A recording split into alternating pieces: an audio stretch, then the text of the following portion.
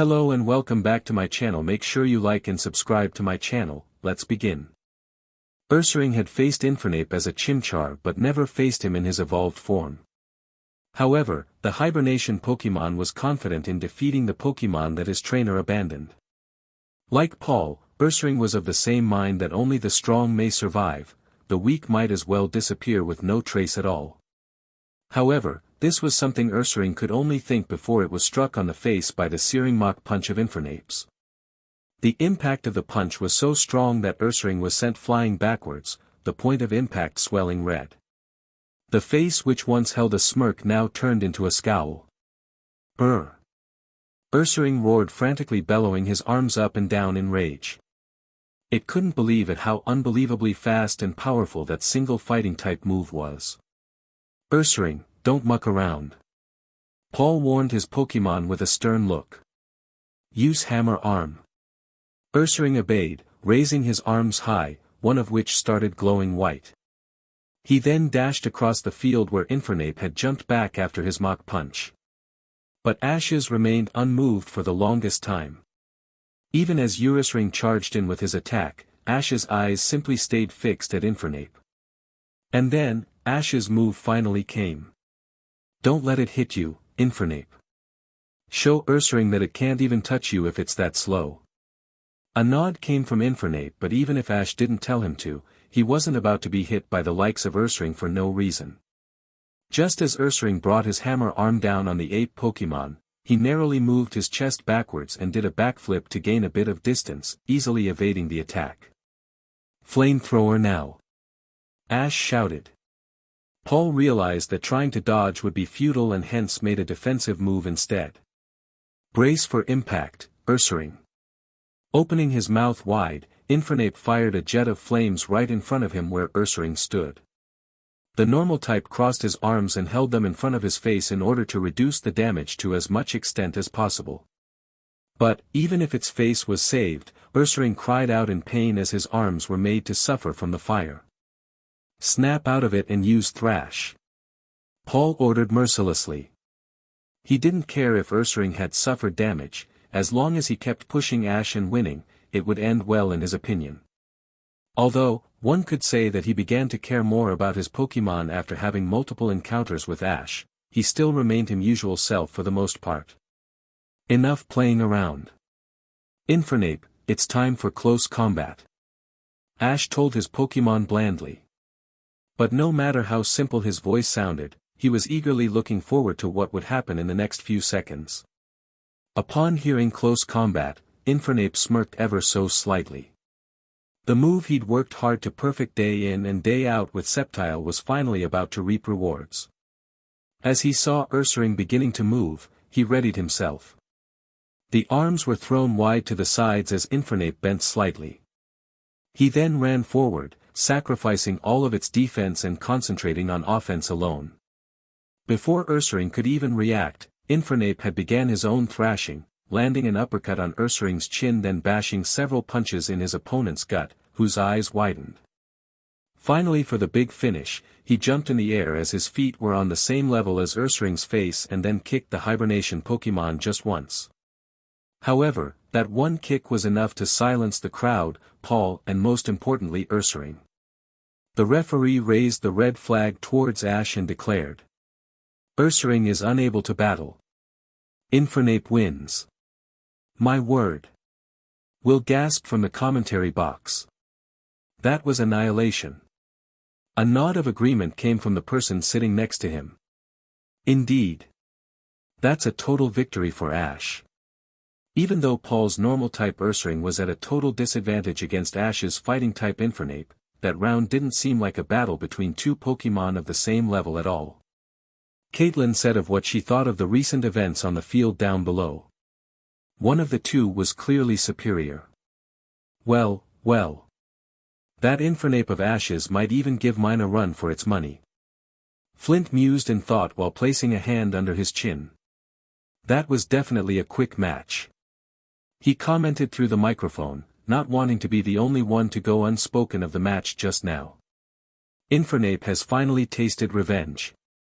A super happy, almost teary-eyed James of Team Rocket exclaimed from the sidelines, completely forgetting his job of selling the eatables. Equally happy, Moth and Jessie both nodded their heads. Team Rocket had watched how Infernape was treated by Paul as a Chimchar. Even they found it stupid of Paul to treat Pokemon that way. No matter how low the trio of Jessie, James, and Meowth were, they always held the belief that Pokemon should be treated just as nicely as humans. And they found it extremely irritating of Paul to just use his Pokemon the way he did. In fact, they felt a connection to Infernape, not that there ever was one, the way they were treated by most other members of Team Rocket as pests. Forming a stance with her arms in front of her face, Jessie shouted, amazingly with pride. Now Infernape, show that BSTRD former trainer of yours how strong you've become by blasting us off over and over again. So Paul, do you still think you can win? Ash questioned his rival, a confident yet mocking smirk on his face. Without replying to Ash, Paul simply raised Ursaring's Pokeball and recalled the fainted Pokemon. After switching the ball with another one, he finally replied. Yes, I do. A chuckle left Ash's lips at the straightforward answer he received from the purple-haired trainer. That's awesome. It wouldn't be much fun if you'd have already given up. And surprisingly, even before Paul had revealed the Pokemon he was going to use for that round, the black-haired trainer from Pallet Town simply recalled his Infernape without uttering a word. The move astonished everyone. Yes, Ash was unpredictable, but why would he even switch out a Pokemon who just won a match without even having a scratch on it? It simply didn't make sense. A vein appeared on Paul's forehead when Ash called back Infernape. That unpredictability of yours has worked so far, but you know, he started, irritation evident in his voice. You might lose this if you try to avoid logic too much. Are you sure you should be worrying about me right now? Ash asked, leaning backwards and raising an eyebrow. You're the one who's most likely to lose from here. Paul let out a huff at Ash's response. Don't be so sure. He tossed his next Pokeball on the field and yelled. Frostless, stand by for battle. Alright then. Donphan, I choose you. Ash too, threw his Pokeball on the field to reveal the identity of his fifth Pokemon. As the Ice-type Pokemon of Paul's and Ground-type one of Ash's materialized on the field, Paul quickly realized that he might have the advantage this time. He remembered the first battle between Gastrodon and Torkoal and saw this bearing a similar result if he played his cards properly enough. Meanwhile, on the field both the Pokemon took a measure of each other by glaring at one another. None of the two even blinked, as if they were in a staring contest. However, both of them stayed alert, ready to move as soon as they received their orders. Donphan, start with Stone Edge. Ash ordered calmly, aiming for super effective damage. Paul wasn't one to fall behind though, as he too shouted. Dodge the Stone Edge and use Ice Beam. Roaring out his name, Donphan summoned some sharp stones that levitates around him while Frostless put her hands together and began to form a ball of shining, silver ice between her palms. Both of them simultaneously let their attacks rip, Donphan sending the pointy stones at Frostless while the Ice-type aiming the freezing beam of hard snow at her opponent. The Stone Edge attack went past Ice Beam and smacked into Frostless, doing super effective damage. The Ice Beam by then though was complete, but its direction erred due to the impact of Stone Edge. The armor Pokemon took the minimized damage of the Ice Beam on his front legs. A defiant look crossed Ash's face when he realized that he had won the first round. Earthquake, now. The raven black-haired boy instructed his Pokemon. Slamming his foot on the ground, Donphan created a crack which expanded and headed towards his opponent. The immobile Frostless didn't prove to be recovered enough to avoid the attack as it took massive amounts of damage from the ground-type attack of her opponent. In the stands, the group appeared to be having a good time watching Ash have the edge in his long-awaited rival fight against Paul. The different things that Paul had been forced into by Ash was something they quite enjoyed. It wasn't a common sight. Paul had barely been pushed into a corner in Pokemon battles, at least as far as they knew. At first I wondered why Ash chose Donphan and didn't continue with Infernape when he was doing so well. But now, I understand some of his reasoning. Professor Oak remarked, without moving his gaze from the ongoing battle. When he was sure he had the attention of everyone, he continued. It seems as if the reason wasn't just because he wanted to save Infernape for Paul's Torterra, it's also because Ash might have predicted what Paul's last Pokemon is going to be and he already knew that Paul had Frostless left. A narrow-eyed Brock stroked his chin, understanding the reason himself. And he thought that Donphan had the advantage against both Frostless and Paul's last Pokemon. He mused, a stray of uncertainty in his voice. So, it's Ash who's got Paul's number this time? Barry wondered, dazing off. Brock nodded. It seems like it. The bruises on her body seemed critical, Frostless wouldn't be lasting much long, Paul noted. The conclusion that the trainer from Veilstone City came to was that his best option would be deal as much damage to Donphan as possible before Frostless ran out of gas. Paul clenched his fists tightly, so hard that his nails dug into his palm. He had the type advantage and even then he couldn't win the round. What was different? Paul had been wondering that same thing throughout this battle but couldn't find the answer to it yet. He realized that not just Ash, but something about his Pokemon too was different. But, he couldn't waste any more of his time thinking about trivial matters like that now.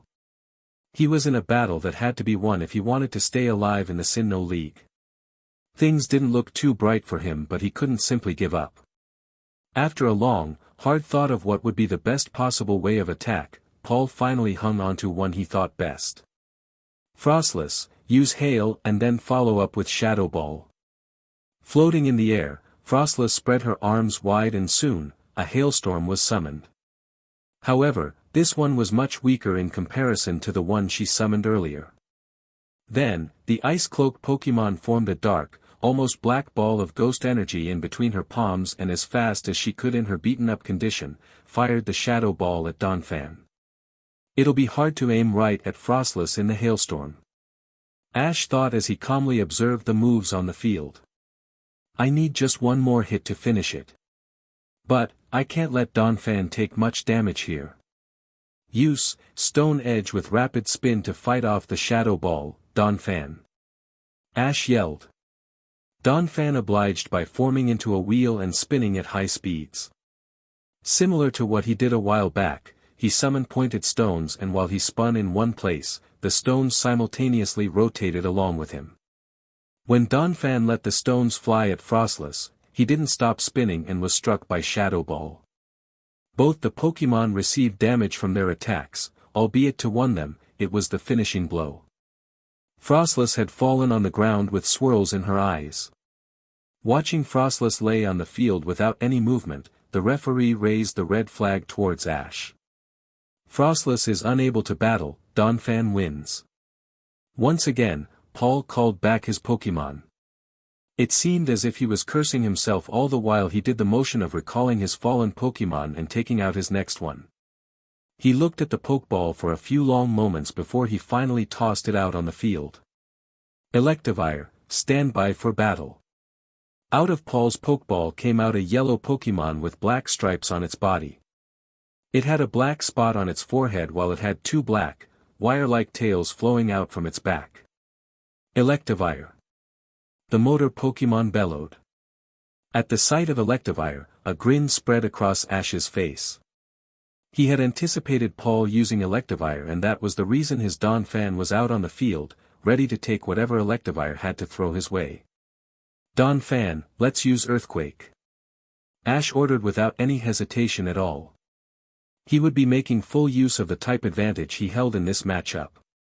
Electivire, charge at it. Paul said, which came as a surprise to everyone who heard it. Electivire didn't show any hesitation in obliging to what his trainer had said as he rushed down right down the ground at Donphan.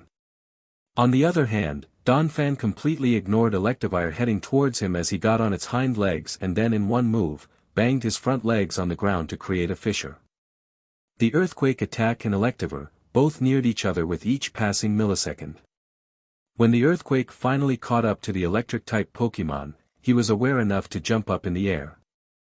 But Donphan's attack wasn't as weak as Electivire originally thought as the move's effect wasn't limited to the field itself. However, Electivire did take less damage than it would have if he were connected to the ground, he still took considerable amounts of damage. Use Ice Punch. Paul called out loudly. And this was what Paul was aiming for all along. Well aware that if Electivire got close enough, he could knock out Donphan quickly, he took the gamble of battling the earthquake. And that was about to reap rewards as Electivire's right arm became covered in ice and the Ice Punch landed right at Donphan's head. Duel. The armor Pokemon howled in agony. Donphan, snap out of it. Ash shouted in concern. His worry wasn't without reason though, as Donphan was frozen as an after effect of Ice Punch. Ash gritted his teeth. He didn't want to give any opening for Paul to expose at a situation like this. That might well prove to be the chance Paul needed to get back in the game. Paul finally let out a snicker out of his lips that he finally got some luck on his side. But soon, he became serious and took full advantage. Now use Brick Break. This time, the Thunderbolt Pokemon raised his right arm and smirking, he powerfully brought down the glowing Brick Break. The sight brought terror to Ash's face, who winced. His strategy had been destroyed. He planned to take out Electivire with the help of Donphan, but that freeze really made a gaping hole in his plan. Donphan is unable to continue. Electivire wins. The referee in the middle declared, lifting the green flag in Paul's direction. Donphan, return. Ash pointed the Pokeball towards his Donphan and the Pokemon was SCKED inside in a red flash of light. The trainer then removed another Pokeball from his belt and intently stared at it. Then, he tossed it up in the air and his next Pokemon took field. The Continent Pokemon balled out to his opponent as he arrived once again for a second round in the match. Paul's Electivire has Ice Punch and it will do even more damage to Torterra than it did to Donphan. Caitlin said.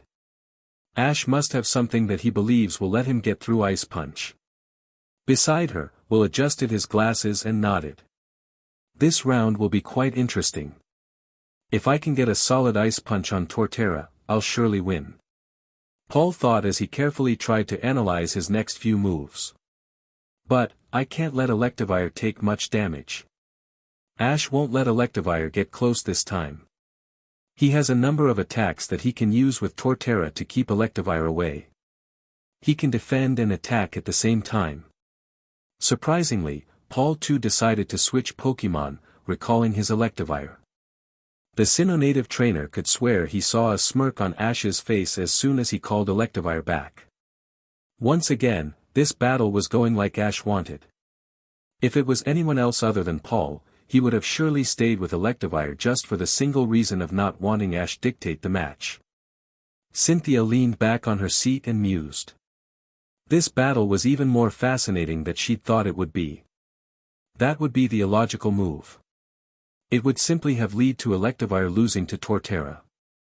Torterra, stand by for battle.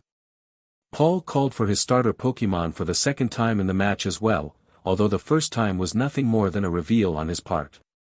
The two Torterra starting off against each other had the crowd all buzzing.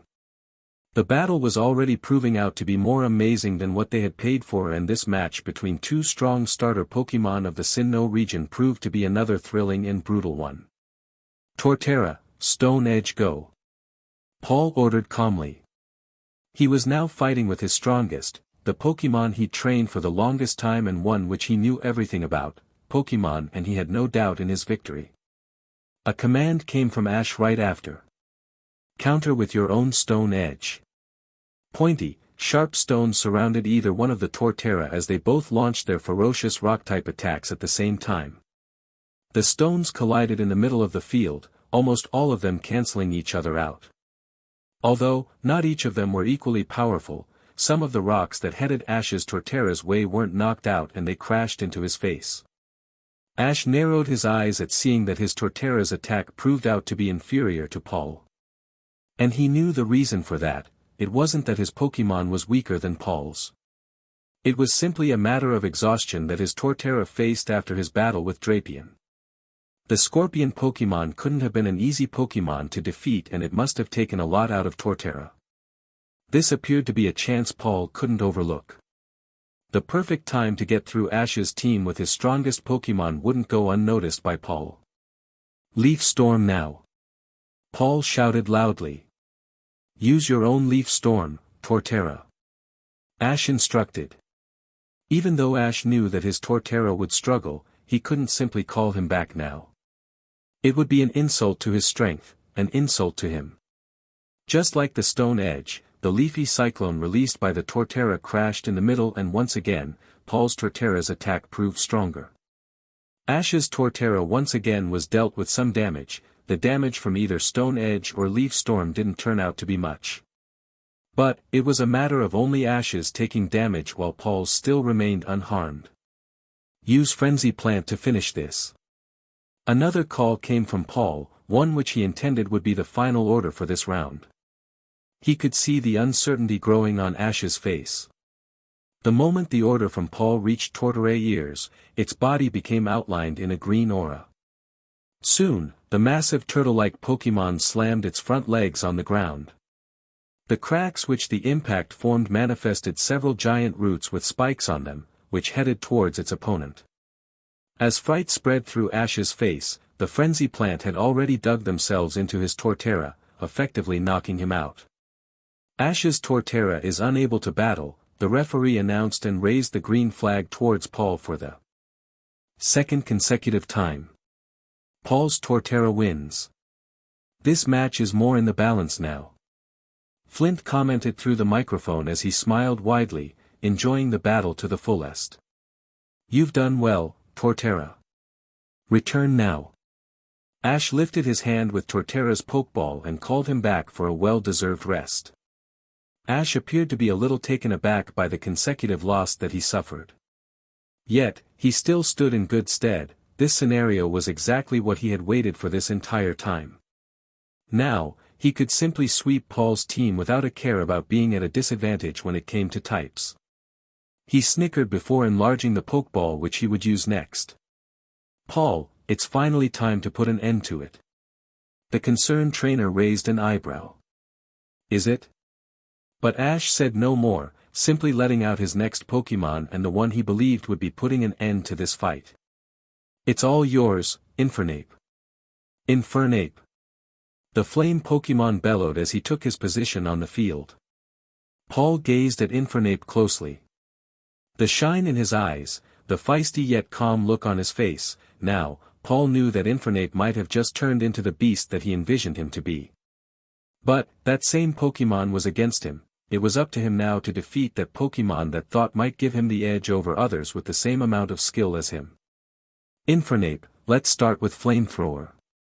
An assured Ash ordered. Withdraw.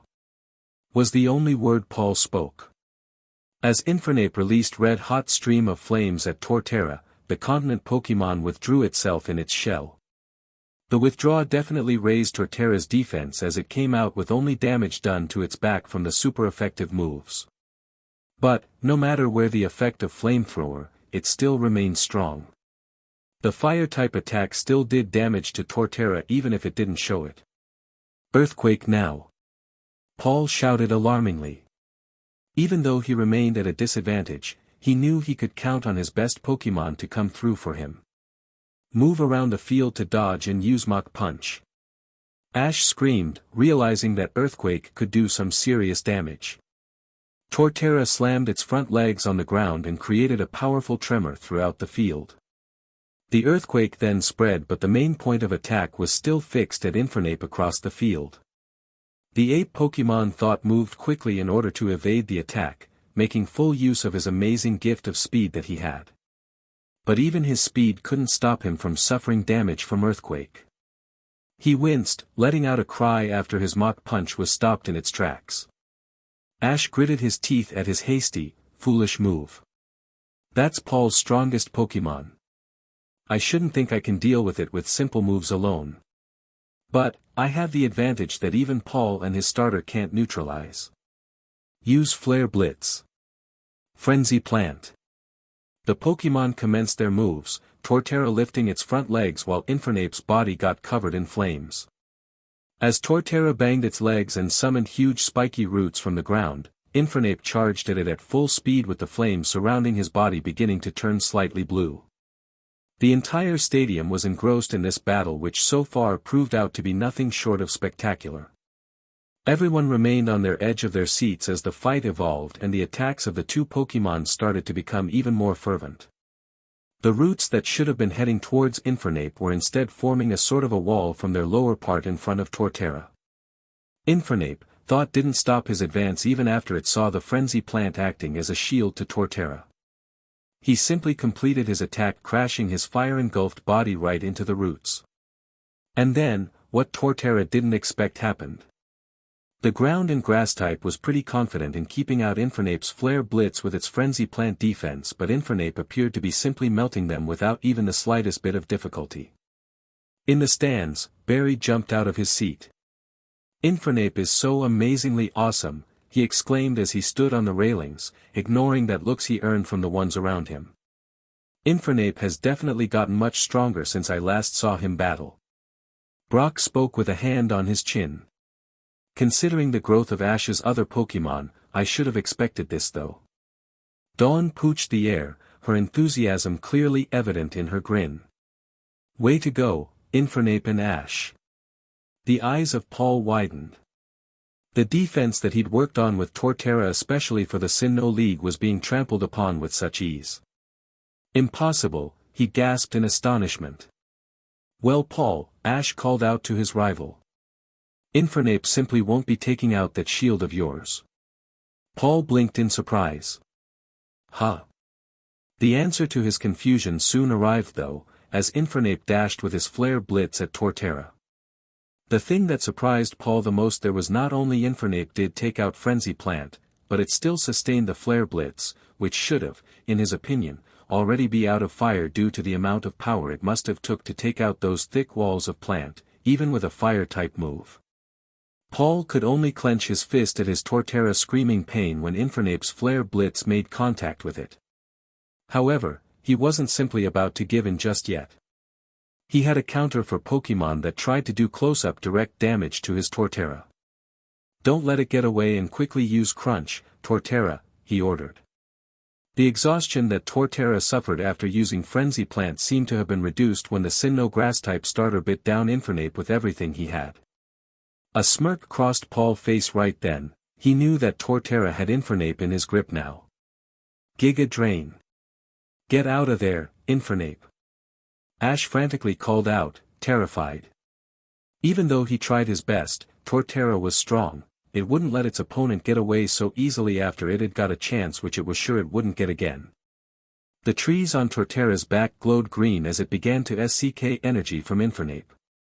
The only action thing the fire type could do was shout out in pain while Torterra began to get its energy replenished.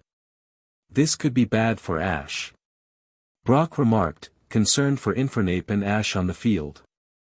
"Giga Drain won't do too much damage to Infernape, but the main problem will be Torterra getting re-Energized." Next to him, Professor Oak nodded in agreement. "Infernape will have to defeat Torterra all over from square one if that happens, and it surely won't be easy." Dawn brought her hands together in front of her chest while intently watching the battle on the field. "Be careful, Ash," she whispered to herself, squeezing her hands even more tightly. Ash gritted his teeth in frustration. He had to do something quickly before things went out of hand for him. But, what would be the best thing to do there, he wondered. Would Infernape be able to pull an attack strong enough to get out of Torterra's grip in that condition? The Kanto native boy decided that it would be best to make a make, ignoring the consequences. "Infernape, Flare Blitz," he called loudly. "Don't let it use Giga Drain anymore." At the call of his trainer, Infernape tried his best. He had pulled off the focus required to pull off a strong move. Even in that state, failure was out of the question. Infernape shouted his name that echoed throughout the stadium, and soon, his entire body became covered in flames. "DMN." Paul cursed under his breath. With the flames starting to get more intense, Torterra had no choice but to let Infernape go. The Flame Blitz turned out to be so powerful that not only did it let Infernape out of Torterra's clutches, but also caused significant damage to Paul's Pokémon. A sigh of relief left Ash's lips. Great work. He raised his right arm and gave his next order. Let's end this quickly, flamethrower at full power. After a few backflips to gain distance with his opponent, Infernape opened his mouth wide and fired a jet of flames towards his opponent. And this time, the flamethrower scored a direct hit, Torterra being unable to dodge or defend against an attack that came off almost at the speed of light to him. Those two latest attacks seemed to have blown a fuse in Paul's head. Use Leaf Storm. He grated. Ash, though, only smirked, confidently eyeing the two Pokémon on the field. Alright, let's use Flare Blitz once again. Infernape charged at Torterra with his body engulfed in flames, which steadily turned blue. The Leaf Storm of Torterra's proved to be no match for Infernape, who simply swept through it without even the slightest bit of problems.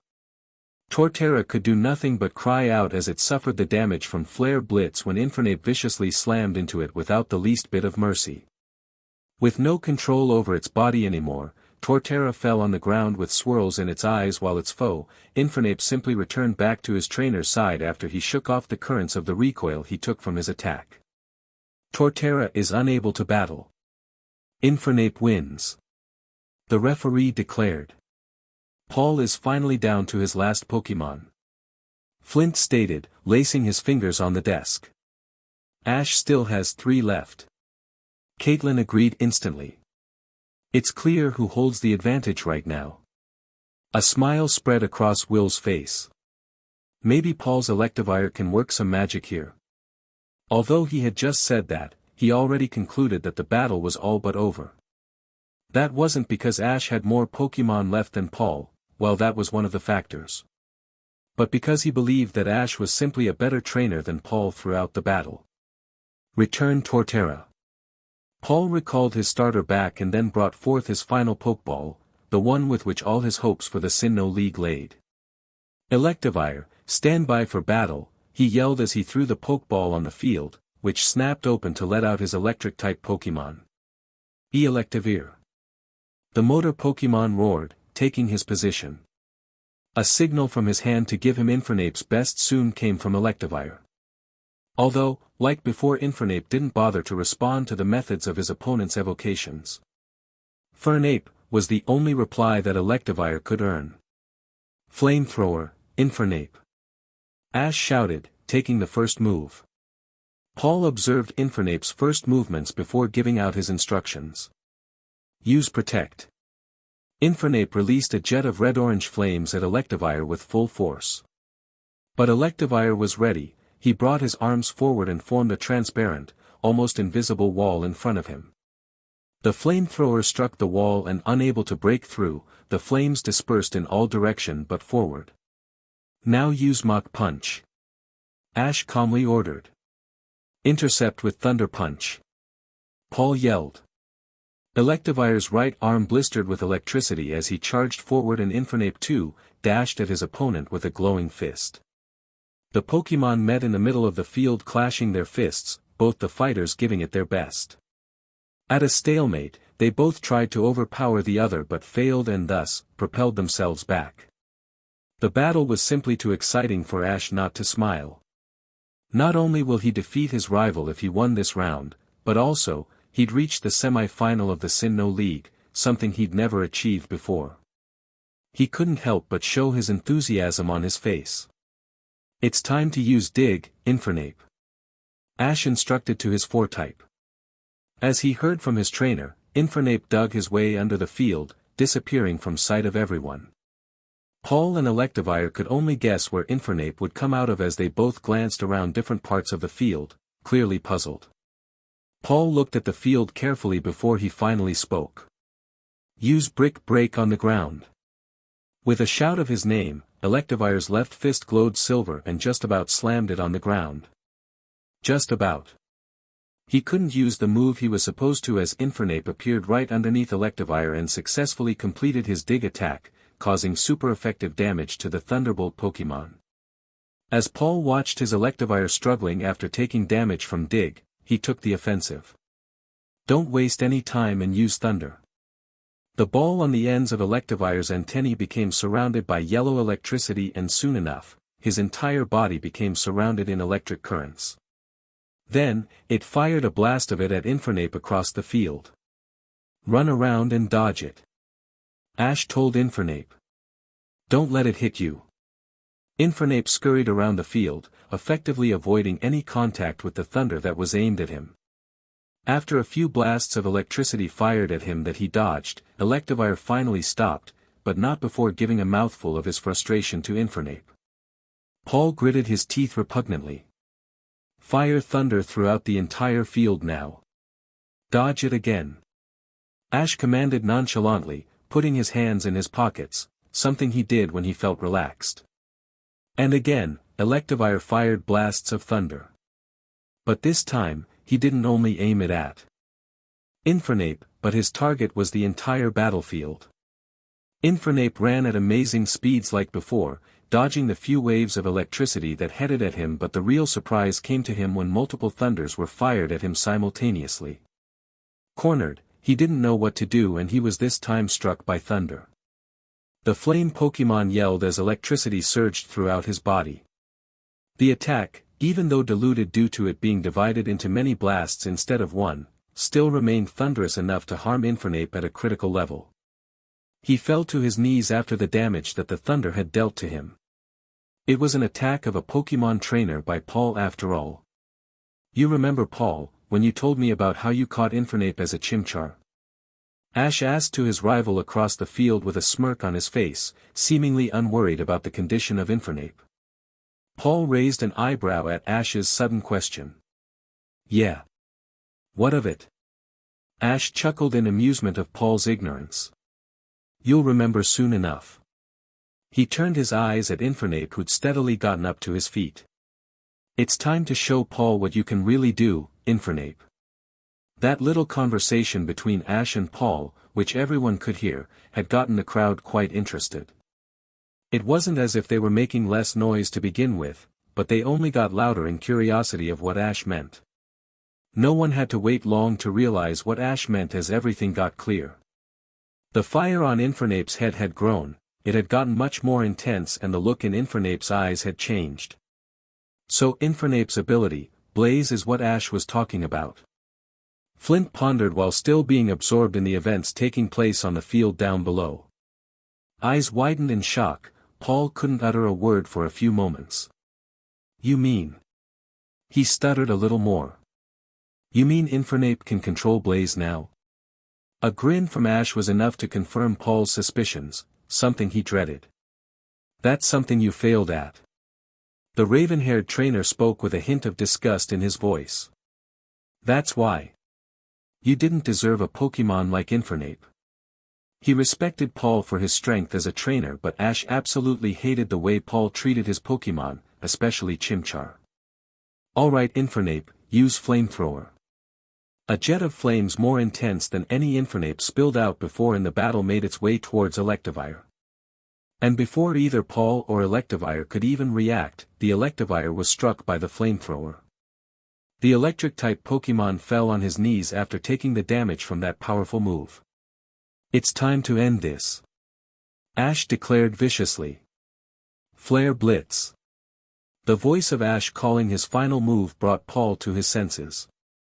His eyes widened at Infernape charging at Electivire with his Flare Blitz. He had to do something, he realized. Thunder Punch at full power. However, like before, Electivire couldn't do anything against the speed and power that Infernape displayed. The flames ran through his veins, immensely damaging Electivire's body. As soon as Infernape was finished with the Thunderbolt Pokémon, Electivire had nothing left to spare. He had fallen on the ground and didn't move for the longest time. Electivire is unable to continue. The winner is Infernape. The referee shouted as he lifted the red flag towards Ash for the final time. Therefore, the winner of this quarter-final match is Ash Ketchum. The crowd went silent. For what seemed like minutes but only a couple of seconds had passed, none in the stadium spoke. But soon, the silence ended and they began to cheer on. They had been treated to an amazing battle, one which they could brag about watching live from the best place in the world. Paul sighed. He'd lost, his journey in the Sinnoh League was over. In the end, he could not make it past the quarter-finals. But that wasn't what disappointed him most. It was the fact that he lost to Ash, and this loss could very well be an annihilation. Ash still had 2 Pokémon aside from Infernape, one of which he'd not even needed to use in the match. The purple-haired teen recalled his fallen Electivire back to his Pokeball, and in the tiniest of whispers that barely even he could hear left his lips. "You did well, Electivire." On the other side of the field, there was only joy though. Infernape and Ash had finally put an end to it. Now, Infernape didn't have a care in the world. He'd shown not only Paul, but everyone of what he was capable of. For Ash too, this win was one of the most satisfactory in his life. The trainer he'd not defeated all Sinnoh finally tasted loss at his hands. He too, could now concentrate solely on winning the Sinnoh League. Even if he never spoke about it, in the back of his mind, the thought of winning against Paul always hovered in his mind. It was something he had to do, and now, that goal could be ticked off. That was amazing, Infernape. Ash complimented his Sinnoh ace, whose blaze had finally calmed down, with a bright smile. "Fair Fernape." Infernape acknowledged the words of praise he received from his trainer. He smirked while taking a battle stance, showing his enthusiasm and intent on getting even stronger than his present self. "That was simply awesome out there, Ash." The brunette commended her friend on his victory in the quarter-finals. "Pai Piplup."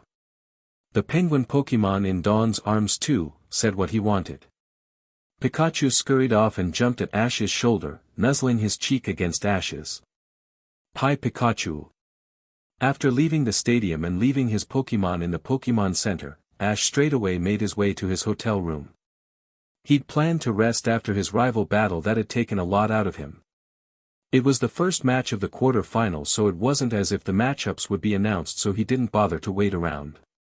And all his friends located him soon enough and destroyed any plans of rest he'd made. "You've got to tell me how you train your Pokémon, Ash," Barry exclaimed excitedly. He was almost at Ash, peeking his head forward at the trainer he considered his biggest rival. Ash though, ignored Barry and replied to the others. "Thanks guys. You were even better in this match than any of your previous matches in the Sinnoh League." Professor Oak showered Ash with praise this time, nodding his head repeatedly, agreeing with what he thought. "I am quite looking forward to the next battle you face. I am sure it will be even better with them fighting." "Them?" Barry mused at Professor Oak's statement. "It's nothing, Barry." Ash bluntly denied anything of suspicion to Barry. He felt bad that he had to lie to some of his friends, but he didn't want anyone finding out about them. But, the questions didn't stop there. Ash was barged with more of them from Barry and surprisingly even Conway, who'd come to his room with the group. And he wasn't too comfortable with Dawn taking her chance and throwing herself at him either. It was a deadlock he couldn't get away from. Add to that, even his mother started to praise her son, in ways that Ash found embarrassing. He wouldn't be getting any rest anytime soon. He had made those friends, now he had to deal with them. The only one who understood what Ash might be going through right then was Brock. He realized that it might be too much for Ash. He sighed. Although he did get Ash endured right now, he wasn't about to just get himself mixed in with that mess. It was Ash's to deal with, and he won't be taking any of it from his friend. Ash leaned back on the bed after throwing the remote of the television away. The last of the quarter-final battles of the Lily of the Valley Conference had just concluded. And the matchups for the semi-finals had also been revealed. Just like the rounds before, Tobias only needed his Darkrai. That Pokémon was so strong that it had defeated all of the 6 opponents without much difficulty. Ash had been looking forward to fighting against Tobias, but it seemed like that wouldn't be possible until he won his semi-final match against a girl named Brittany. That wasn't so bad, he reflected. It just meant that he would get a shot at Tobias and his Darkrai in the finale. Right then, he heard a knock on the door. "Come in," he loudly said to whoever was at the door, too bored to even get up from his position on the bed. He simply waited for the one who'd knock to come to him instead. And when that person did arrive, he was quite surprised, enough for him to get up instantly. Lance. The taller man with red hair flashed a smile to the trainer. So you remember me? Ash rose up from the bed and replied right away. Of course, I do. His tone had evident shock in it. I am surprised that you remember me. How can I forget you? Lance, the champion of the regions of Kanto and Johto, let a titter out. You helped me catch my Gyarados, so how could I forget you? His cheerful expression now turned to one more earnest as he finished. That's not the only reason, though. You were one for the future, and I keep my eyes on rare talents like you. It's my job as champion after all. Sheepishly, Ash rubbed the back of his head at the praise. So, he began. What brings you here? I am sure you didn't come here just to tell me that, did you? He sat himself back on the bed and gestured for the champion Dragon Master to take a seat as well. Lance took a seat beside Ash on the bed. You're quite sharp, he remarked before grinning. I am here to invite you to the party that's going to be held here. The younger trainer frowned. Party? Lance nodded. Because of trainers like you lighting this Sinnoh League, the success of this tournament was boosted. The sheer amount of people who came to the stadiums as well the ratings on television, this has been by far the most successful regional Pokemon League in years. He explained to the trainer who keenly listened. To celebrate that, our amazing president Mr. Charles Goodshow has decided to hold a gathering along with a banquet. I see. Ash said. I didn't know this Sinnoh League was such a success. He recalled his experiences in the past Pokemon Leagues, and of what he remembered, the stadiums were full every time. But how's this year's Lily of the Valley Conference any different? He raised the question towards the champion. I mean, of what I have seen, I think that all the Pokemon Leagues have a great number of spectators. The television ratings are a different matter, but how could you tell that this one has been that much bigger a success than the others recently? He didn't doubt what Lance had told him. He was simply curious to know what was different. Well, for one thing, the TV ratings have boosted. Lance pointed out and continued. About the difference in the crowds coming to the stadium in this league has been that people have come to great numbers even in the less anticipated matches. Trainers like you have always attracted the spectators, but because there has been so much talk about this Sinnoh League, people have swarmed here and watched most of the matches with interest. Ash gave a nod in understanding. The main attraction has been Tobias and his Darkrai, I guess. He observed sharply. Lance shrugged.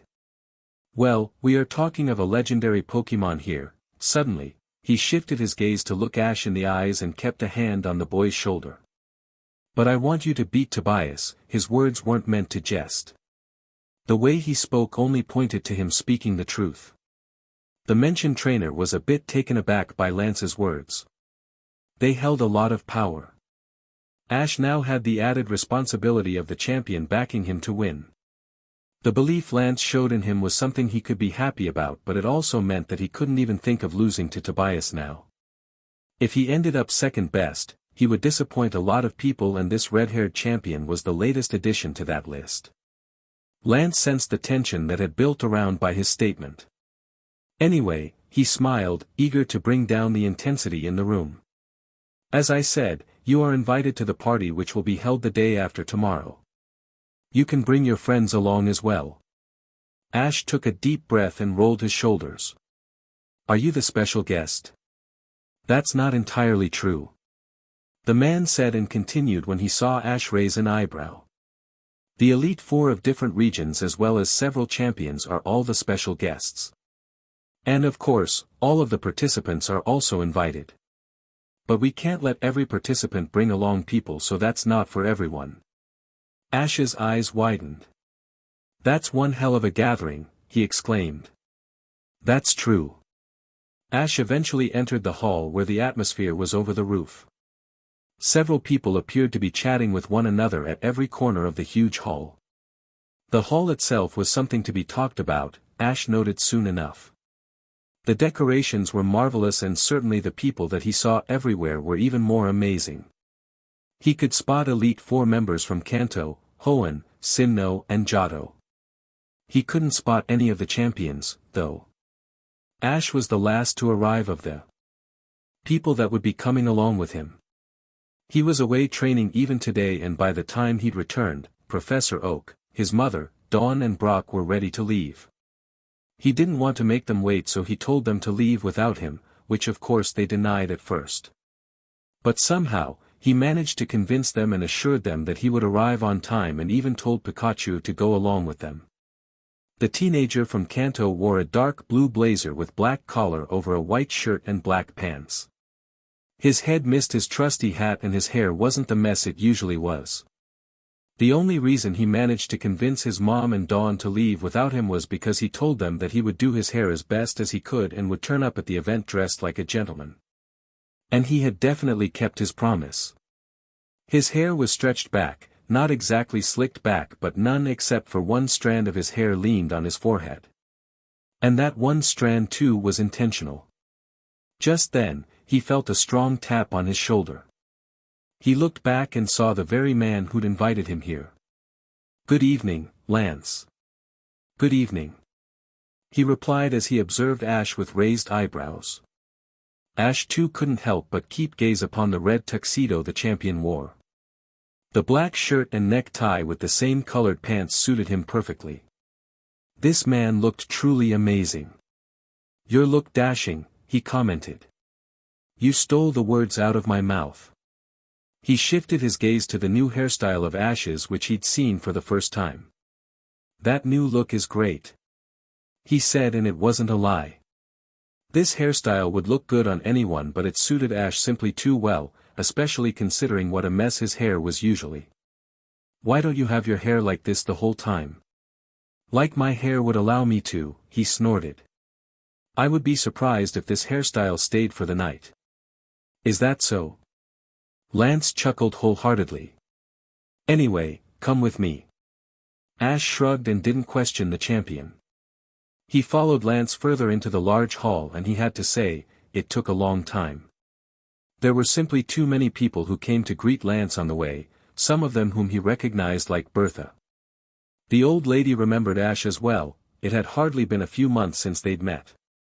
But when Lance came to a stop, that was when Ash's heartbeat hastened. The two men that Lance stopped in front were both well-known figures. In fact, that would be an understatement.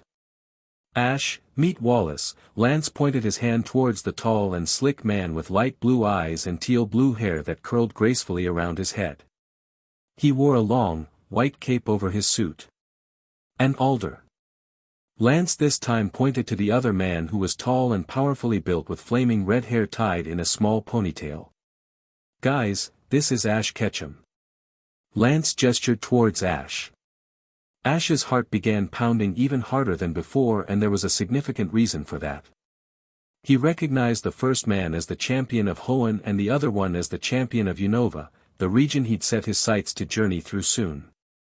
Being in the company of three champions was new to Ash. He'd met Wallace once during the Wallace Cup, but it was a brief meeting and he didn't expect the Hoenn region champion to remember him.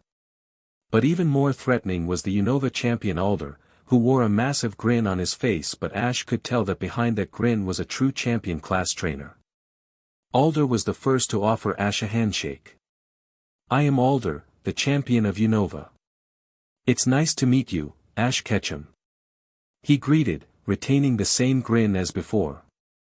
Ash shifted his body uncomfortably for a moment but responded to Alder's handshake immediately after. "I am Ash Ketchum from Pallet Town. It's an honor to meet you, Alder." "The pleasure's all mine, kid." As soon as his hand was free from the handshake, the Unova champion ruffled Ash's head cheerfully, destroying the work Ash had put into his hair in the process. "I have been meaning to see you after how Lance and even that Sinnoh champion have been raving about ever since I arrived in Sinnoh." "They have, huh?" Ash raised an eyebrow in interest. He then shook Wallace's hand. "Have we met before, Ash?" Wallace questioned, pinning an eyebrow. Ash answered immediately. I didn't think you would remember me. We did meet once during the Wallace Cup. Wallace's eyes widened in realization. Aha, he snapped his fingers and laughed. I was sure I had seen you before. Right then, Lance looked past the two champions standing and smirked. It sure did take you a while. Lance's statement made the three others standing around him follow his gaze, and what they saw could only be described by one word: gorgeous. The champion of Sinnoh, Cynthia, walked towards them gracefully wearing a simple yet charming sleeveless dress which was V-chest and black in color. The slim dress ended right above her feet. However, it was the beauty of the blonde that made the dress appear so amazingly pretty. The men who awaited her could only awe. It wasn't the first time that the champions had seen Cynthia wearing something marvelous like this, but every time she amazed them with her beauty. Her mascara, her lipstick, everything was in low proportion, but she hardly needed makeup to define her presence. Although, Ash, who saw Cynthia like this for the first time, was at a loss for words. He was speechless. Her white skin that remained uncovered made the perfect match for the black dress that had the luck of being worn by her. You look stunning. Alder patted Cynthia's shoulder as soon as she arrived. I had been waiting for you for so long. This act from Alder didn't impress Cynthia, however. She simply rolled her eyes and shoved Alder's hand aside. Thank you, Alder, she said hysterically. At least what he said was true. You're looking pretty as always. Wallace commented. There was a mysterious finesse to his words that seemed unique to him. Why, thank you, Cynthia said before she turned towards Ash and Lance. Look who joined us, she exclaimed as she glanced at Ash, her eyebrows furrowed. You'd rather that I stay away? Ash gestured to the empty space on his right. He had an easier time talking to Cynthia than any of the champions.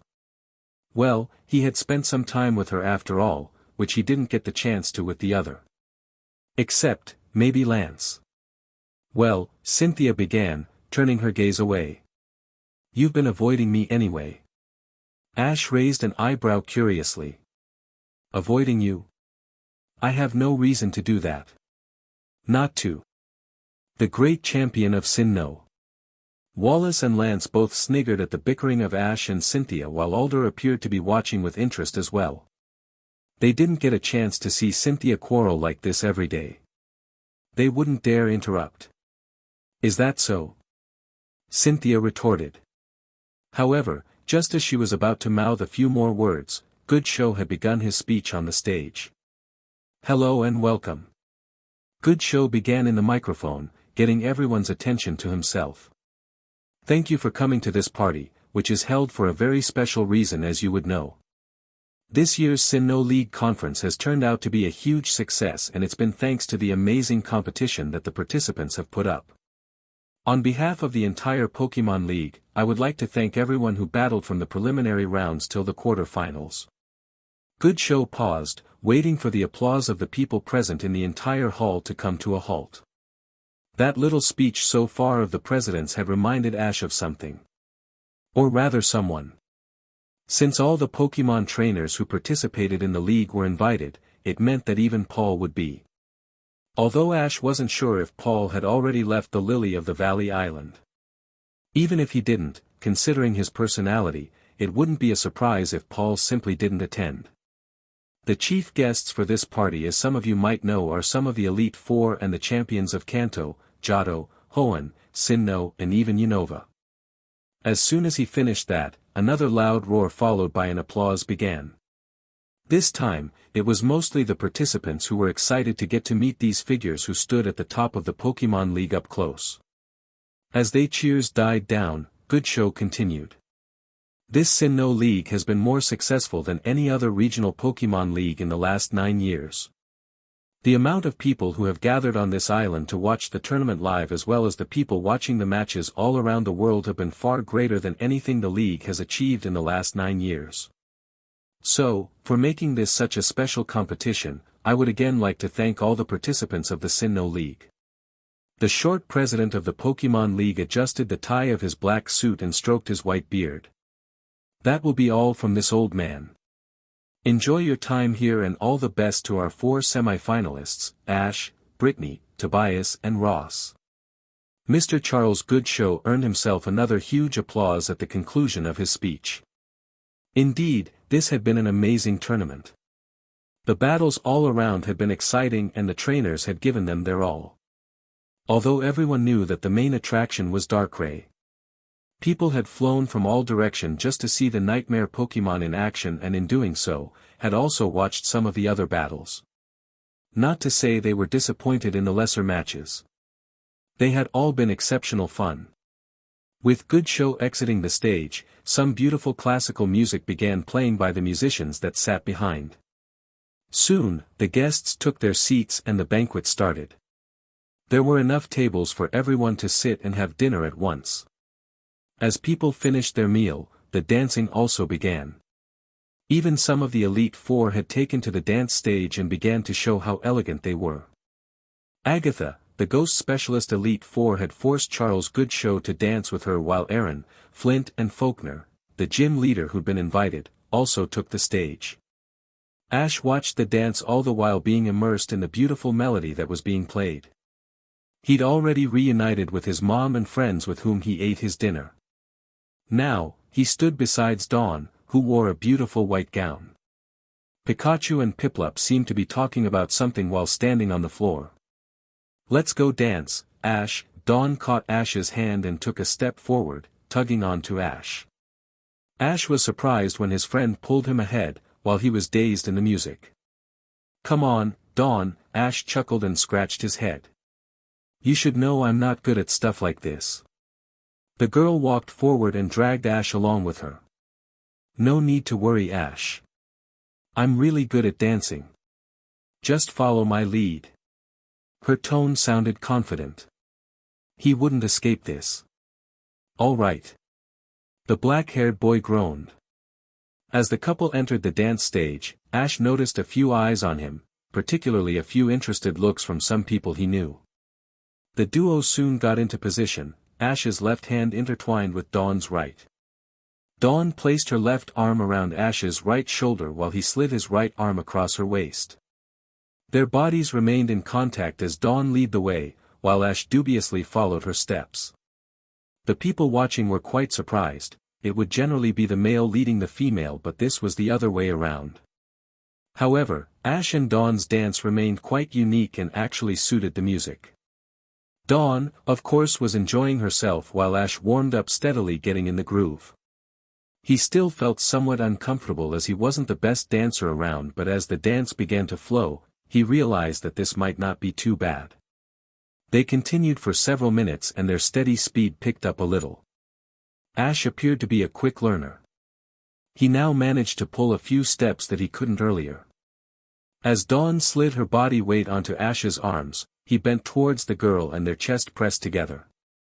Ash blushed when he realized how close he was to Dawn at that moment. Their faces almost touched each other's, their warm breaths brought heat to the other's cheek, which reddened at the realization. Ash could smell her from the proximity. She smelled good, amazing even. Her perfume smelt like a bouquet, but what he was dazed by was her scent. It was wonderful. The girl blushed and lost control of her body. She felt it impossible to move her limbs as she stared into Ash's amber eyes. She couldn't blink even when his hair grazed her forehead. All she could do was let out a gasp of cool air right into his face. A lot of applause could be heard acknowledging the show these two had put on for the last few minutes. It wasn't perfect. Faults could be pointed right throughout their dance. But that wasn't what had impressed these people. It was the sync and understanding the two showed while dancing that had earned them those claps. The applause brought Ash and Dawn back to reality. Ash straightened up and so did Dawn, however they couldn't look away. Ash was the first to break eye contact and soon, Dawn followed suit. They didn't speak a word as they both walked to join Brock and Delia, who could be seen waving at the two. A slight wince appeared on Cynthia's face as she watched the dance end. She clutched onto her left folded arm, but a sigh calmed her down once again. She'd wanted to ask Ash for a dance, but Dawn had already beaten her to it. After watching them on the stage, she questioned herself just how far she was to Ash. Her peculiar behavior didn't go unnoticed by another blonde woman standing beside her. Jealous? Caitlin mumbled into Cynthia's ear. When she saw the champion startled, she smirked. That's something new for you. Cynthia looked away in order to avoid eye contact with her friend. Maybe. Caitlin let out an amused giggle. So, you won't deny it? She was quite surprised that Cynthia didn't tell her otherwise. She'd never caught Cynthia in a situation like this, so she didn't know how she would react, but she figured she would be more sensitive to the matter. Cynthia didn't bother to answer.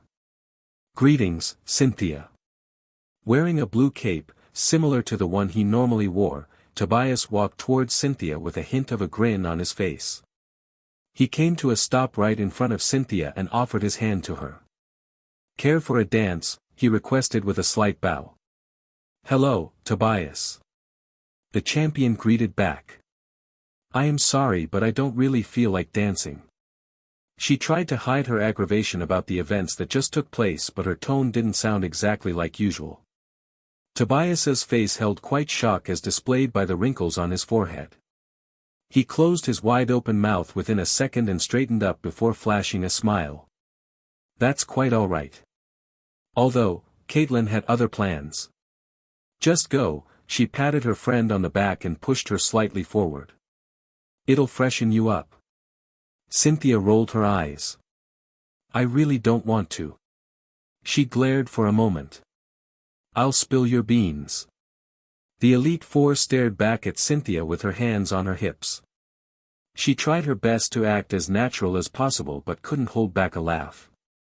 Getting no response from Cynthia again, Caitlin pushed her forward once again. I want to see you dance. Alright, Cynthia sighed in defeat. She knew that Caitlin wouldn't breathe easy until she really made her dance. Stop pushing me already. The champion walked with Tobias onto the dance stage and soon, they began. Cynthia was a good dancer, which became evident by her elegant movements. Tobias was no mug either, as he gracefully moved his body with his left arm resting behind Cynthia's waist. She hadn't been dancing for even a minute when her eyes noticed Ash. She eyed the black-haired trainer as he just stood there watching her dance with his hands in his pockets. She ignored how good Ash looked earlier tonight because of her pent-up exasperation due to the fact that he hadn't met her in a few days. But his smiling face right now made her enter a daze, even while she danced. A sudden shriek left her lips. The dance stopped as Cynthia knelt down on her knee. She let out a curse when she realized that she'd sprained her ankle. Are you alright, Cynthia? Tobias asked in concern as he bent down. She fought a grimace. Yeah. I think I've sprained my ankle though. Cynthia, Caitlin called as she stepped forward and offered her a hand. I'm sorry. Cynthia grasped the hand offered and stood up shakily. You don't need to be. She appeared in pain. Caitlin let a ghost of a smile cover her lips as she helped the champion up and walked her towards a chair nearby. She could tell that Cynthia's heart wasn't into it. Well, anybody could, but she now realized that she shouldn't have forced her. As she sat on the chair, which brought her a lot of relief and comfort, Cynthia saw the younger boy because of whom she'd ended up spraining her ankle approach her. Not that she blamed him for that. It was her who'd lost her concentration and begun dreaming. Is your ankle all right? Ash asked as he seated himself on the empty chair next to Cynthia. Cynthia couldn't help but smile. It'll be better soon. She answered. Ash was about to open his mouth, but Caitlin beat him to it. Hey Ash, could you escort Cynthia to her hotel? She'll be better off getting some rest. Her face, which peeked from beside Cynthia, had the slightest of grins hiding beneath. No, I am fine. Cynthia retorted, cursing herself a moment later. You're not. Caitlin argued, her true motives hidden behind her stern glare. Ash shrugged. Yeah, sure. He didn't have anything better to do anyways, and he realized that Cynthia would be better off in her hotel room after he saw her wince. He stood up and took Cynthia's hand in his own, surprising the blonde. You need to rest. Caitlin was careful enough to make sure that Cynthia would be in the best position to walk and would be supported amply by Ash. She made Cynthia glide her arm around Ash's neck and also made sure that Ash's hand was around her waist. As they began walking off, her eyes followed the two as she now freely grinned at the success. She could take relief that at least something good had come out of that sprain of Cynthia's. A 5 minutes walk from the hall and the two had reached Cynthia's hotel. As they both eyed the building, their cheeks flushed pink. In these past 5 minutes, they had gotten into an even more awkward position than what Caitlin sent them off with. The sides of their bodies were in contact while Cynthia had wrapped her arm even closer and tighter to Ash's neck. Thanks Ash, Cynthia smiled warmly as she leaned her hand onto the lift. I'll manage from here. You should go back. Lies. Those last few words were all lies. But she didn't want to burden Ash if he was enjoying himself in the party. Ash shook his head. Getting to your room won't take long. Cynthia nodded without another word. She wouldn't even think about refusing him now. She would never get a better chance than this to spend some time. He'd already been ignoring her as it was. So, she deserved some attention. And if doing that meant that he would miss the rest of the party, then he deserved it for not meeting her often enough. As those thoughts ran amok in her mind, she bit her lip. What was she thinking? And why? She was the FNG champion of Sinnoh, and she was craving for attention from a trainer. Yes, Ash was an especially gifted trainer who would reach blazing heights in the future, but this still was unusual for her. As a person, he was kind, caring, sweet and a bit dense, and she liked those traits in him. But those things weren't enough to make her feel this way, were they? For one thing, he was almost 5 years younger than her. As Cynthia was lost in her thoughts, they had arrived at the door of her room. Ash took the keys from Cynthia and unlocked the door before he led Cynthia inside. He switched on the lights before he let Cynthia rest on the sofa. He smiled at the sighing figure of Cynthia. A night's rest would do Cynthia a world of good. Being a Pokemon champion wasn't easy, he realized. He was about to leave when he felt his palm being tugged onto. When he turned around, he saw Cynthia looking at him in a way that made his heart stop. The position she sat in didn't make it any easier for Ash. Her arms hanging low in exhaustion, her slender legs sliding against the sofa and her beautiful face tilted towards him. Cynthia's lips parted themselves as she breathed heavier, pulling Ash towards her. The boy wore a perplexed look on his face. Cynthia. She couldn't take this now. Ash wasn't reacting to her at all. She slowly rose up from the sofa and got closer to his face. Their foreheads touched as she brought her face ever so closer to his. She could feel him breathing. She didn't get too many opportunities to get a look at his burning amber eyes too often. Her soft, blonde hair grazed his hair as he stayed unmoved. Ash couldn't do anything right now. His blood got hotter every passing second. Cynthia's soft, warm hands touched his own as he gazed into Cynthia's gray eyes, which had been staring at him all this time. Their noses brushed together as Cynthia caressed Ash's cheeks with the palm of her hands. She tilted her head ever so slightly and got closer and closer to his red, juicy lips. Finally, they touched. Neither of them moved, nor did their lips. They stayed put, plastered to one another. Moments passed and eventually, Cynthia advanced. She moved her arm around his neck and onto his hair, prodding deeper. He didn't resist. He hardly could. No thought played inside his mind. Even as Cynthia progressed a little deeper into his mouth, he didn't mind. This was pleasure. The feeling was heavenly. And then they took over. His manly instincts called for him to take charge. He did. He pushed Cynthia onto the sofa but their kiss didn't break. He didn't want it to. He wanted this feeling to last forever. Hands around her, he deepened their kiss as he leaned above Cynthia. His arms were placed on either side of Cynthia's head now as he moved his bent knee between her legs. However, as he moved his knee further and further, and moved his hands closer and closer towards her face, the realization came. His eyes that had been closed opened up instantly. He pulled out from the kiss the very next moment. What was he doing? He frantically jumped out of the sofa, his breath hastening. He looked over at Cynthia and his eyes were blank. If anything, they held sadness, disappointment. They were almost pleading to Cynthia. He stammered, his shoulders slumping. I'm sorry, he whispered as his hands reached for his hair, his wide eyes gaze fixed at the floor. He moved a hand through his hair as he contemplated what had just happened. Cynthia's eyes held almost the same emotions as Ash did. But she knew it was her fault. She felt the guilt build up inside her. She'd taken advantage of the position he'd been put into. It was her who'd started all of it.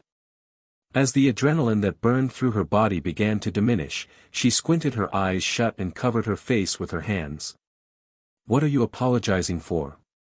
Cynthia could only speak in whispers. She didn't even bother to look at him. She couldn't. Silence built up in the room for what felt like an eternity. Ash finally managed to take a step forward.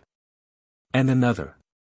He then knelt down and gazed at Cynthia, mustering up the courage to hesitantly speak. I really am sorry, Cynthia. I don't know what got into me, he gritted his teeth. I just couldn't control myself. Cynthia breathed in and snapped open her eyes. She bit her lip before meeting Ash's gaze. Ash, she mumbled, looking straight into his eyes. It's my fault. Please forgive me, she reluctantly took Ash's hand into her own. And what Caitlin told you the other day, that's not true. Ash managed to form a smile. Of course, he said, cheering up a bit. Did you think I trusted you that little? Cynthia shook her head before smiling herself. I'm glad to hear that, she sat back straight. But you should leave for now. Yeah, Ash nodded, standing back up straight. Good night. He wryly smiled at Cynthia once again before turning around and walking through the door. He hadn't been able to stop thinking about what had transpired between him and the champion of Sinnoh, later that night. It was an alien feeling to him. But he couldn't deny how good it felt when that happened. If he was in that position again with Cynthia, he wasn't even sure that he'd be able to control himself, even if he felt guilty about it. It had taken him quite a while to get rid of all those thoughts and wander into dreamland. Ash stared right forward. In his view was a petite girl around his age, wearing a pink shirt and blue shorts. Her light brown hair highlighted her fair skin as she smirked at him. Ash smirked right back, though his expression held a vicious intensity that she lacked. She was the only boulder left on his way to fight Tobias and win the Sinnoh League, and today, he would make certain that he got to the stage of a Pokemon League he'd never reached before, the finals. If he could clear this hurdle, he would be facing Tobias in the finals. Ross had met the same fate as everyone else facing Tobias before him did. All his Pokemon were knocked out by only Darkrai. Ash had closely watched that match and discerned that Ross was a pretty good trainer, but he stood no chance against the power of Tobias Darkrai. Welcome one and all to the second semi-final of this year's Sinnoh League. The commentator screamed to the microphone. Tobias has already won the first semi-final match, and whoever wins this match will battle him in the finals of the Lily of the Valley Conference. Fasten your seatbelts, folks, because this promises to be an amazing battle. His tone calmed down as he continued. Our special guests for today's match are Agatha from the Kanto. Huge cheers went around the packed capacity stadium as the Ghost-type Elite Four member from Kanto was introduced, and they became even louder when the commentator mentioned the others. The Dragon Master, Drake from Hoenn, and our very own Aaron. In the middle of the grassy battlefield that had been chosen for the second semi-final of the Lily of the Valley Conference, the referee began loudly. This semi-final match between Ash Ketchum from Pallet Town and Brittany from Lily Cove City will be a full battle with 6 Pokemon each. Each trainer will be allowed to substitute Pokemon whenever they wish. The match will be over when all 6 Pokémon of either trainer is unable to continue battling. He explained through the microphone he wore and raised both the red and the green flags. The first move goes to Brittany. Begin. Brittany raised her Pokeball and out came a large blue Pokémon with a wide open mouth.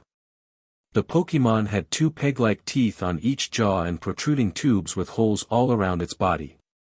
However, Ash didn't even care to have a look at the first Pokémon his opponent would be using. He simply gazed into his own Pokeball with narrowed eyes. Eventually, he raised his own Pokeball and as the red beam of energy from the ball took the shape of his Pokémon, he smirked. The stage is all yours. The roaring spectators had been stunned silent. Brittany's expression changed to one of horror as well as astonishment, her jaw dropped and her eyebrows curved up in pure shock. Even the Elite Four members in the commentary box couldn't utter a word at the sight. Only a moment had passed but it seemed as if time had stopped for hours. The Pokémon with the ferocious aura which caused it, opened its eyes in an instant. And that one moment became so dreadful that fear spread through the stadium. Everyone watching had their breath seized by this amazing display. Darkrai let out a loud, emanating roar that announced his arrival. He hovered a feet above the ground in front of Ash and eyed his opponent, an Exploud who too could feel the horrifying power that its foe exhibited just by simply being there. The normal type trembled at the fearsome glare of the nightmare Pokémon. A Darkrai?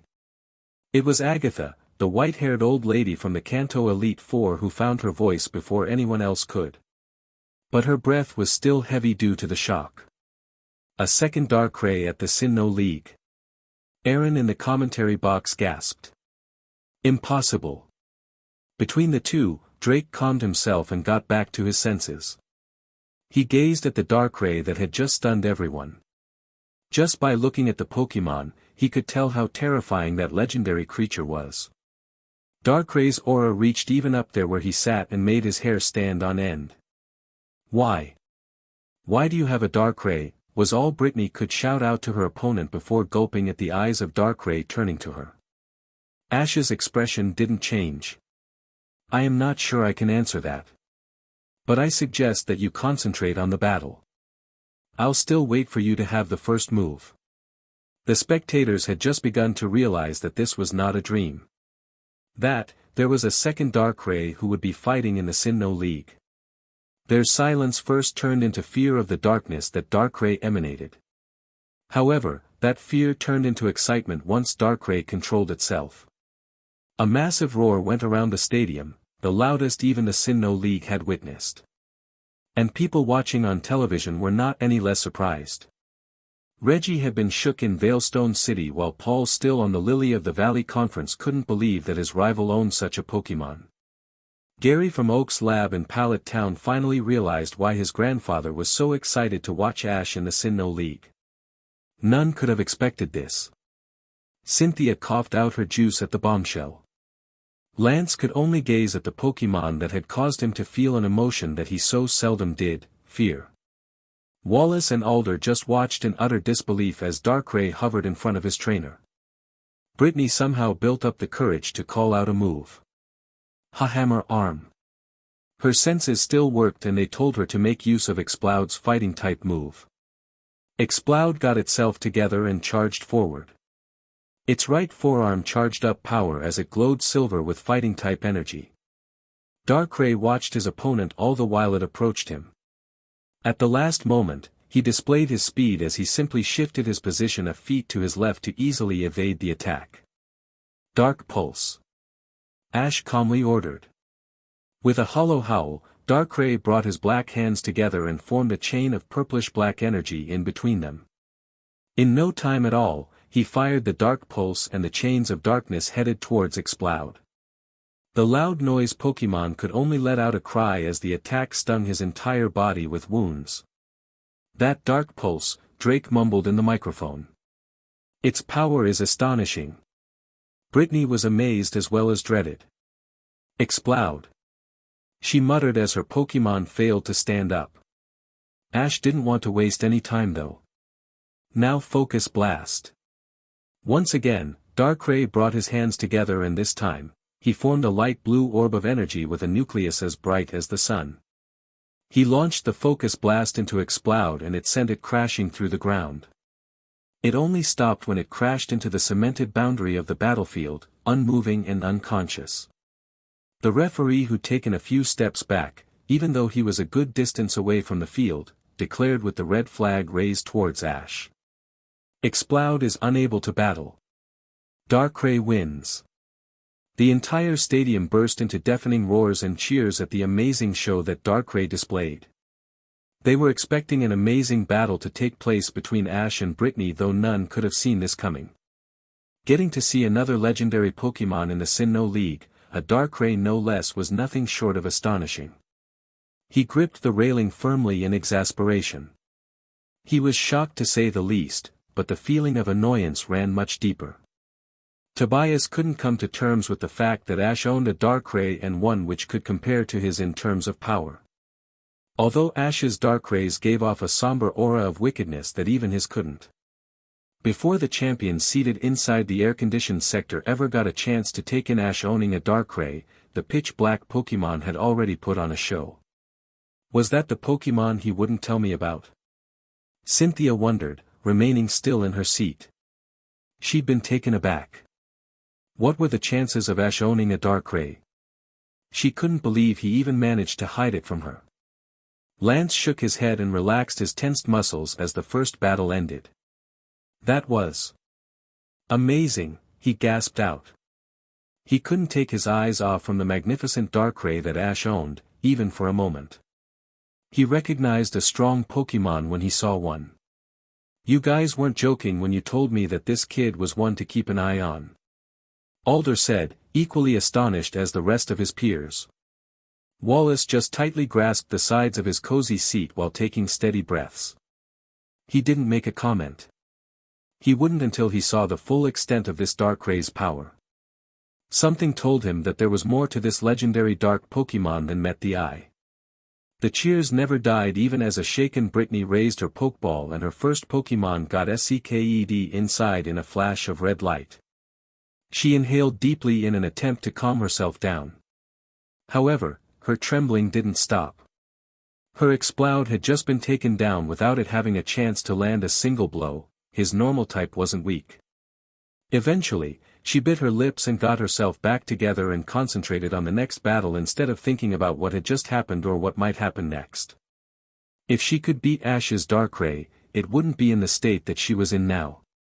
Ash waited patiently while his opponent decided the Pokémon she would use in the second bout. Whatever she threw at him, he had full faith that his Darkrai could take it. He wasn't overconfident, he just believed in his Pokémon. He closed his eyes and listened to the exhilarated crowd roar. Yes, that was what his Darkrai deserved and not the way he was seen in Alamos Town, where most people despised him for what his nature was. His eyes burst open when he realized that Brittany had chosen her second Pokémon, which sharply buzzed through its wings. He recognized the light green insectoid, bipedal dragon as a Flygon, one which he'd come across a few times when he traveled through the Hoenn region. They were supposed to be quite strong and ferocious, like all dragon types were. But that hardly worried Ash at this point. Flygon, let's use Aerial Ace. Brittany yelled from her trainer box. From the look on her face as well as her tone, it appeared as if she'd got back her composure. This was a move which was very difficult to dodge, Ash realized that. Darkrai, Ice Beam, he commanded. Flygon gave a cry and took flight, and soon its entire body became surrounded in silver strands of energy. Darkrai formed a white sphere of ice in his hands and waited for his foe to come in his sight before he unleashed his attack. As the dragon neared him with its aerial ace, Darkrai locked onto it and launched a beam of white fizzling beam of pure ice at it. However, to his surprise, Flygon disappeared in front of it and the ice beam simply went past. Darkrai grunted when Flygon's aerial ace struck him in the gut. The entire stadium erupted at the first damage that Ash's Darkrai took. Bug bite, quick!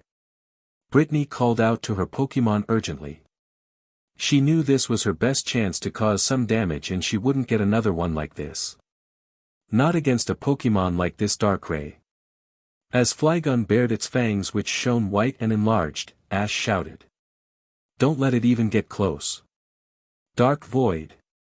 The black ball that formed in Darkray's hands was hurled at the incoming Flygon. And the dragon and ground type couldn't do anything but collapse on the ground as soon as the ball of absolute darkness enlarged and engulfed it inside a deep sleep. It cried out as if it was being severely hit without Darkrai even moving an inch.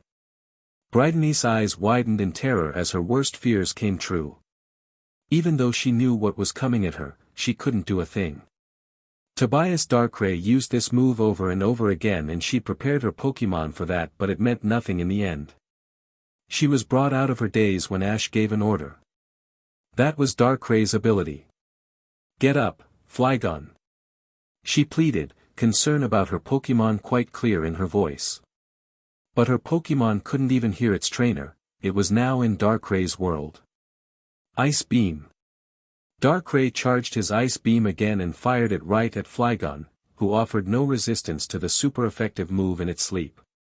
It could only lie on the ground with no movement, signifying that it could no longer battle. Flygon is unable to battle. The referee declared with the green flag raised towards Ash. The winner is Darkrai. Everyone in the stadium went berserk again. As much as they would like for someone to defeat a legendary Pokémon at the Sinnoh League, they loved watching Darkrai battle and display the sort of power only legendary Pokémon were capable of. First Tobias and now Ash's, they all began to wonder if this Lily of the Valley conference belonged to Darkrai. Now, that was fast, Agatha commented over the microphone. At least Flygon managed to land an attack on Darkrai, though. True, Drake agreed. It showed just how strong Brittany's Flygon is under normal circumstances. Aaron let out a titter. The tension and fear that Darkrai brought had finally disappeared. This is anything but normal. In the stands, Barry had gone crazy about Ash having a Darkrai. We just find out that Ash has a Darkrai and, Barry sat with folded arms, a pout on his face. And he waits till the semifinals to use it, he screamed. If I had a Pokémon as awesome as Darkrai, I would be destroying everyone like Tobias is. The blonde-haired trainer was truly stupefied to know that Ash had a legendary Pokémon. When he came to terms with that fact, he simply couldn't understand why Ash wouldn't use such a Pokémon and win his battles with ease instead of giving his opponents unnecessary hope that they could beat him. Pipe down already, Dawn groaned from the seat next to Barry's. He'd been going on about this from the moment Ash chose Darkrai to battle and she was starting to get annoyed. It's not like he lost without Darkrai. That's not the kind of trainer Ash is, Brock turned to face Barry and explained in his composed tone. If he used Darkrai every battle, he would be indirectly ignoring the hard work his other Pokémon had put to prepare to fight here in the Sinnoh League. Dawn nodded in agreement to the older, tanned boy. You saying things like that just shows how inferior your thinking is to him. Look, they're about to begin. Barry totally ignored Dawn's remark and instead, just concentrated on the battlefield. Good job, Flygon, the brown-haired semi-finalist sighed, but a smile covered her face. Her Flygon had did her proud by even managing to land a blow at a Pokémon like that Darkrai. She replaced Pokeballs and raised the new ball toward the battlefield. It's up to you now, go. The third Pokémon of Brightenice in this semi-final was a quadruped creature with pure white fur that covered its body. It had a black scythe-like tail and a sickle-shaped horn on the side of its head. The Pokémon dug its fangs into the ground and roared before it looked at its opponent. Absol, huh? This'll be interesting, Ash smirked at the sight of Brittany's Pokémon. Focus Blast. Brittany grinned for the first time. Sucker Punch, she commanded sharply. As Darkrai formed a blue orb of fighting energy between the palms of his hands, Absol simply howled with its black horn getting covered with a purple, dark aura and closed its eyes. Just as Darkrai was about to hurl the Focus Blast, Absol disappeared from its position and a moment later, appeared right underneath its opponent. It almost felt as if it had appeared out of thin air. Ash cursed himself as Absol slashed his Pokémon with its horn, causing Darkrai to lose concentration and throw the Focus Blast towards one of the boundaries of the field. Ash had to remind himself that even with Darkray's amazing speed, there were still some attacks that could be executed at an even faster rate, and Sucker Punch was one of them. Since it was a Dark-type move though, it didn't do much damage, but he needed to be careful of that. If Darkray's attack power was staggeringly high, his defenses were comparatively low even amongst the legendary Pokémon. Night Slash. Brittany ordered again. She seemed pretty keen to attack Darkrai head-on. Ash could understand that tactic thought considering Absol's superior physical attacking power as compared to its special attacks. Dark Pulse. Absol barked again while its horn turned dark purple, sparks flying out of the sickle as it ran at Darkrai on all fours. It couldn't succeed though, once again showing how superior Darkray's speed was compared to it. Soon, Darkrai formed purple chains between the palm of his hands and sent the Dark Pulse at the Absol. The disaster Pokémon was too close to dodge the attack and cried in agony when struck by it. Ash's eyes widened when Absol's horn and tail were covered with darkish energy. DMN, its ability is justified. That's right. Brittany triumphantly roared from across the field. Mega Horn. Finish this with Focus Blast. Ash yelled, aware that a strong bug-type move like Mega Horn only meant trouble for his Darkrai. Add to that Absol's attack power had risen due to Justified, an ability which raises the attack power if it's struck by Dark-type moves. When it heard the command, Absol recovered from the minor damage it took as its horn enlarged and glowed golden. As it dashed towards Darkrai with a little more speed than before, Darkrai formed his Focus Blast and waited for the best moment to launch it. He narrowly evaded Absol's horn and right at that moment, launched the Focus Blast. Absol cried in pain as the attack struck it and it fell on the ground. Absol is unable to continue. Darkrai wins. The referee announced. Since the green trainer Brittany has lost 3 of her Pokémon, there will a 5-minute break. Brittany scowled and recalled her fallen Pokémon. She mumbled a few words to the Pokeball before staring at Ash. A few seconds later, she sighed and walked towards the seat on her side in order to get a much-needed breather. You were amazing, Darkrai. Ash raised his Pokeball and recalled Darkrai inside. He now truly believed that he could beat Tobias. He wanted to test out Darkray's true power in a battle, and with how things went so far, he could say that he could go into the finals with an even chance of victory. I don't know what to say. Agatha breathed from the commentary box. I still can't believe that Ash has a Darkrai. Drake nodded. I can't either. And even more surprising is how efficiently Ash used it. How can a kid like that have such control over a legendary? He roared into the microphone. It's astounding. It was hard enough to believe that there was one Darkrai in the Sinnoh League. Aaron joined in a conversation that could be heard by everyone, even during the interval. But another one. If anyone told me there would be one Darkrai here before the Sinnoh League began, I would have bet everything that it wasn't possible. Ash and Brittany stood in their trainer's box again as the allotted 5 minutes break ended. Ash looked as calm as he'd looked throughout this match, while Brittany appeared to be faring better than what she'd done when Ash's Darkrai had surprised her. As the referee called for the match to resume, the participants raised their Pokeballs to release their Pokémon. This kid, Lance chuckled in absolute amazement as he saw the choice that Ash had made. He is simply outrageous. The champion of Hoenn couldn't hold a laugh either. He definitely is. First he scares the shit out of all of us with that Darkrai of his, and now he chooses this Pokémon. Alder all but shouted. He'll at least keep Tobias guessing which Pokémon he's going to use in the finals. Cynthia rolled her eyes. As far as I know him, he probably used Darkrai just to warn Tobias to not underestimate him. Lance nodded as he laced his finger and rested his chin on them. That's what I think as well. Using Darkrai in the semi-final when he could have used his other Pokémon and taken Tobias by surprise in the final wasn't the best move on his side. I could be wrong though. The reason might be completely different. Let's assume he did it because of what the two of you think, Wallace curiously said and glanced at Lance and Cynthia. Then, are we in for a battle between Ash's Darkrai and Tobias? God knows. Lance mouthed. I wouldn't count out the possibility of Ash not using Darkrai in the final at all. This might just be a bluff from him to create a doubt in Tobias' mind. He might use his other Pokemon while Tobias just comes prepared to face his Darkrai. The Sinnoh champion disagreed. Come on Lance, she glanced at him once before gluing her eyes on the field again. Even Ash wouldn't do that. This is the Sinnoh League. Even he wouldn't leave out his Darkrai from the team he decides to use in the finals. It probably is one of the strongest Pokemon he has, if not the strongest. I guess so. Why aren't you using Darkrai? Brittany bellowed, staggered by Ash opting for a different Pokemon even though his Darkrai had just made a mockery of her in this match. I want my other Pokemon to fight as well. He replied plainly as he eyed the insectoid. Pokemon with red exoskeleton and pincers in place of its hands. Staraptor, quick attack.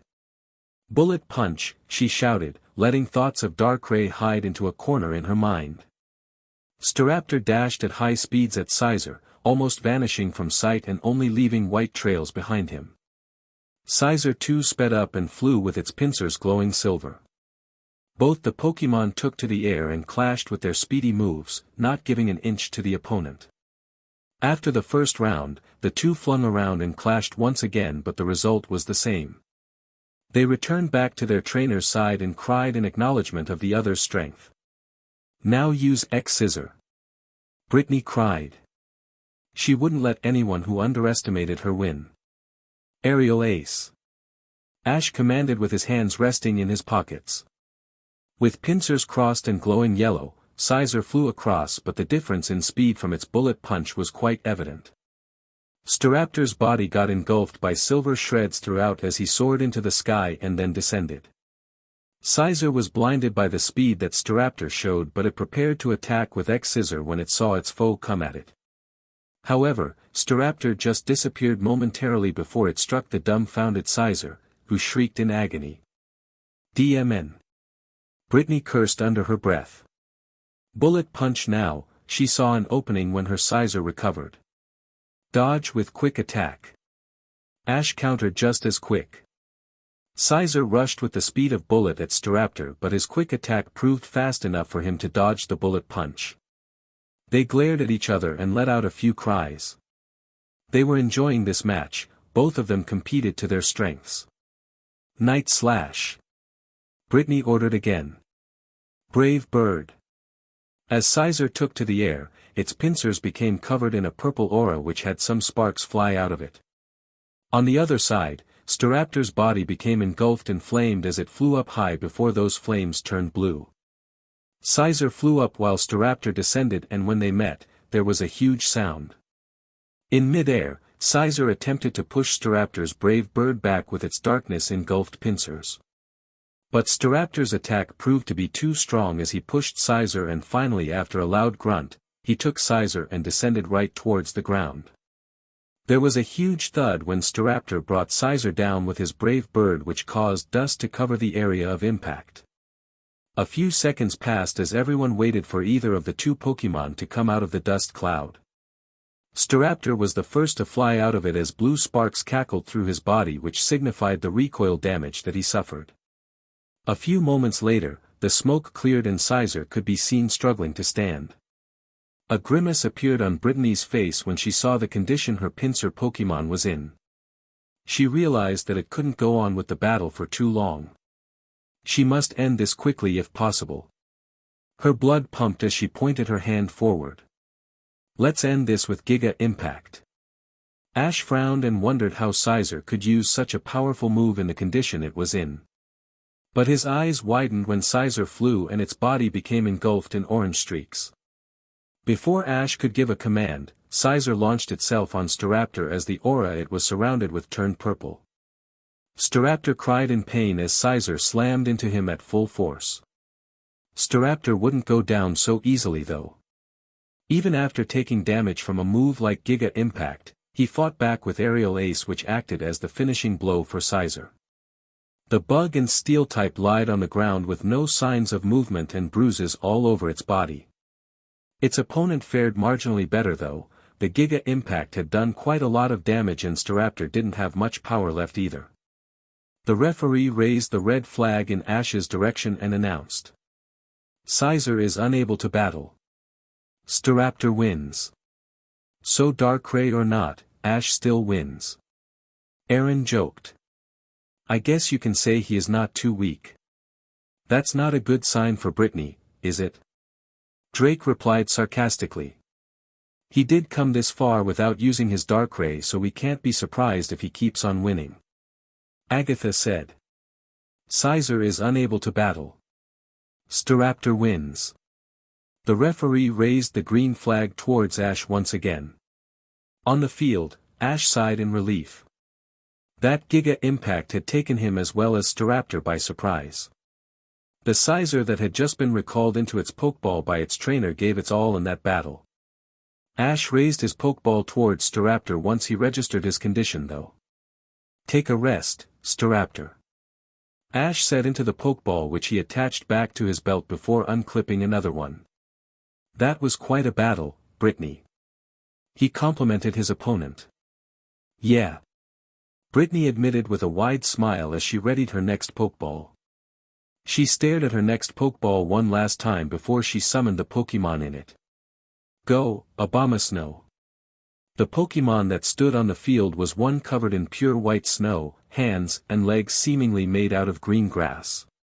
It roared once and then glared across the field. As soon as Ash laid eyes on that Pokemon, he knew that this one was strong too, just like the other Pokemon that Brittany had used. However, he had his own special Pokemon in his next Pokeball that had been waiting to fight. Ash smirked before he tossed the Pokeball up in the air, his eyes free of any anxiety whatsoever. Out of the Pokeball flew a beautiful avian having large brown and cream-colored wings, sharp talons and a short, hooked beak. The flying type took to the skies straight away, showing its magnificent form to everyone watching. It took a few moments to relish the environment before it hovered back in front of Ash. When Ash had gotten back to get Pidgeot in Kanto, she was overjoyed to see her trainer again. It had taken him a long time, but she had faith that he would never forget her and would eventually come to pick her up again. Many of the birds of her flock had evolved and gained strength, and they didn't need her protection any longer, which allowed her to join Ash once again. Now, her trainer took in the amazing form of his Pidgeot in a stadium after a long while. She was much bigger than a normal Pokemon of her species, and he knew that she was much stronger than most of them too. He'd been quite pleased to know that she'd continued to get stronger even after he left her to take care of the flock of Pidgey and Pidgeotto. And he was sure that battling alongside her would feel even more amazing. Abomasnow, Blizzard. Brittany shouted, wary that Ash's flyer was weak against Ice-type's moves. Even though he heard the move, Ash didn't give out a command to his Pokemon. He simply let the ball of snow that scurried from Abomasnow's body and sent chills throughout the stadium be evaded without his command. And the Pokemon did by flying to a height where Abomasnow's Blizzard didn't reach. We'll need to aim a sharper attack. Brittany thought with gritted teeth at the failure of the first move of her Pokemon. Bring it down with Ice Beam. Dodge it, Pidgeot. Ash told his Pokemon, not a worry in his tone. The beam of dizzy ice that flew from Abomasnow's mouth headed towards his Pidgeot, but she definitely had heard her trainer's orders. She increased her speed and almost vanished from sight, effectively dodging the Ice-type attack. Ash saw this as an opening. Aerial Ace. With many streaks of silver energy surrounding her body, Ash's first flying type spread her wings wide and flew into the skies. As the sun made it hard to spot her, she descended speedily towards Abomasnow. There was a cry from Brittany for Abomasnow to get out of the way, but it couldn't since Pidgeot disappeared before striking it with her move. That move was super effective and caused quite a lot of damage to the dual-type Pokemon of Brittany's, which became evident by the cry it let out. The power that the move contained even pushed it back a fair few feet. Grass-type's moves that might constrain Pidgeot wouldn't do much damage, Brittany realized that. But Ash's avian seemed to be avoiding all the Ice-type attacks that Abomasnow threw at her. Plus, the attacking power she possessed was extremely threatening. The brunette just couldn't think of a way to get a clear hit that will leave the Pidgeot shaken. Although, her Abomasnow possessed a move that might just shift the momentum in her favor. Ice Shard, now, she ordered urgently. A shining ball of ice formed between Abomasnow's raised hands, which it then launched at Pidgeot, just a few feet away from it. The attack suddenly got an increase in speed and smashed into Pidgeot not even a second after it was thrown. Ash winced as Pidgeot's amazing feather got covered in ice. He had just taken it a little easy. But there wasn't much he needed to worry about. He was sure that Pidgeot's strength combined with her speed and type advantage would prove too much for Abomasnow. Finish this with Brave Bird. You have to dodge, Abomasnow. Brittany cried in terror. She understood that this could be the finishing move if it hit. Although she later realized that this could be her chance. Use Blizzard. With a loud chirp, Pidgeot tugged in her wings and her entire form appeared as if it was burning in bluish flames. As she leapt up in the air and then came down, the flames became red and she extended her wings again. Abomasnow opened his maw and released cold winds along with a barrage of snowballs. The blizzard met with Pidgeot's Brave Bird and even though she suffered from the move, she didn't let up. She continued to charge and slammed her entire body into Abomasnow, the force of which sent it crashing into the cemented boundary of the battlefield. Sparks cackled around Pidgeot's entire body, signifying the recoil while Abomasnow had been knocked out as it sat on the boundary with no consciousness. The referee didn't take long to call the round. Abomasnow is unable to battle. Pidgeot wins. Another quick fight, another quick loss. Brittany appeared terrified as she called back her Abomasnow, head and shoulders hanging low. Not only had Darkrai destroyed her, but Ash's other Pokémon too had beaten her Pokémon. She conceded that Ash's Pidgeot was strong, but she at least would take one of Ash's Pokémon down. It had been a totally one-sided affair but she wouldn't go away without one win. Clenching her fists in determination, she raised her head again. Her gaze contained a purpose now that she had lacked throughout this fight. Her next Pokémon was ready to go in the Pokeball in her hand and it was her last hope to retain any sort of pride now. The girl tossed the Pokeball up in the air and in a bright flash of light materialized a bipedal Pokémon with a primarily red body and accents of beige, yellow and gray. The Pokémon had beige, hair-like feathers that surrounded its chest and abdomen and a red, V-shaped crest on its head. It roared to announce its arrival and stared down at the Pidgeot that hovered on the other side of the field. The bird Pokémon accepted the challenge and chirped back in reply. It's all up to you, Blaziken, Brittany muttered to her starter that had been with her from the very beginning of her days as a trainer. Flamethrower. The Blaze Pokémon summoned the flames from its innermost parts and fired a hot, orange jet that was its flamethrower. The attack could only graze Pidgeot's feathers though, as the flying type flew out of the way to evade it. But even that little touch would seem to have done damage to force Pidgeot let out a cry. Right from the first attack, Ash realized that this Pokémon was a notch above the others that Brittany owned. Speed that would take his Pidgeot by surprise was something to be reckoned with. He would have to take this battle more seriously than the last one, that was for certain. Quick attack. Ash commanded, hands in his pockets. Pidgeot obeyed as she charged at Blaziken, almost disappearing from sight for a moment or two. Only white trails that she left behind could be seen before it struck her foe with her speedy move. However, the Blaziken stood still. It did take damage but it never showed the pain on its face. Use Sky Uppercut. Brittany shouted. Intercept it with Aerial Ace. Blaziken ran forward, gathering power in both its fists which glowed silver. At the same time, Pidgeot got covered in white streaks as she dashed at her foe with wings outstretched. Just as Pidgeot neared, Blaziken shouted its name and attempted to uppercut Pidgeot but she suddenly disappeared. Blaziken's eyes widened when she smashed into it with Aerial Ace. However, it wasn't one to let its opponent just dictate terms to it as it landed the Sky Uppercut on Pidgeot with its other hand. Both Pokémon visibly suffered damage from their attacks as they winced and returned to their trainer's side. After they recovered, they both shared a fiery glance at one another before crying out once again. Both of them acknowledged that the other was a worthy foe and that they would need to be at their best to win the battle. Flamethrower. Hurricane. A jet of flames that increased the temperature and burned the air around it left Blaziken's jaw and headed at Pidgeot. The flying type dodged the attack in a show of astonishing speed before she flapped her massive wings rapidly.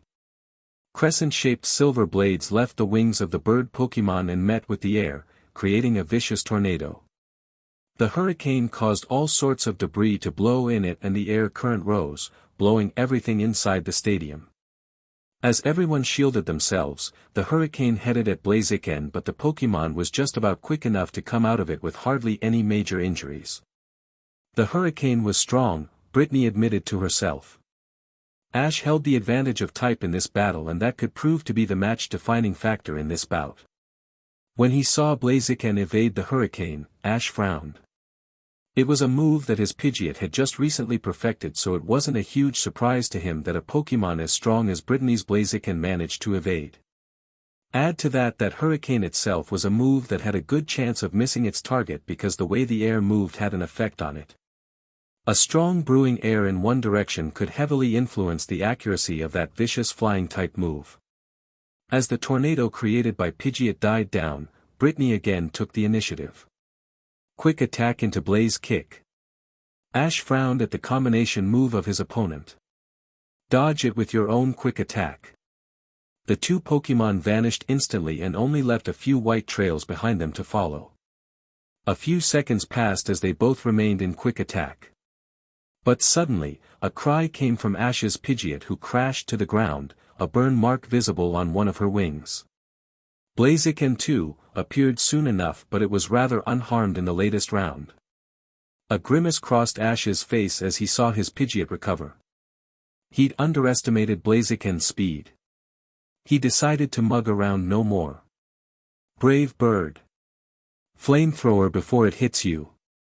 Brittany ordered as she gritted her teeth. A direct hit from a powerful flying-type move like Brave Bird wouldn't leave her Blaziken in the best of shapes. Yet again, Pidgeot tugged her wings together and let her entire body get covered in light blue flames before she shot herself at her opponent. As she unfurled her wings, Blaziken released a flamethrower right her way. But she was too close to retreat and dodge it now. The bird Pokémon simply cried as she met with the flamethrower, and even though her entire body singed in the flames, she continued her descent towards Blaziken. The worst fears of Brittany's came true when a burned Pidgeot with a multitude of bruises on her body crashed into her Blaziken. The fire and fighting type wailed in agony as he was pushed back by Pidgeot's Brave Bird before eventually being sent flying backwards. It did manage to get a hold of itself, but it was on its knees, panting heavily. Pidgeot appeared in no better shape.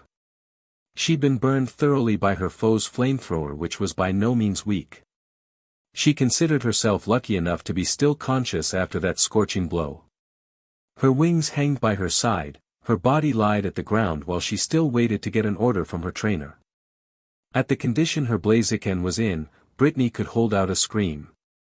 Blaziken. She could see that the condition of her Pokémon was bad.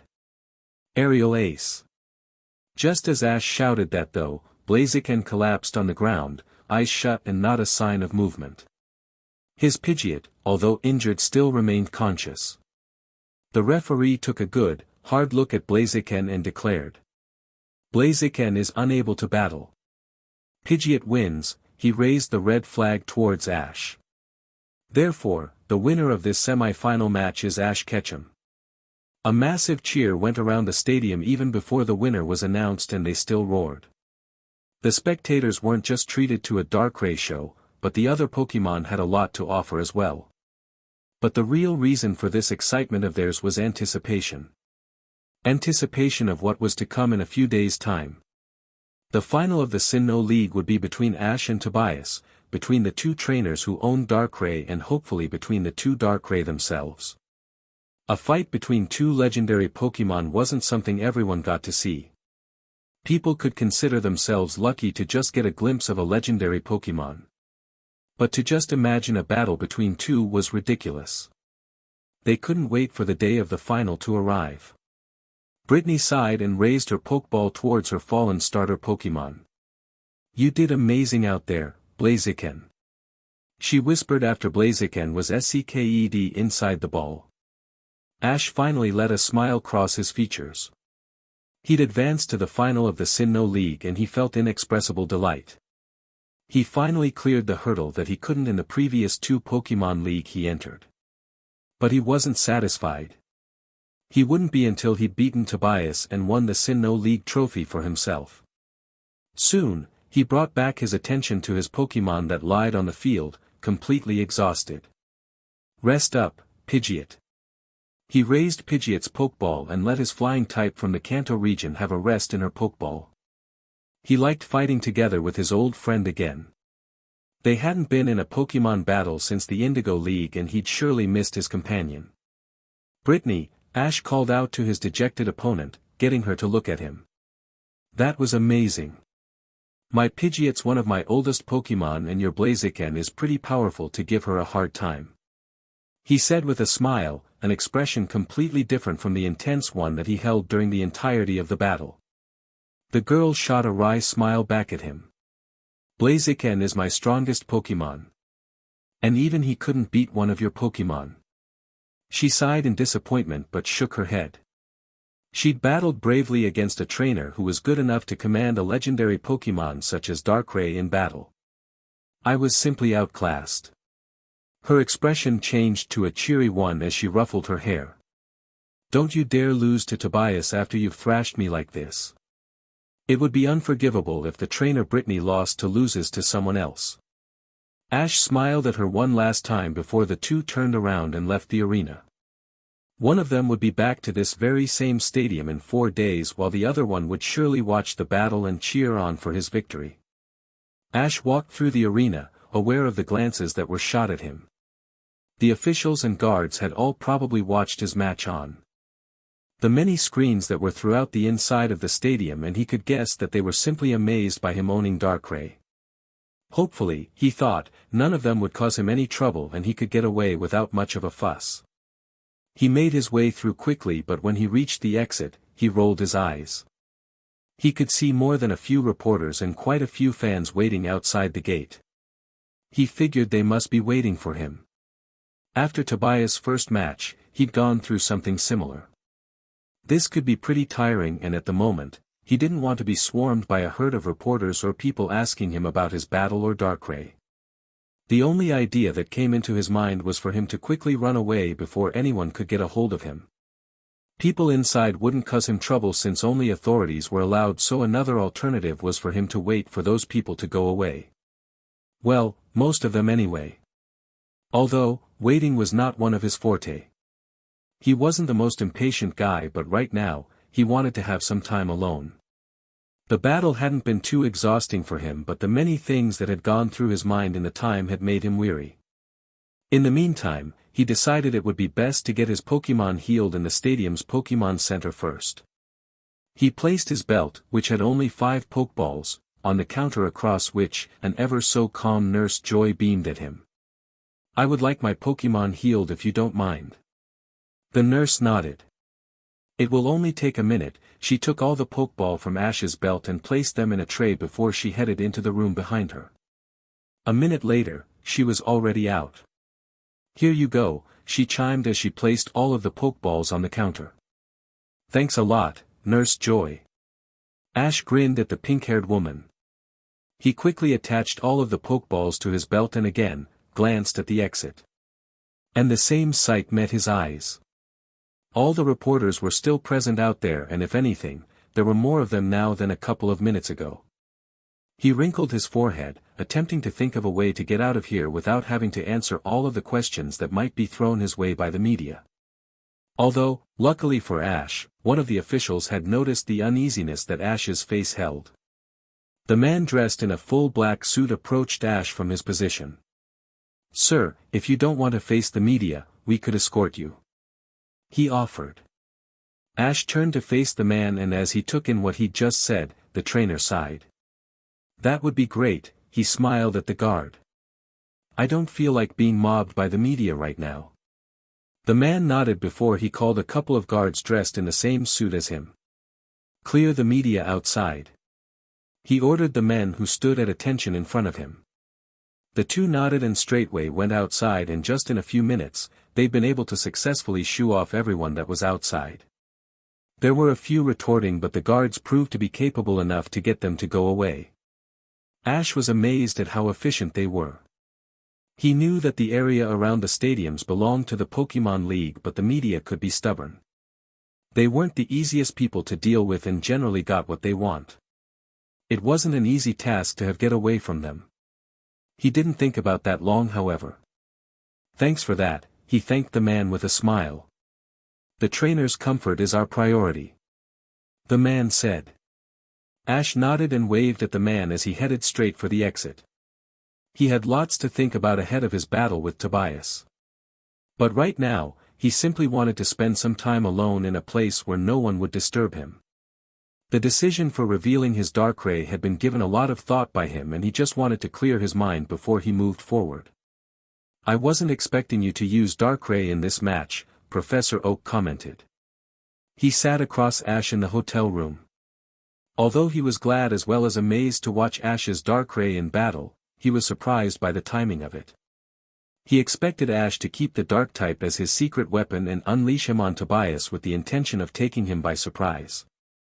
Ash smirked as he saw the professor narrow his eyes at him. You didn't expect me to catch a Darkrai either, did you? Oak raised an eyebrow in amusement to the response he evoked.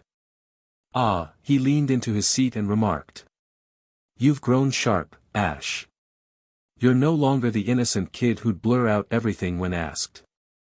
I'll take that as a compliment, Ash chuckled. He himself had realized that he wasn't the same as what he used to be a few months back. He marked it down as Darkrai having some sort of an effect on him. So Ash, Oak started, his gaze fixed at Ash in interest. How are you going to go about in the final? I imagine you must already have decided the Pokemon you're going in the battle with. Ash mused at the questions, looking up at the ceiling in thought.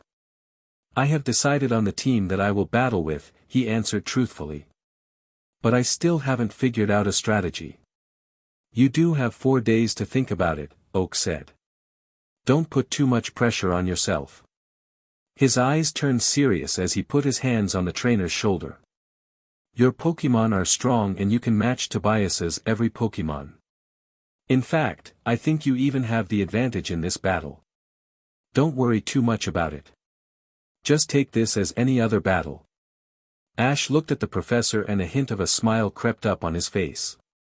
I see Tobias as just as another trainer I have to beat to win the Sinnoh League.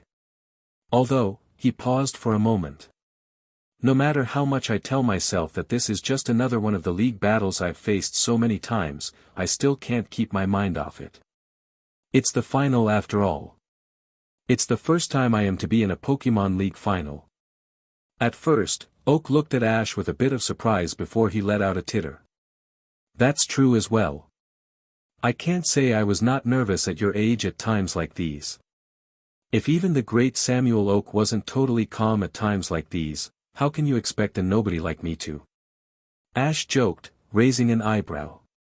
Professor Oak let himself laugh out loud at that. This did make him nostalgic about how his days as a trainer had gone. He'd quite enjoyed being a trainer and had some of the best moments in his life as one. Seeing young kids like Ash enjoy their time was something he always relished. You two seem to be having a good time. Brock commented. He took a seat next to Ash. And asked. So, what's the fun discussion about? It was about how Ash is going to prepare for his battle against Tobias, but it seems we've turned from the topic. Oak said, finally getting a hold of his laughter. I am pretty sure you are done with most of the things, Brock smiled as he turned to Ash. Ash nodded.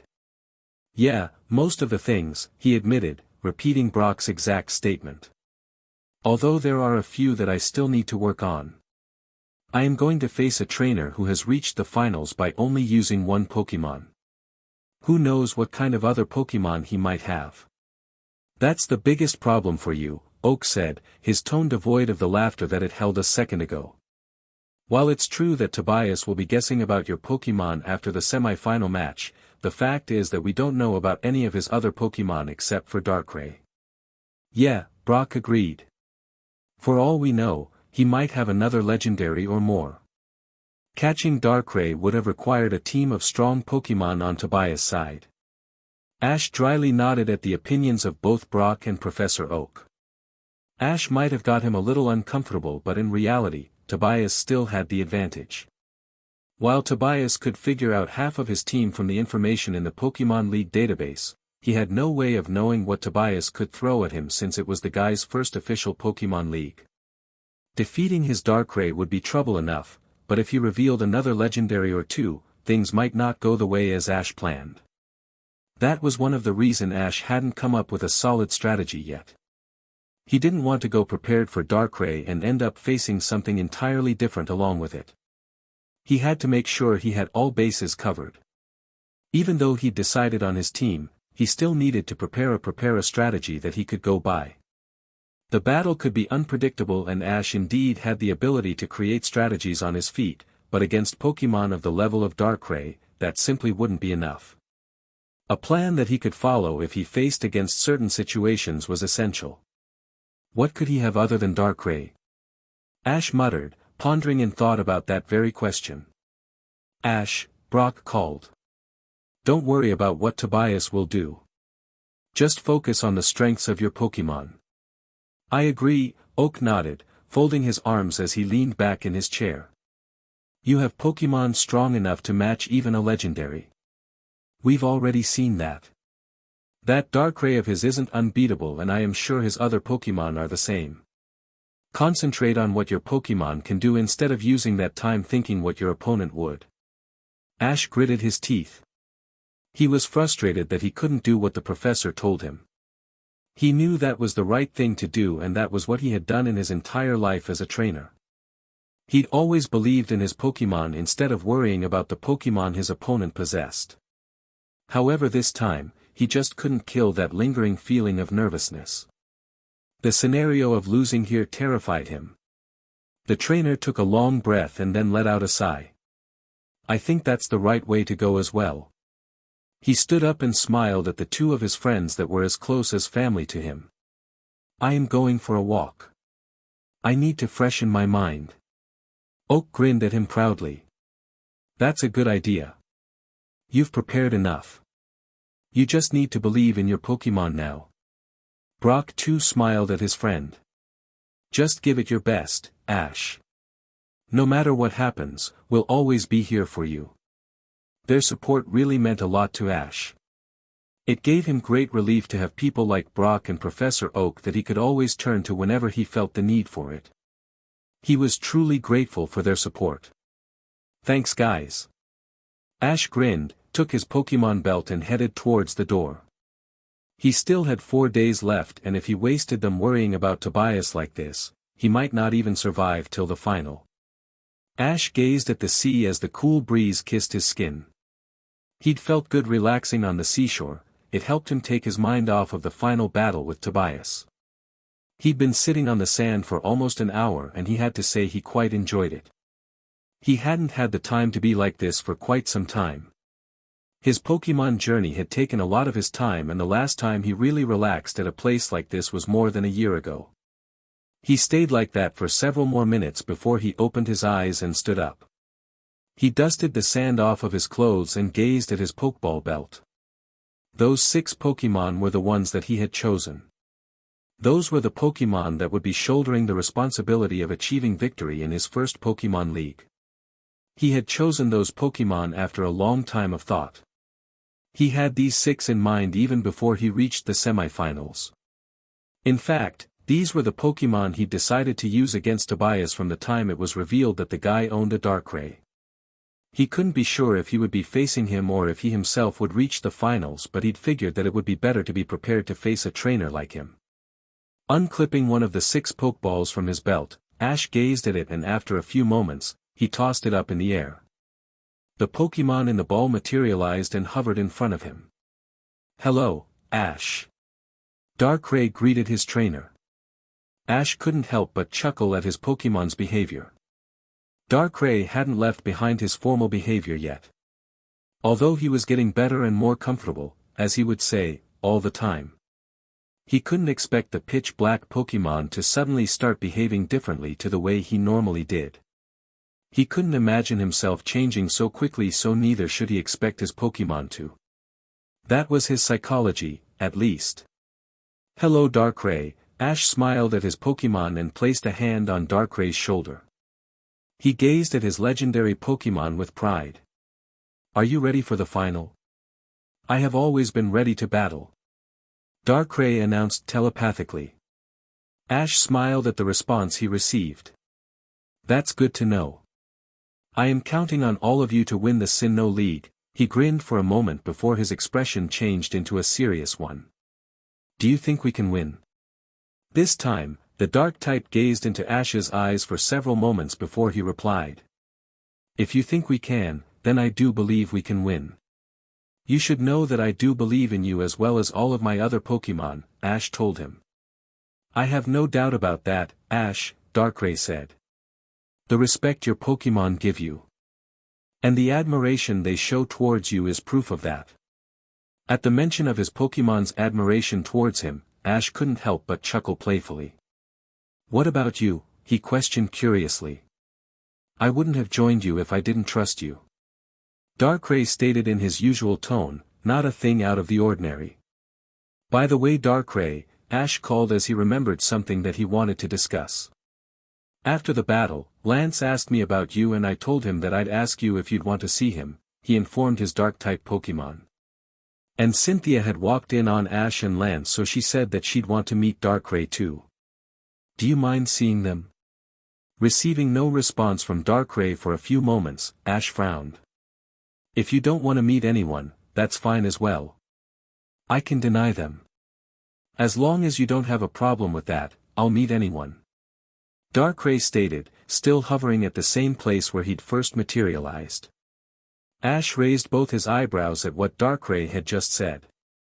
He shook his head in amusement. He should have expected that from him. He was quite the obedient Pokémon, considering its status as legendary and its previous exploits in Alamos Town. He just couldn't begin to imagine why the people of that village despised him so much. If anything, he'd always been the protector of Alamos Town, and yet, barely anyone gave him the credit he deserved. "Those two will be happy to hear that," Ash muttered, reminding himself just how exuberant the two were the first time he'd talked to them after his semi-final battle against Brittany. Well, if he wasn't such a legendary magnet, he would himself be looking forward to meeting a legendary. Luckily or unluckily, he didn't have to go on huge adventures to meet a legendary, they simply stumbled across him. Whether it was coincidental or planned he would never know. He brought his attention back to his Pokémon, who did nothing but stare at him without moving an inch. He could swear that if it was anyone else, they would be scared to death by that glare, which wasn't exactly meant to be scare Ash, but it was just how deadly Darkrai was. "I am going to be counting on you, Darkrai," Ash grinned as he patted Darkrai on the shoulders. Darkrai slightly bowed his head. "I will try my best to live up to your expectations, Master. You have quite a dry sense of humor," Ash remarked as he rolled his eyes. He knew that Darkrai had already stopped calling him Master after he urged him to do so many times. So, this time, it was simply Darkrai trying to make Ash laugh. Unsuccessfully, of course. Ash waved at the two people that had just appeared in front of him. The two waved back and flashed him smiles as they approached him. "I wasn't expecting you to let us meet Darkrai," Lance stated as he halted in front of Ash. "Not before the finals." "You weren't?" Cynthia tilted her head as she looked at Lance. "I never thought that Ash would deny us." Lance chuckled. "Ah." He scratched his head, a smile on his face. "I guess I should have trusted Ash to trust us more, eh?" "Yeah, Lance," Ash joined in, shaking his head before he let out a titter. "I am so disappointed that you don't trust me enough." He folded his hands and stared at Lance. At that moment, both Lance and Cynthia let out laughs. They hadn't seen Ash trying to make jokes.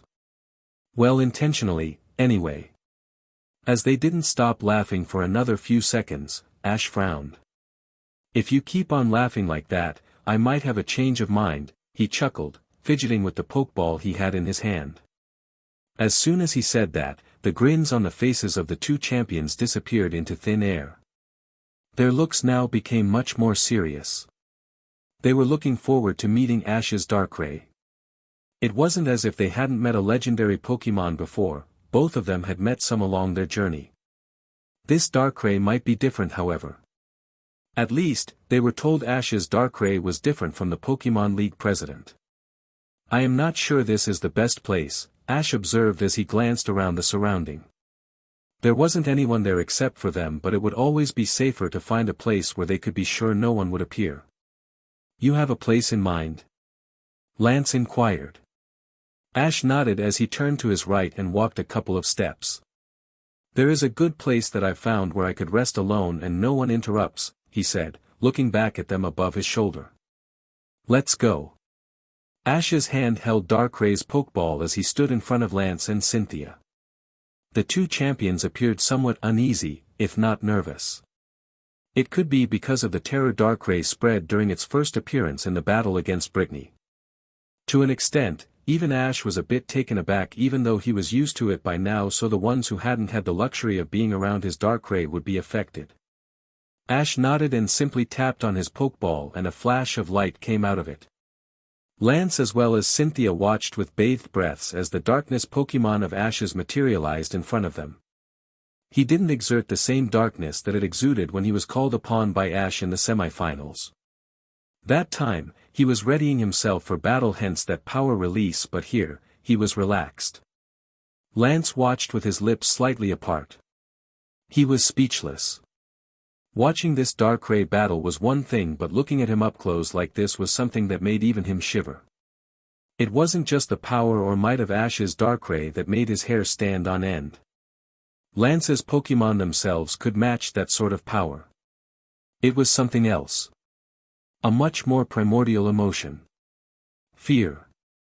Even when he'd watched Tobias Darkrai in battle, he didn't feel the fear that he felt when he saw Ash's for the first time. Even legendary Pokémon he'd come across before invoked a different sort of emotion. Darkrai's, he noted, made him feel the worst of all. Cynthia was in the same state, unable to speak or move at the sight. It wasn't as if Darkrai was doing anything extraordinary. He hadn't even moved an inch from the position he'd taken when he materialized a few moments ago, but simply being in his presence at this range was overwhelming. She couldn't believe that Ash wasn't affected by it in the least. How could Ash be so comfortable?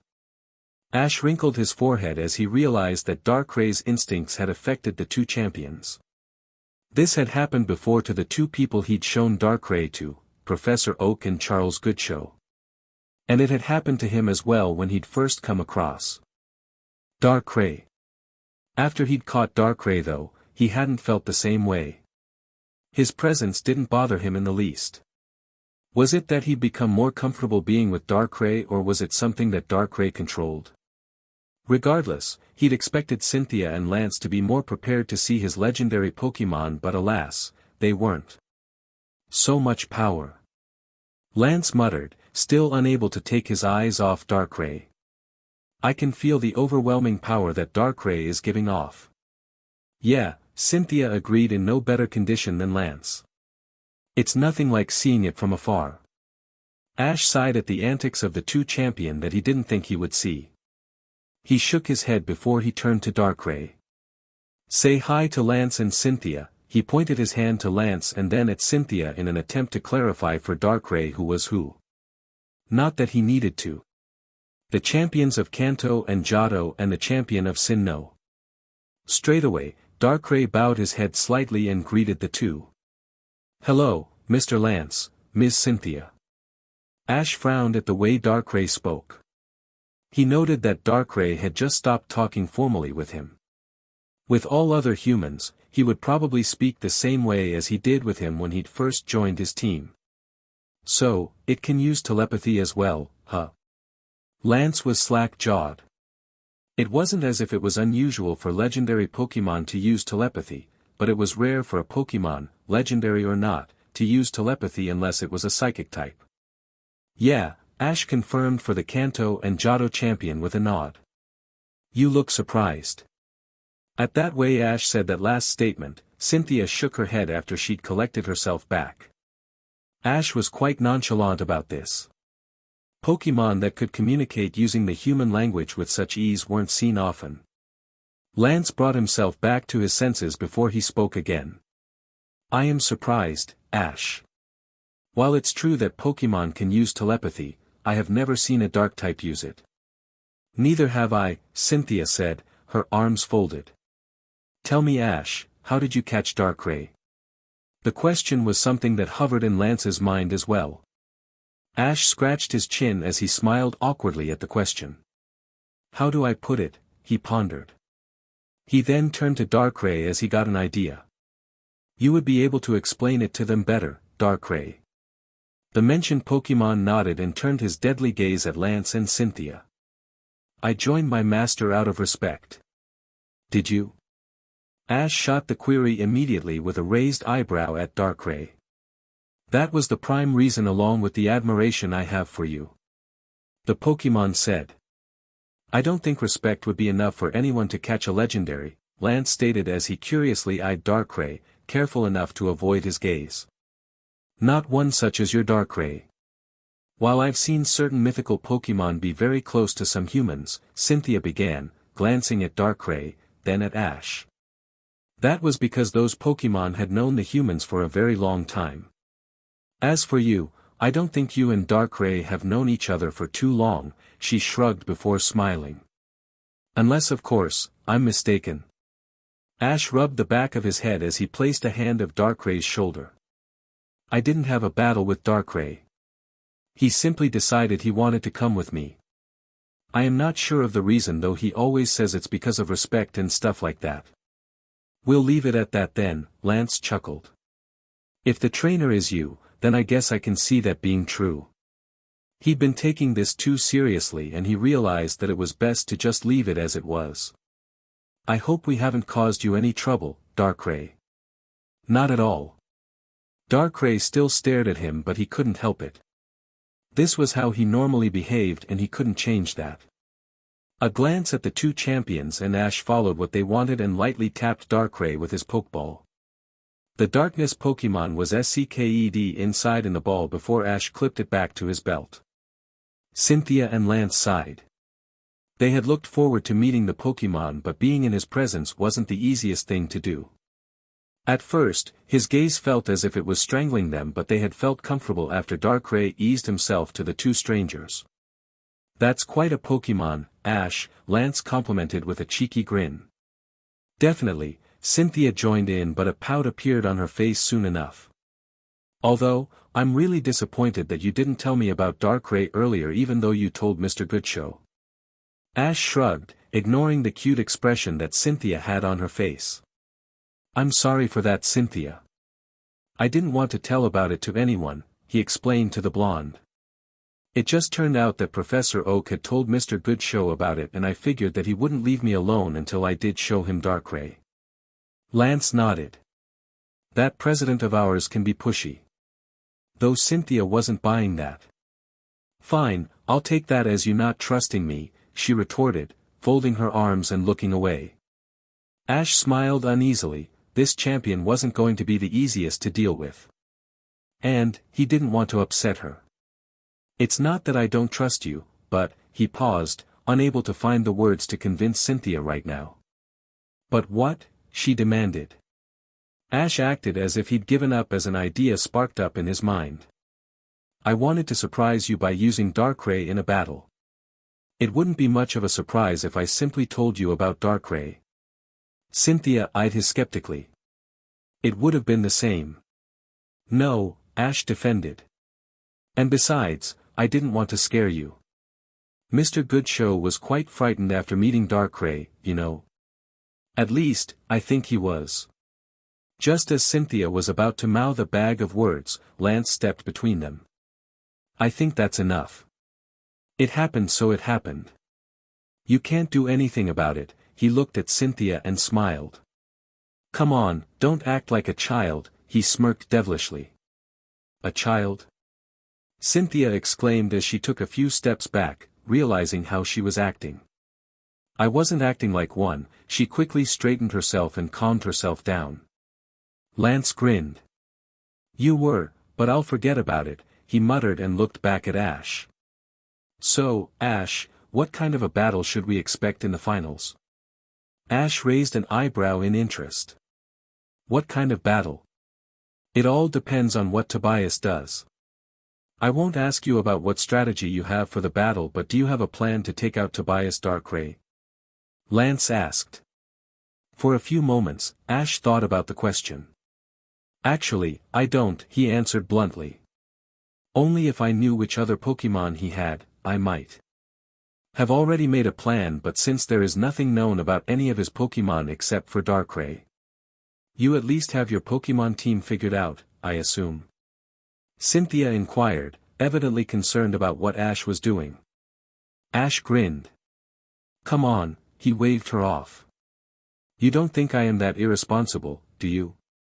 I asked because I thought you are that irresponsible, Cynthia mumbled lowly, almost not enough for anyone around her to hear. However, Ash had caught at least some of what she said. So, you did, he stared right at her. The silence that spread around the three made Lance roll his eyes. Again, he stepped forward and tried to reduce the tension. Let's talk about all of that over a cup of tea. Ash gazed into the star-filled night sky, resting comfortably on the cool grass. The final of the Lily of the Valley conference was the day after, and he simply wanted to relax himself right now. He'd done all the preparations he could. His Pokémon had given it their all, in training before the Sinnoh League as well as on his way to the final of the league. The only thing left for him to do now was to beat Tobias and claim the Sinnoh League Cup for himself. He sighed as he glanced around himself. 6 Pokémon, the 6 Pokémon that he would be using in the final match were all there. However, there was silence around them right now. None of them made any noise. The Pokémon all knew what an important match it was tomorrow, but they weren't nervous. They believed in themselves and their trainer, and they had the confidence that they could do it, that they could finally win a Pokémon League, something that they'd failed to do. Well, some of them at least. In the 4 days that he had to prepare for the finals, Ash had come up with various plans so as to counter Tobias. He'd brainstormed and tried to prepare himself for every type of Pokémon that Tobias could throw his way. Although nothing could prepare him for the real battle. He was aware of that not much he did before the battle would be of too much relevance. Only what he could and would do on the day in his match against Tobias would count. Only that would decide whether he could finally win a Pokémon League or not. He thought back to the various leagues that he'd participated in. Indigo League, Top Johto League, Top Hoenn League, Top. If that pattern continued, he would be losing in the final. He didn't believe much in such things, but being up against someone whom he couldn't prepare enough, that thought didn't completely go out of his mind. But he was ready this time. And so were his Pokémon. He let a smile spread across his face before he stood up and looked at all of his Pokémon. Guys, let's give it our best. We'll win this. And each one of them responded in affirmative cries. They were ready to be unleashed. Thousands of fans cheered for the battle as Ash stood just under the shed of the stadium. Just a few more steps and the entire world would be watching him. He was just minutes away from one of the most important battles of his life, if not his most important yet. The raven-haired trainer hailing from Pallet Town inhaled before he strode into the battlefield.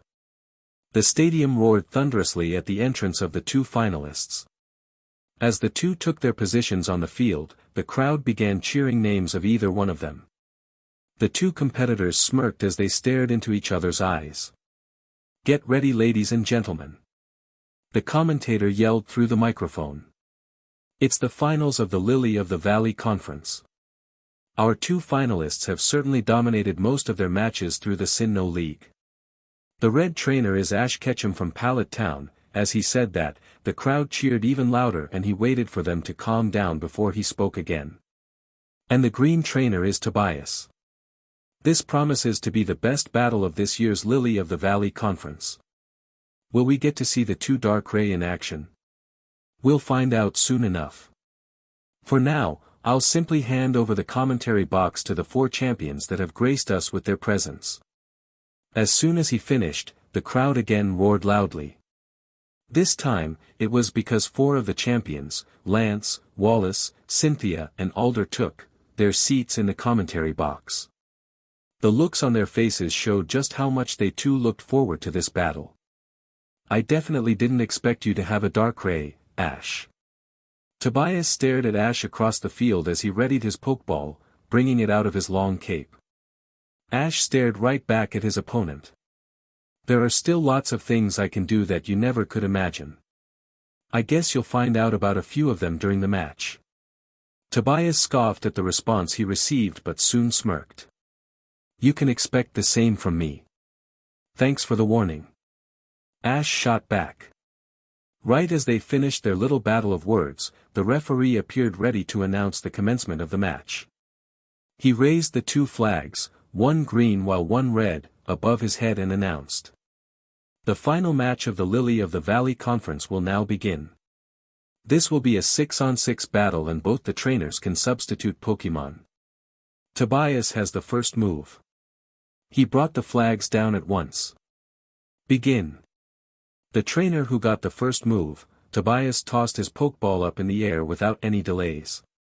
The ball snapped open and his first Pokémon materialized in front of him.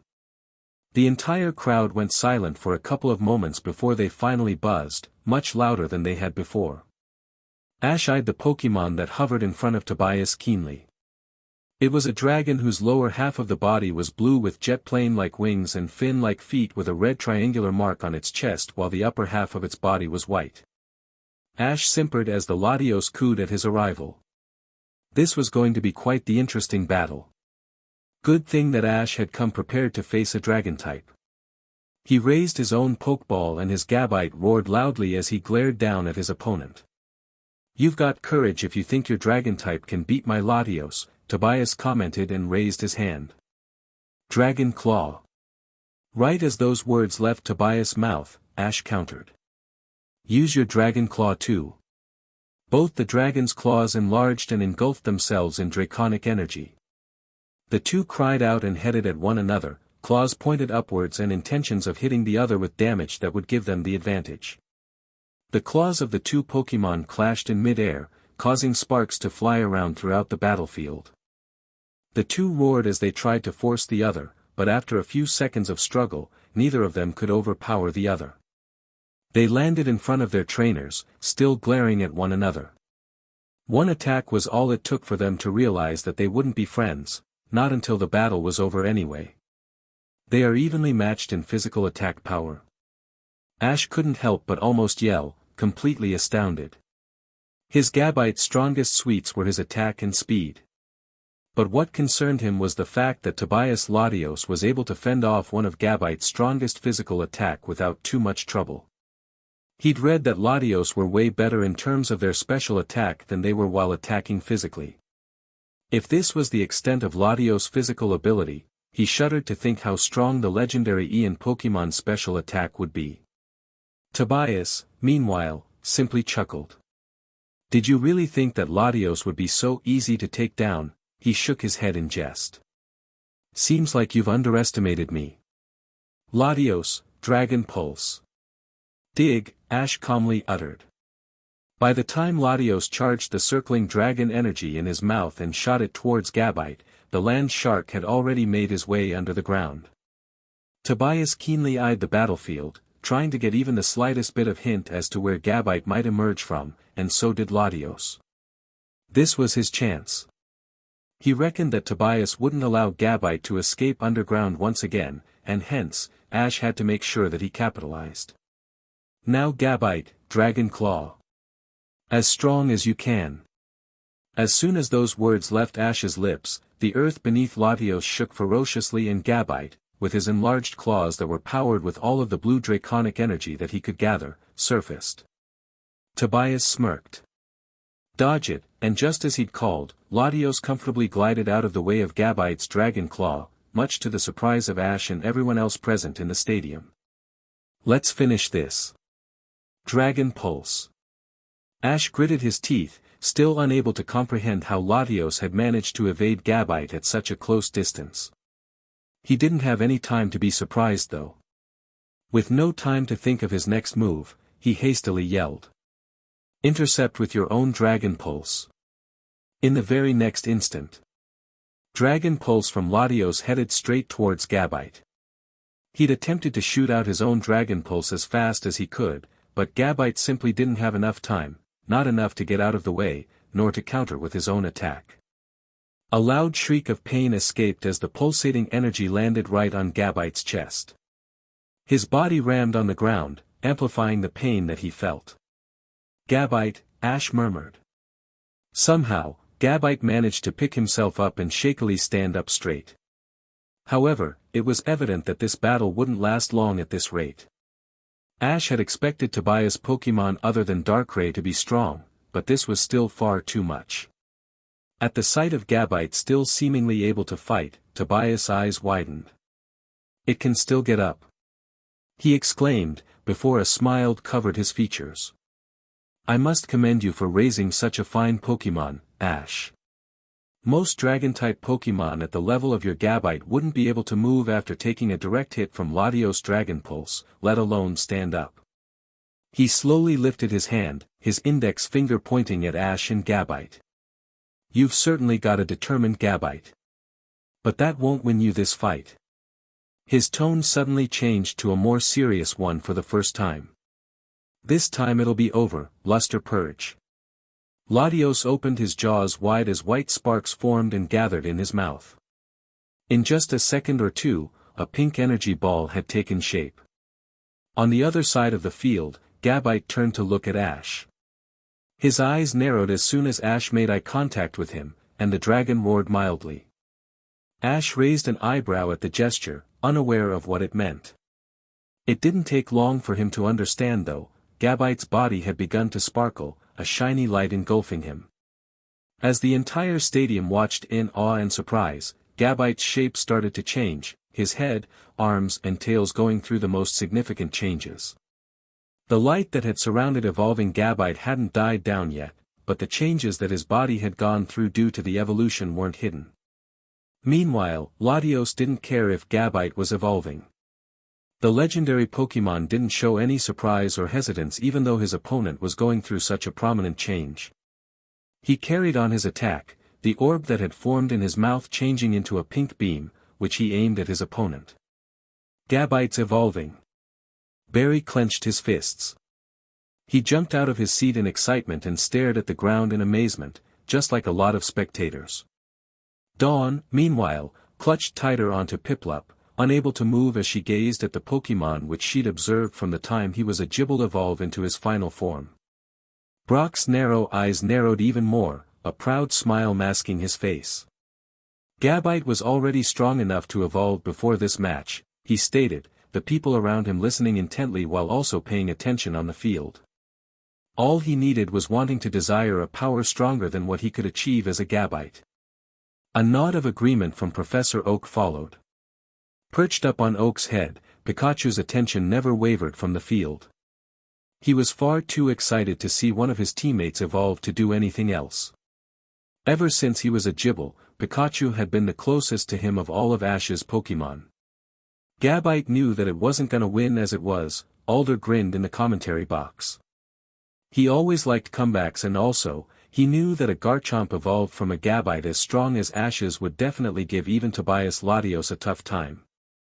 No matter how many times I see it, the evolution of a Pokémon is so fascinating. Wallace commented, taken in by the grit that the land shark Pokémon had displayed. Lance agreed. There's just something different about a Pokémon evolving in the midst of a battle like this. It does require courage for a Pokémon to keep going, Cynthia said, reminiscing about the time her own Gabite had evolved into a powerful Garchomp. All the while knowing that your adversary is as strong as Latios. Ash smiled. No matter how this battle ended, he couldn't be a prouder trainer. All odds stacked against him, Gabite didn't give in. His opponent was a legendary dragon-type Pokémon, a Pokémon which was much stronger than Gabite himself, however. Gabite's determination didn't waver. If anything, he'd gotten even more determined to defeat his enemy. Gabite had evolved for him, and Ash realized that he couldn't let his Pokémon down. The trainer from Pallet Town clenched his fists, his resolve stronger than it was before. "Go, Garchomp!" a spirited Ash exclaimed to his newly evolved Pokémon. Garchomp roared, showing speed that far exceeded that of his previous form. He didn't flinch in the face of the luster purge headed at him, almost effortlessly slicing through the pink energy beam with his claws. He wasn't done yet though. There were attacks that certain Pokémon learnt as soon as they evolved, and Garchomp was one of them. He lunged forward in the air, the injuries that he'd taken as a Gabite not causing him any hindrance. For the first time, Tobias appeared unnerved. "Ice Beam quickly," he shouted, a tinge of worry in his voice. Before Latios could carry it out though, Garchomp was already far too close. His enlarged fangs shone and he dug them in, as deep as he could, as viciously as he could into Latios' arm. The suffering Pokémon cried out, flailing in the air helplessly. After a few seconds of struggling, Garchomp eventually let Latios off and leapt backwards, right in front of his trainer. Even Ash couldn't believe how strong Garchomp had become after evolution. It was almost as if the evolution had tapped into some form of hidden power inside of Garchomp. Evolution did make Pokémon stronger, some more than others, but this was almost unbelievable. A power-up like this, of all his Pokémon, only one had gone through such a transformation after evolving. That moment made him chuckle, it was nostalgic. He still fondly remembered how much his Charizard had changed after evolution. Charizard's attitude remained the same as it was when he was a Charmeleon, though that was the only evolution that he'd witnessed where his Pokémon had gained this sort of overwhelming boost in power. "Garchomp," Ash called warmly. "You've gotten so strong. You even learned Crunch." If he was in his younger days as a trainer, he was almost sure he'd cry of joy and wouldn't be able to control his emotions. Although Crunch had caused Latios a fair amount of damage, being a super affecting attack against Latios' secondary psychic type, Tobias' Pokémon still managed to shake off the stinging throbbing from his body. He cooed to declare that he wasn't going down so easily. Although Tobias never suspected that Latios would be able to sustain the damage, he would be wary of Ash's Pokémon now. "That's quite a Pokémon you've got there, Ash," said Tobias from across the battlefield. "There is no doubt that you've trained hard with your Garchomp to get it to that level." He chuckled as he said those words. Even as he appeared to be in awe of the way Ash and his Garchomp had battled thus far, there was a certain amount of confidence that bloomed from his face. Yet, he sighed before his look sharpened. "My Latios is far too strong." Ash frowned the moment Tobias declared his opinions. For a moment, he even ventured into his thoughts wondering if what Tobias said was true. But soon enough, he realized that this wasn't the time to have doubts about himself and his Pokémon. It didn't matter if Tobias' Latios was indeed stronger than his Garchomp. What mattered at this moment was if his Pokémon were able to overcome everything else that was stacked against them and give it their best. A deep breath was all Ash needed to get his focus back to the battle. At this moment, there was only one obstacle in the form of the Ian Pokémon that floated against his Garchomp. His own dragon had become so engrossed in this battle that the land shark had evolved. And Ash knew the reason that had happened in the middle of this match. Garchomp wanted to defeat this Latios more than anything. This wasn't simply a battle Garchomp fought for his trainer, he also fought to announce himself as a Pokémon to be feared. After all, that's what all dragons wanted, to be perceived as the dominant force that the species was known for. "How about not looking down on us, Tobias, huh?" Ash raised an eyebrow as his next move came out of his mouth. "Dragon Claw." Tobias was quick to counter. "To the skies, Latios." Garchomp vaulted up in pursuit of Latios, who'd taken to the air, where his true maneuverability laid. Latios zipped through the air, ascending effortlessly, with Garchomp sharp on his tail. The flight went on for almost a minute, with neither of the Pokémon showing any signs of landing without their trainer's word. Tobias simply gazed into the sky where the two dragons flew. He didn't look in the least bit of hurry to diverge from his plan. His Pokémon was stronger and he had no reason to make the first move. This battle might not have gone exactly like he thought it would, but he still believed that he could end it whenever he wanted. As the two Pokémon raced through the air, causing air currents, Ash tried to discern what would be the best way to defeat Latios. He could tell just by a glance that Latios had the advantage in the air. Even though Garchomp could fly, or rather maintain their form in the air, it wasn't as natural to the species compared to Latios. His best chance would be when Latios was closer to the ground. Garchomp, Ash called out to his Pokémon, loud enough that he would be able to at least hear some of it. It was time to use Garchomp's best attack. The longer the battle went on in the air, the better it would be for Tobias and Latios. Draco Meteor. An earth-shattering roar could be heard by all as Garchomp prepared for the strongest dragon-type move he had at this disposal. He stopped chasing Latios, but instead, he landed back on the field, his body glowing with orange light. Soon enough, an orange ball concentrated with condensed draconic energy began to form in front of his mouth. His Pokémon might be strong, but Tobias understood that even his Latios wouldn't be able to go on after taking a good hit from an attack as strong as Draco Meteor. Don't let it hit you, Latios. It wasn't long before Garchomp fired the orange ball high up towards the sky. It almost disappeared from sight and soon, multiple balls with raging energy erupted from it. The spheres, almost identical to meteors, began to lash towards Latios. Ash and Garchomp could sense victory as the orbs neared Latios, their ferocity multiplying with the force of gravity. It was at that moment that Tobias grinned, and Latios vanished from his position just a foot away from the Draco Meteor. Right in. The next instant, Latios came into sight again, hovering in front of his trainer. There was no doubt that he'd completely evaded the Draco Meteor. My goodness. There weren't too many things that surprised Wallace, but that certainly did. I didn't expect Latios to know teleport. Cynthia nodded. That was quite the move. She narrowed her eyes. Tobias sure knows how to unsettle his opponent. He kept his trump card right until the end, Lance said. Teleport is a move that takes time to prepare. It isn't always the best option in battle, but here, it worked just as Tobias wanted. Alder leaned back on the couch. Now Ash can't use Draco Meteor anymore. No matter how strong an attack is, it's useless unless it hits. DMN it. Ash howled, absolutely astounded. He could count the number of times he'd faced teleport in battle on his fingers. That teleport of Latios was much faster than any he'd ever come across. The move needs the user to fully distribute its energy throughout its body, and then concentrate to the place it wants to teleport to. The first step itself took long enough that it would be useless in battles. Tobias simply grinned. He enjoyed such situations. He liked seeing his opponent's expressions when they were put in a spot like this. Dragon Pulse. It was clear that Tobias had enough messing around. Ash shook himself out of his stupor, just in time to make his own move. Dragon Claw with all you've got, Garchomp. Latios launched the Dragon Pulse in an instant, followed by Garchomp's forward charge with his arms crossed and claws powered with dragon energy.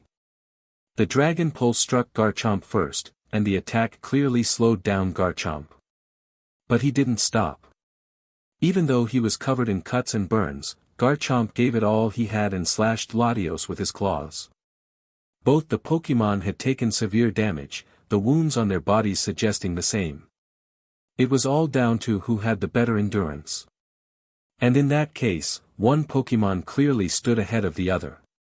Let's get this over with, Tobias shrieked. Ice Beam. Ash couldn't do anything but cry out in terror. Get back, Garchomp. There was no doubt that Latios currently fared better than Garchomp. The land shark Pokémon was on his last legs, however the legendary Ian Pokémon still had quite a bit of gas left. Latios' jaw widened and an icy ball formed in front of it. He fired the beam at Garchomp, who couldn't retreat fast enough and took the ice beam bang on his head. A loud cry followed the impact of the attack on Garchomp, his entire body trembling as the chilly beam froze his limbs. Ash closed his eyes, his teeth grinding against one another. By the time he opened his eyes, his Pokémon laid on the ground, unable to move an inch. The referee took a few moments to check if there was any life remaining in this battle. He concluded, there wasn't. Garchomp is unable to battle. He raised the blue flag in the direction of Tobias. Latios wins. The crowd remained silent for a couple of seconds, but after that, the roars were deafening. The first matchup was already enthralling enough for them to be satisfied, but they realized that the match had just begun. If this first round was anything to go by, they would have witnessed a few of such bouts before the Sinnoh League was over. Ash sighed.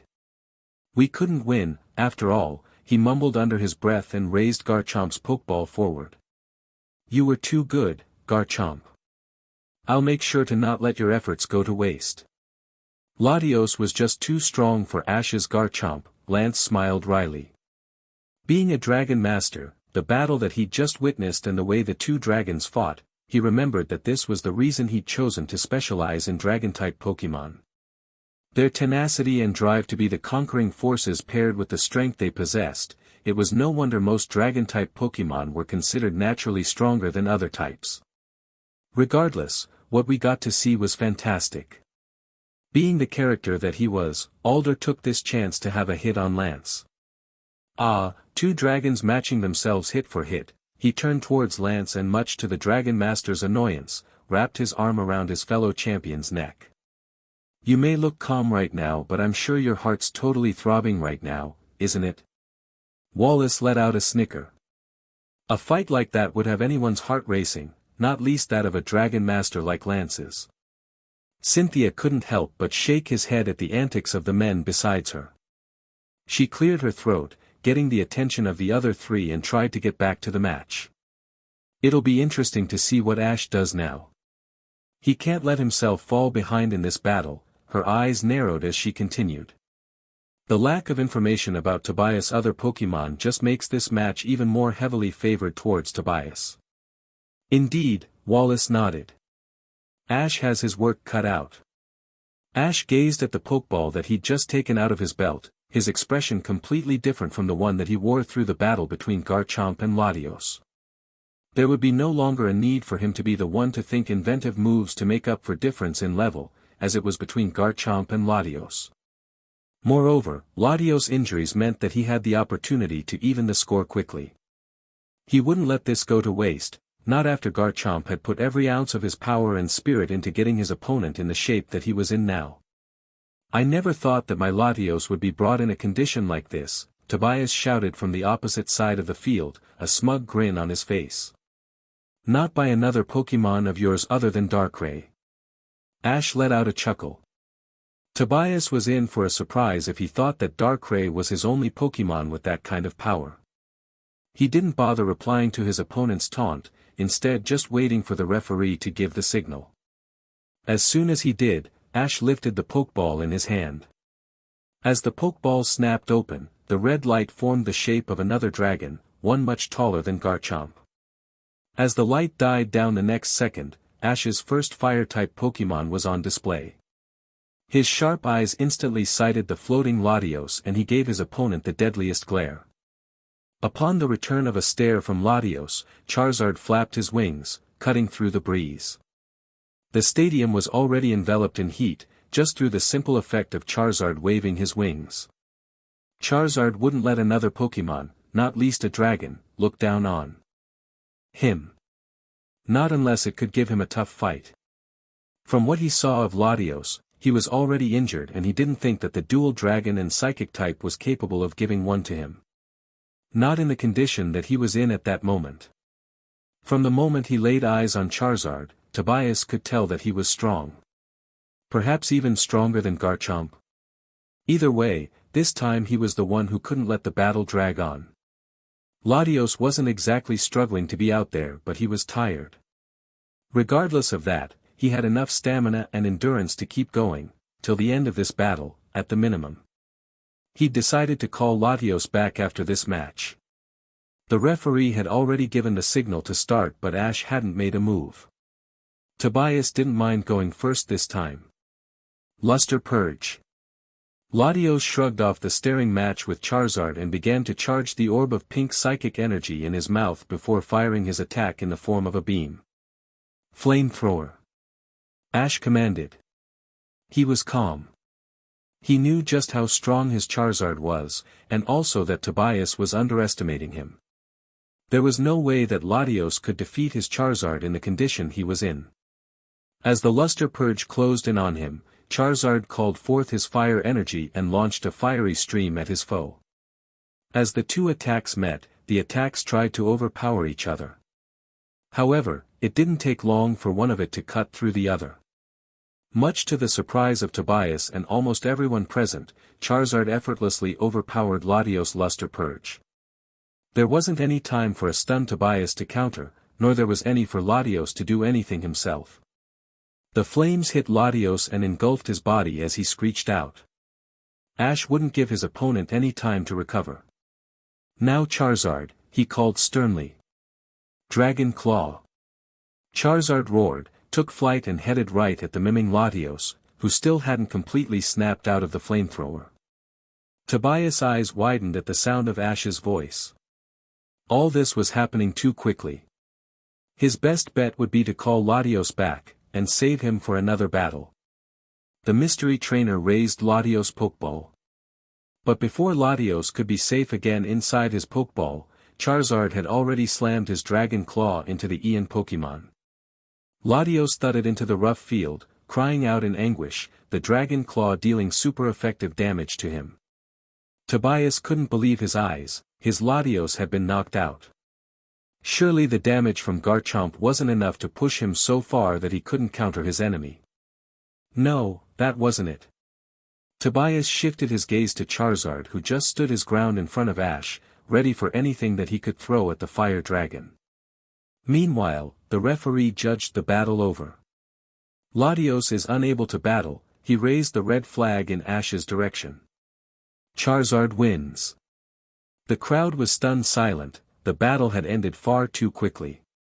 They could hardly breathe. It seemed as if time had almost stopped since the match between Charizard and Latios had begun. It hadn't lasted long at all, a minute or two at most. But the intensity of the fight and the one-sidedness made it feel like it had happened in just a matter of seconds. Alder wasn't in any less shock than others. What? He stuttered, dumbfounded. How did it end so quickly? There weren't too many times when Alder spoke with a tone as sober as that. Cynthia wasn't astounded any less. I didn't know Ash had a Pokemon like that, she adjusted back in her seat to sit back in a comfortable position. Apart from Darkrai. Latios is a legendary Pokemon, Wallace began. To take it out so easily, even if Latios was already injured, is some feat. Maybe, Lance said. We were wrong in thinking that Tobias was the only trainer on the field with mystery. That was scary. Dawn bellowed from her seat in the stadium. The fact that Ash owned a Charizard wasn't unknown to Dawn, and she'd even seen him up close after Ash had gathered most of the Pokemon he'd be using in the Lily of the Valley conference. Though she couldn't imagine that he was this kind of a monster when it came to Pokemon battles. Hey, I didn't know Ash even had a Charizard. Barry leapt from his seat and exclaimed at Dawn. And such a strong one, he sprung excitedly around his seat, clearly causing the others who sat around him to give him strange looks. You might not know Barry, Brock began to explain, arms folded. But Ash's Charizard is one of the Pokemon he caught when he was traveling through the Kanto region a few years ago. His Charizard was already strong as it was then, but he's just become something else since he began training at the Cherisific Valley. Barry turned his head. Cherisific Valley. Cherisific Valley has some of the strongest and deadliest Charizard in the world, Oak agreed with Brock while clearing Barry's doubts at the same time. It's no wonder Ash's Charizard has gotten so strong while training there, he smiled as he glanced at Ash and Charizard on the battlefield before he turned back to face the youngsters around him. Although even I am surprised at how much stronger he's gotten since the last time I saw him. So, Dawn interrupted. Is Charizard as strong as Darkrai? Professor Oak shook his head and shrugged. I can't answer that until we see how strong Darkrai is. Tobias uttered a few words to Latios Pokeball after he'd recalled him. He'd finally come to terms with the fact that his Latios was nearly powerless against Charizard. He still believed it would have different had Latios been fresh, but there wasn't anything that thinking about it would do now. Much to the surprise of everyone, Ash raised Charizard's Pokeball and the flame Pokemon was SCKED inside. "I'll surely need you later on, Charizard." "I see," Tobias smiled as he removed the Pokeball which held his second Pokemon. "You're saving Charizard for another situation like this."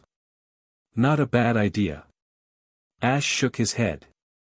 "That's not it, exactly, but you can think that if you want." Both of them let out their next Pokemon as the crowd waited with bated breaths to find out which Pokemon the two would use. On Tobias' side materialized a four-legged, metallic Pokemon with a big silver cross on its metallic face, while Ash had chosen to go with his Sceptile. "Meteor Mash." Tobias ordered his Metagross straight away. His Pokemon responded as it charged towards its opponent, one of its hands glowing silver, and the energy took the shape of a star. Ash could tell that Tobias would be on his guard now. Dodge. Sceptile. Just before Metagross was about to move his Meteor Mash into Sceptile, the Grass-type took into the air, using the strength in his legs. Metagross changed its course and tried to chase Sceptile, but it was far too slow to catch him. "Now Bullet Punch." Tobias called out. "Use Quick Attack." Ash shouted immediately in response to Tobias. It would be almost impossible to dodge Bullet Punch. It would be better if he concentrated on intercepting and minimizing the damage and dealing some damage to Metagross in the process. The two Pokemon both used their quickest attacks, disappearing from sight of almost everyone from a brief moment and then appearing again. The Bullet Punch and Quick Attack clashed, Sceptile hitting Metagross with his arms while Metagross too landed some quick-fire metal-clad punches on its foe. After a few more clashes, the two Pokemon landed back towards their trainers' sides. "I'm impressed again, Ash," Tobias complimented his final opponent. "To fight like that against my Metagross, your Sceptile's strong." Ash grinned. "You haven't seen what Sceptile can do yet." Leaf Blade. On Ash's command, Sceptile rushed forwards, the leaves on either of his arms growing as sharp as blade and shining with green energy around it. Iron Defense. Tobias countered. Metagross prepared itself to brace the impact of Leaf Blade. Its entire body glowed silver and a metallic sound followed. Sceptile slashed right onto Metagross' face with his Leaf Blade, but with the effects of Iron Defense strengthening its already strong defensive abilities, Metagross remained unfazed. "DMN it." Ash cursed in his mind. He realized that now he'll need Sceptile to land multiple blows to deal the same amount of damage that he'd have done with one hit before Metagross had used Iron Defense. Sceptile had a huge advantage in speed to counter it though. Brick Break on its head. Even as Sceptile charged in with his palms glowing silver and brought his Brick Break down on Metagross' head, Tobias didn't really seem to be too worried. A couple more strikes later, Sceptile retreated back. That isn't doing too much, Ash thought out loud. But the damage will add up, he breathed in and shouted. Leaf Blade. Again, Tobias just let Sceptile close in on Metagross and land blows with his Leaf Blade. This time though, Metagross let out a grunt, it surely felt that hit. It had used Iron Defense but it still took damage from attacks. And these were strong attacks from a strong Pokemon. Right at that moment, Tobias finally spoke. "Now, Zen Headbutt." As Sceptile landed another blow with his Leaf Blade, Metagross quickly formed a purple orb of psychic energy in front of its forehead. Sceptile sensed the danger even before Ash called out for him to escape. And he would have been able to with his speed, had his leg not been held by one of Metagross' legs. Metagross wasn't holding Ash's Grass-type physically, rather it was doing it using psychic energy.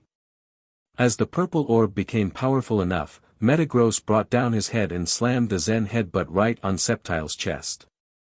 Sceptile grunted, before the force of the attack sent Sceptile flying and only stopped when his body crashed into the boundary walls of the battlefield. "I fell right into his trap." Ash cussed. He now realized that he was playing right into Tobias' hand since the moment Metagross had used Iron Defense. Tobias predicted that Ash would try to pull up damage with close-range attacks. He simply had to wait for the perfect moment to catch Sceptile and land a powerful blow. Meteor Mash. Tobias gushed. This was a chance for him to get ahead and finish this match. Sceptile held his head with the palm of his hand as he got back into position and dodged the Meteor Mash. He'd crashed headfirst on the cemented boundary and it certainly hurt. Add to that the damage caused by that extremely strong Zen headbutt and there wouldn't be many Pokémon left standing. But Sceptile wasn't done yet. This was far from over. There was no other choice. Ash was better off using another Pokémon to fight this Metagross. Mean Lock. Tobias snickered as he called for that move. Ash quickly pointed Sceptile's Pokeball towards him. However, he was a little too late. Metagross' eyes glowed purplish and the glare caught Sceptile in it. Now, Sceptile couldn't escape. Tobias guessed exactly what Ash was about to do. Cynthia gasped from the commentary box. She fidgeted in her seat a little, worried for her friend. He might not have been a frequent challenger to the Pokémon League competitions but Tobias must have a huge amount of battle experience, Wallace stated, amazed at how quickly Tobias had read the situation. Lance frowned. The experience of fighting lots of trainers as well as lots of wild Pokémon. He's been one step ahead of me all the time. Ash screeched, the frustration had started to creep in. Suddenly, a grin spread across his face, one which nearly seemed evil. I guess this is the perfect chance though. It's not like Sceptile can't defeat your Metagross. Tobias scowled. We'll see about that. Flash Cannon. Ash countered instantly. Energy Ball. Metagross formed a shining ball of metallic energy in between the claws while Sceptile formed a sphere of grass energy sparkling throughout.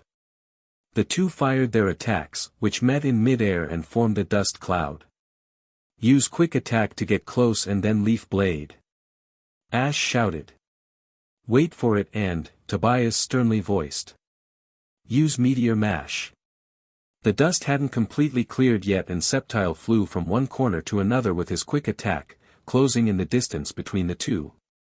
Metagross could sense Sceptile at moments but his speed still caused a problem for the Iron Pokémon to completely determine where he was in this dust. As Sceptile was just a few feet away from Metagross, he readied his leaves and turned them into blades. Metagross' arm glowed silver too as he prepared to intercept. However, Sceptile managed to use his speed to land a blow, all the while escaping the area without Metagross being able to land its attack. Now X-Scissor. Ash yelled at the top of his lungs, seeing this as the best chance to attack while Metagross still remained dazed. The attacks had finally managed to cause more trouble to Metagross as the effects of Iron Defense began to wear out. The dust too had cleared and everything was visible. Tobias sensed the danger. There wasn't enough time to use Iron Defense again and land an attack on Sceptile. Bullet Punch. His arms crossed, Sceptile's leaves grew and shone again, this time for the bug-type move X-Scissor which he'd recently learned. Metagross crossed the field with excess speed and prepared to launch multiple punches on his foe. The two came into touching distance and landed their blows head-on. The cries of anguish could be heard by everyone present in the stadium. Both of them pushed the other on the opposite sides with their attacks. Neither looked in too good shape and neither would last too long. It was an even battle and the victor could be anyone's guess. Ash and Tobias too realized it. Leaf Storm. Hyper Beam. Struggling, but not showing any signs of giving in, Sceptile and Metagross began to charge for their strongest attacks. Leaves surrounded Sceptile, the seeds on his back glowed green and a tornado of leaves headed towards his foe. Metagross too fired the orange beam of overwhelming power from the front of its face. The two attacks met and after a stalemate, both of them went past each other. Metagross was surrounded in the whirlwind of leaves which cur against its metallic skin and slammed it on the field. Sceptile flew back at the impact of the hyper beam and he crashed into the ground. A few seconds passed as both of them tried their best to get up. Though neither of them could muster enough strength. First Metagross stopped moving and Sceptile couldn't keep up either. Both of them laid on the ground and showed no signs of movements. The battle was over and there was no doubt over the result of this round. Sceptile and Metagross are unable to continue to battle. The referee announced. Therefore, this round is a draw. The crowd erupted at the declaration of the draw by the referee. No matter which one of the trainers they were supporting, the battle was enough to get them pumping. In most league matches, you'd see this kind of intense fighting of high-level Pokémon once or twice if it was a full battle. But this was a final and it couldn't be any more evenly matched. How about that? Wallace exclaimed in the commentary box. The perfect result, wouldn't you agree? Alder frowned and sniggered a second later. Neither of those two Pokémon deserved to lose. You were amazing, Sceptile, Ash muttered with a proud smile. He removed another Pokeball from his belt after putting Sceptile's Pokeball inside. It's time. Wow! Barry shouted in amazement. So, Dawn said. They were equally strong. Brock smiled. They probably were, he said. But a battle isn't always decided by who is the stronger Pokémon. As the two readied their Pokeballs, the referee signaled to begin the next round. Again, the two of them tossed their Pokeballs together on the field. And when the two-ball opened, there was nothing but cheers at the appearance of the two Pokémon the finalists had chosen.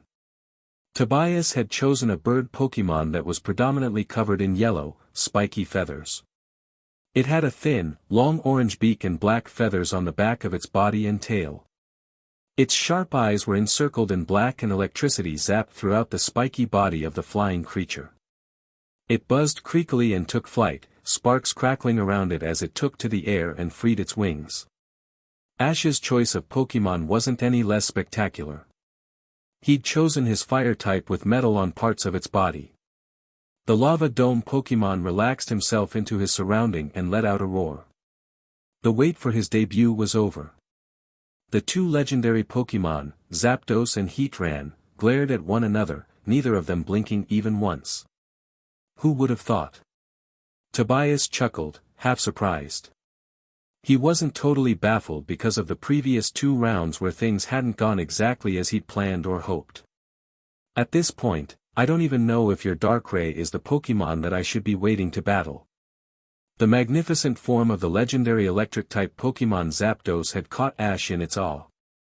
He had briefly come across a Zapdos long ago, but it had been a long time. It was still a legendary Pokémon and this amount of respect was only natural. Ash shook himself out of his daze and grinned. He was loving every moment of this battle. He had come expecting to fight Pokémon like this, but fighting against them was another thing entirely. He felt thrilled, there was no fear of losing. Heatran, Ash hollered, exhilarated. Start with Lava Plume. Heatran bellowed once as his body began to glow, concentrating immense flames inside himself. Once enough fiery power had been collected, he let out multiple lava-like puffs of flames from his mouth that flew in the air, making their way towards their target. And what Tobias did in response was the biggest shock. Ash never expected it, no one did. The cloaked man simply raised his Pokeball towards Zapdos and the Thunder Pokémon was SCKED into it, a moment before the lava plume would have reached it. What the hell? Ash shouted in utter disbelief. It would have been different had Tobias recalled his Zapdos as soon as he saw Ash's Pokémon. But he waited until Ash made his move to call his Pokémon back. This was all planned the moment Ash's Heatran was revealed. It wasn't that Tobias didn't intend to use Zapdos against Ash's Pokémon when he sent it out. But he did not want it to fight against Heatran. There was no such disadvantage that Zapdos was particularly in against Heatran. The plan was to save Zapdos to fight against some of Ash's other Pokémon, particularly one that Zapdos would have a clear advantage against. Tobias laughed out at the reaction he got from his opponent. He liked it. Ash, he called. I'm sure you'll enjoy battling this one more. As he said that, he tossed his next Pokeball.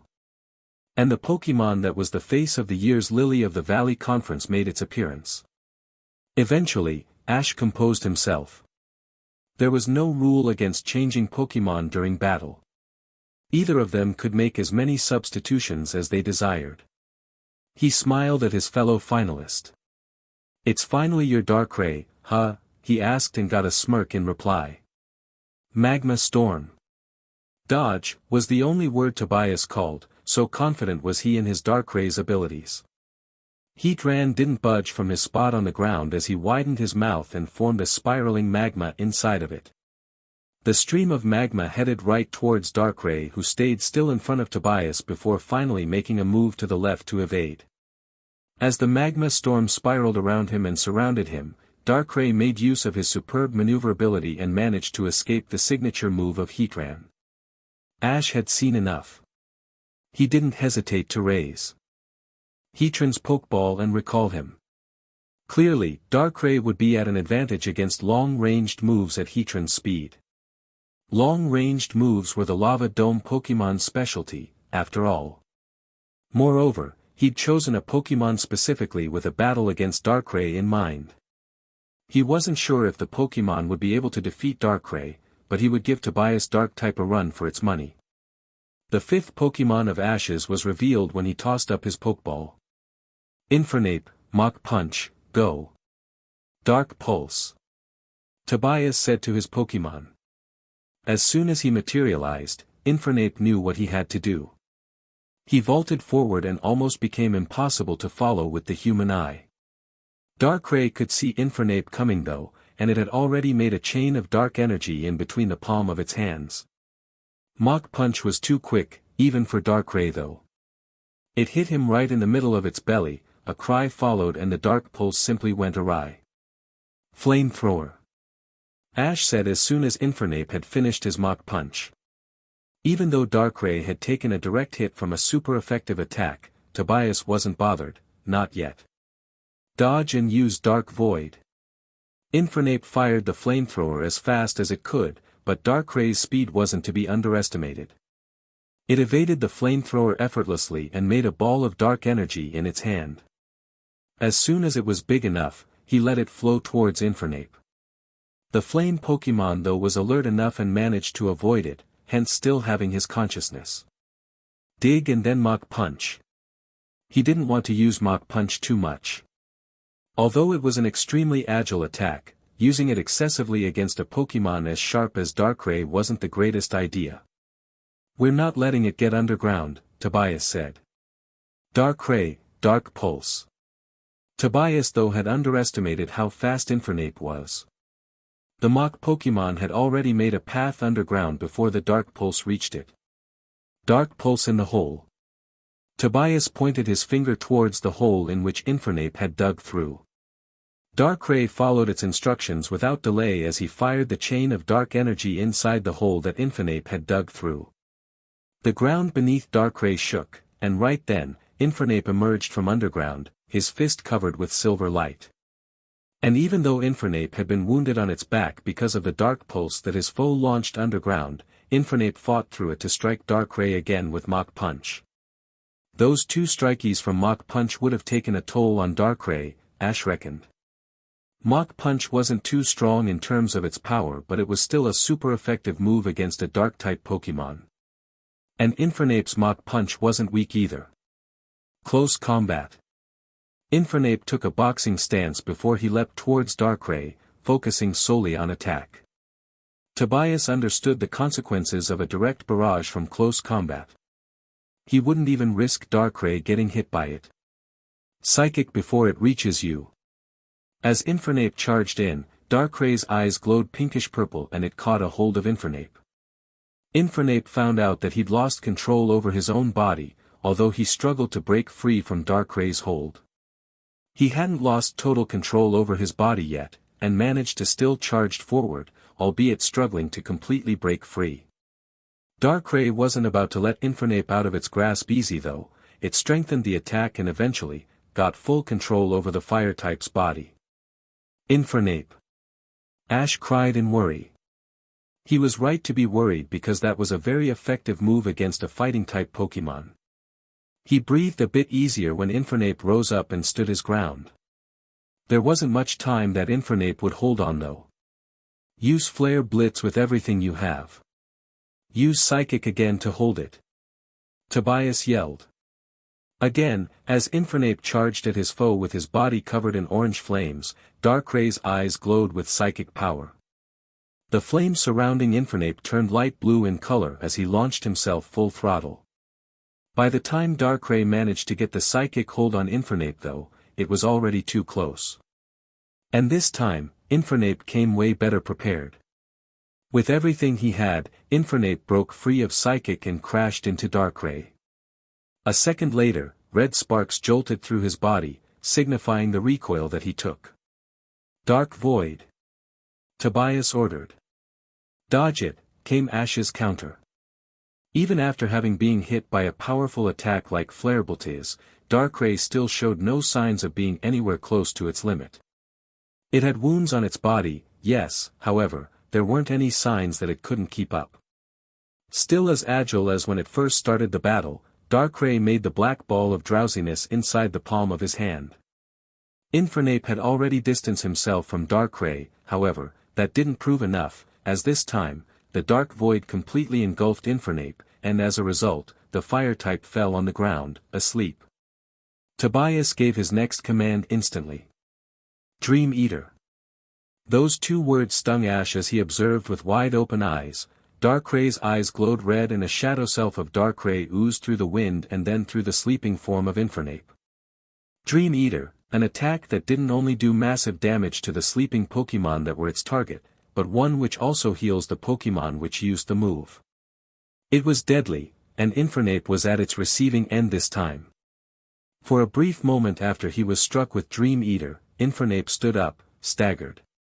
The next moment, it was on the ground, his conscience failing him.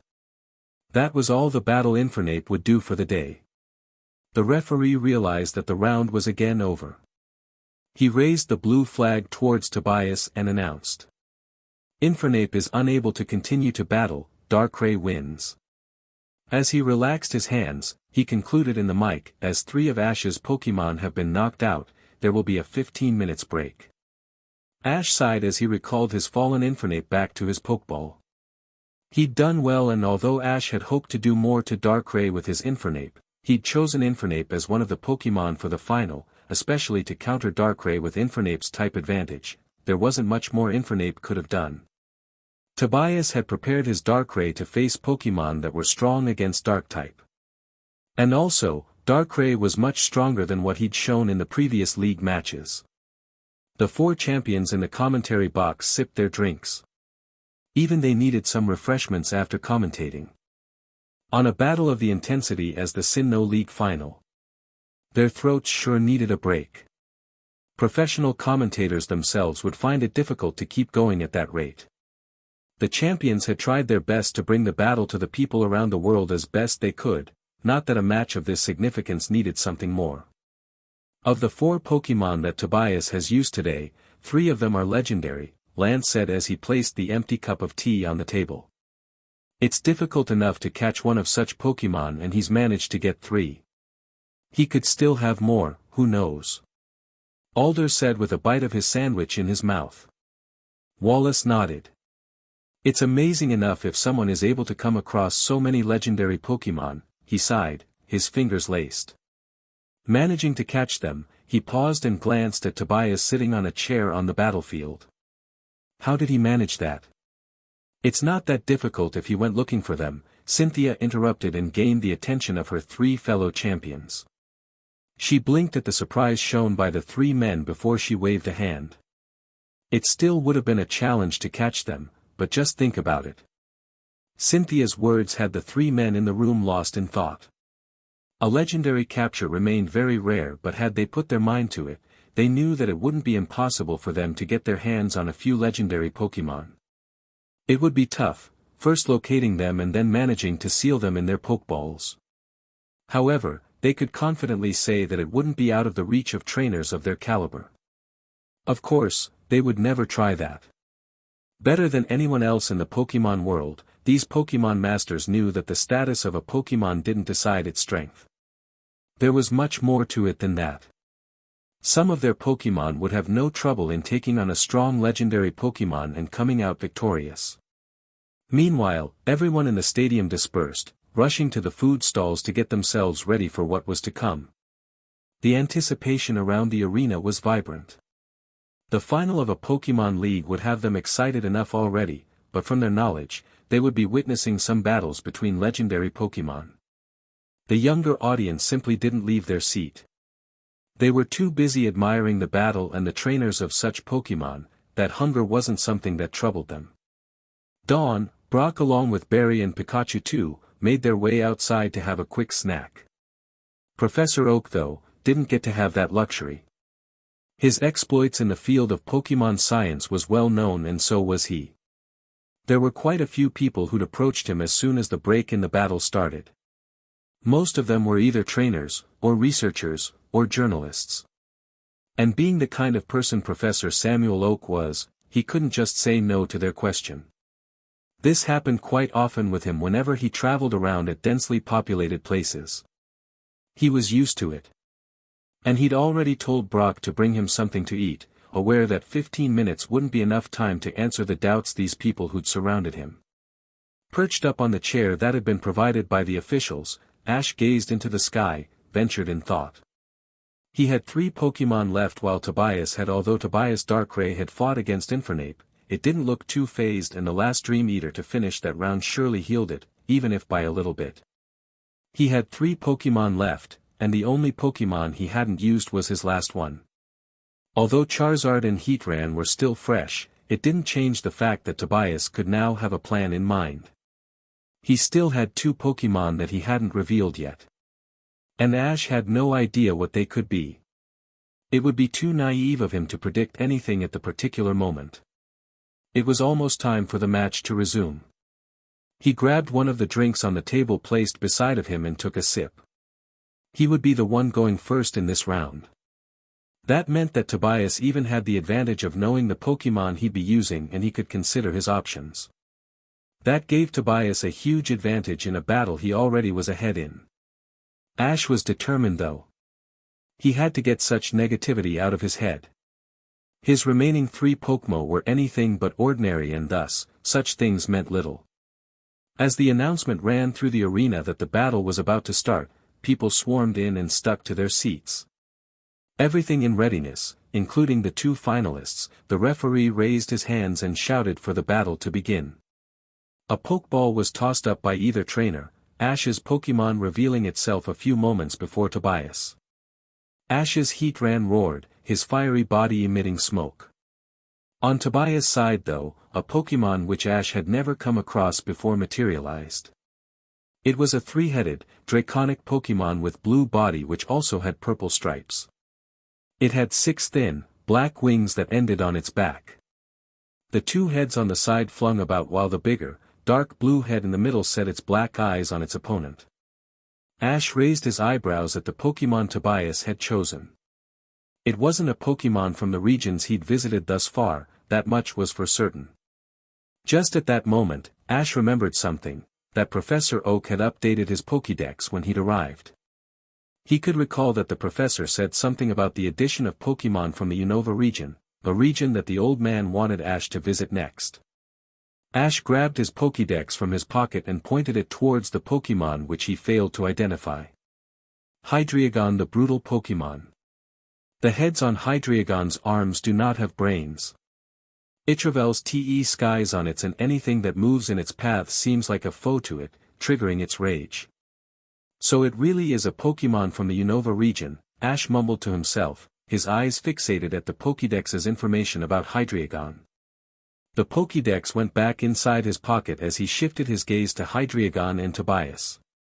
You like to catch people off guard, don't you, Tobias? Ash grinned, his tone containing a bit of smugness. Indeed I do, Tobias smirked from across the field. You've had quite a few surprises up your sleeve as well, my friend. Ash shook his head, bemusedly. Tobias knew how to unsettle his opponents, he noted once again. His eyes turned serious the next moment. Heatran, Lava Plume. Heatran's body glowed a dark shade of orange as the surface neath him began to heat up. He let out a howl and slammed its front legs on the ground, causing a tremor to evoke. Flames along with smoke burst out through the battlefield and headed towards Hydreigon. The target of the attack, however, simply flapped its wings and swayed out of the way. Heatran sent some more flames towards his foe, making sure to surround it this time. But again, the Dragon and Dark-type Pokémon evaded it, and even though Heatran aimed the flames upwards where Hydreigon had flown to, the attack only left a couple of small burns before Hydreigon dodged again. Tobias smiled, his eyes on his Hydreigon. Your Pokémon might be legendary, Ash. He turned his eyes at his final opponent in the Sinnoh League. However, my Hydreigon has already battled a few legendary Pokémon and won. He chuckled, his hands flicking the strands of his long, black hair that rested over his eyes. Hydreigon is after all, my first Pokémon. Ash's eyebrows furrowed. Your first Pokémon is that Hydreigon, he shouted. His eyes lifted themselves and observed the Hydreigon with even more interest than before. Tobias was quite a mysterious person, but Ash had never thought about a Pokémon that Tobias could have started with. He clenched his fists. This battle would just be tougher now. He was against a Pokémon which had not only defeated legendary Pokémon, but also helped its trainer capture quite a few. Ash eyed the battlefield in search of a way to make sure Heatran's attacks landed on their target. This normal ground battlefield wasn't to Heatran's advantage. He had to turn it into something that Heatran was more accustomed to. That's when the thought struck Ash. Heatran, hold your lava plume underground, he grinned. Turn this into your home. Heatran turned his head towards Ash for a moment but howled out in agreement not long after. He'd understood exactly what Ash wanted him to do. His body again glowed orange as he charged the flames underground. The tremors this time were much more severe and powerful than the one he'd caused when he used the same attack earlier. Tobias watched the move play out, naturally interested in what Ash had in mind. He didn't make a move. He had an idea of what Ash was about to do, but he decided to wait. A change on the state of the battlefield wouldn't hinder Hydreigon in any way. As the flames underground intensified, the surface started to glow. The temperatures rose as Heatran roared again and slammed his feet on the ground. The flames that had been accumulating beneath shot out at different points on the field. This wasn't the lava plume that he'd used earlier. It didn't have the intent of hitting its opponent. Instead, large chunks of the earth had mounted from the areas that the lava had come out from. The battlefield was turned into one red-hot rocky field. Ash's eyes lit up at the success of his plan. This was much like the place where he'd captured Heatran at Stark Mountain. Those rocky mounts would not just make for good defense, but also would help Heatran have much better maneuverability. Tobias put his hands in his pockets and let a light smile play on his features. That's impressive, Ash. He pointed his hand towards Heatran and commanded. Hydreigon, use Dark Pulse. On his command, Hydreigon let out a loud roar as a purplish-black orb formed between the jaws of its middle head. Heatran, take cover. Ash called out, clenching his fists. Hydreigon launched chains of dark energy through the orb that it had formed while Heatran hid himself behind one of the large rocks that he'd formed. The dark pulse collided into the rock, dust covering the area of impact. A few nervy moments awaited Ash. He let out a sigh and grinned when the sight of his Heatran without any wounds emerged out of the smoke. However, he couldn't help but feel a bit fearful of the Hydreigon that Tobias possessed. The rock that Heatran used as shield was totally melted away, not a trace of it left. Jump on those rocks and use flash cannon. Ash shouted. Dark pulse again. Tobias said calmly. Heatran leapt up from one rock to another and closed the distance between himself and his opponent. Once close enough, he collected white particles inside his maw and fired it. Hydreigon too let out its dark pulse. There was a stalemate when the two attacks met, seemingly displaying that the two were equal in terms of power. Now try attack. Tobias ordered as soon as attacks before had cancelled the other out. Take cover. Ash countered hastily. 3 orbs of different colors formed inside the 3 heads of Hydreigon. The combination of ice, fire and electric elements formed a triangle. Just as Hydreigon was about to fire it though, Heatran hid himself behind one of the rocks again. The dragon smartly held its attack and flew to the other side of the rock. With Heatran now in view, Hydreigon let the tri-attack burst towards its foe. A grimace appeared on Ash's face when the tri-attack struck Heatran head-on. Even though it shouldn't have hurt Heatran too much because of his resistance to normal-type moves, Ash could tell that it had done much more damage than Ash could have anticipated. Again, this was a sign of how powerful Hydreigon was. I must confess I'm surprised that your Heatran was able to match my Hydreigon's Dark Pulse, Tobias said. You just haven't caught some weak legendary Pokémon like I first thought. Weak legendary Pokémon? Ash scowled in disgust. He gritted his teeth, utterly annoyed at what his opponent thought of him.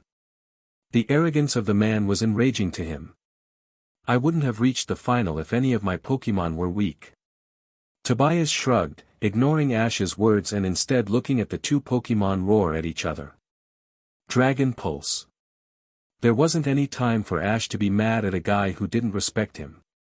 He put those feelings aside and brought his mind back to the battle. Heatran, behind the rocks again. Tobias chuckled.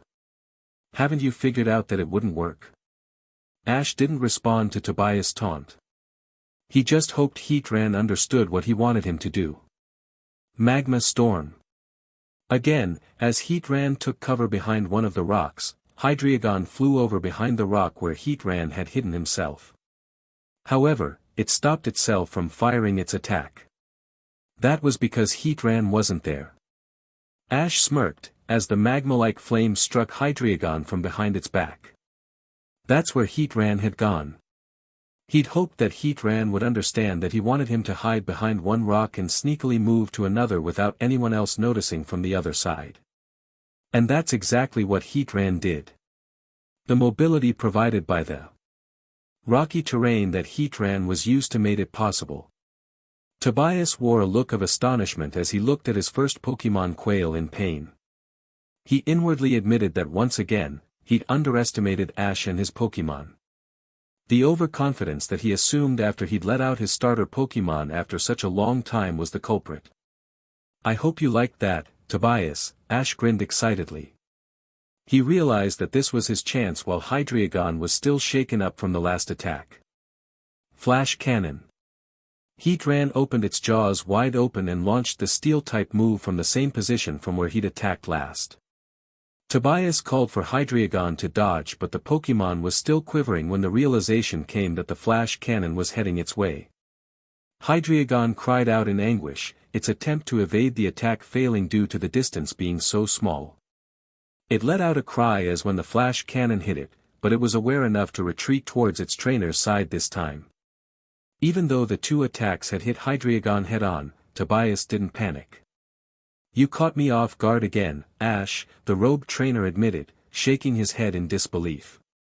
Not once but twice he'd fallen to his own overconfidence already in this final match.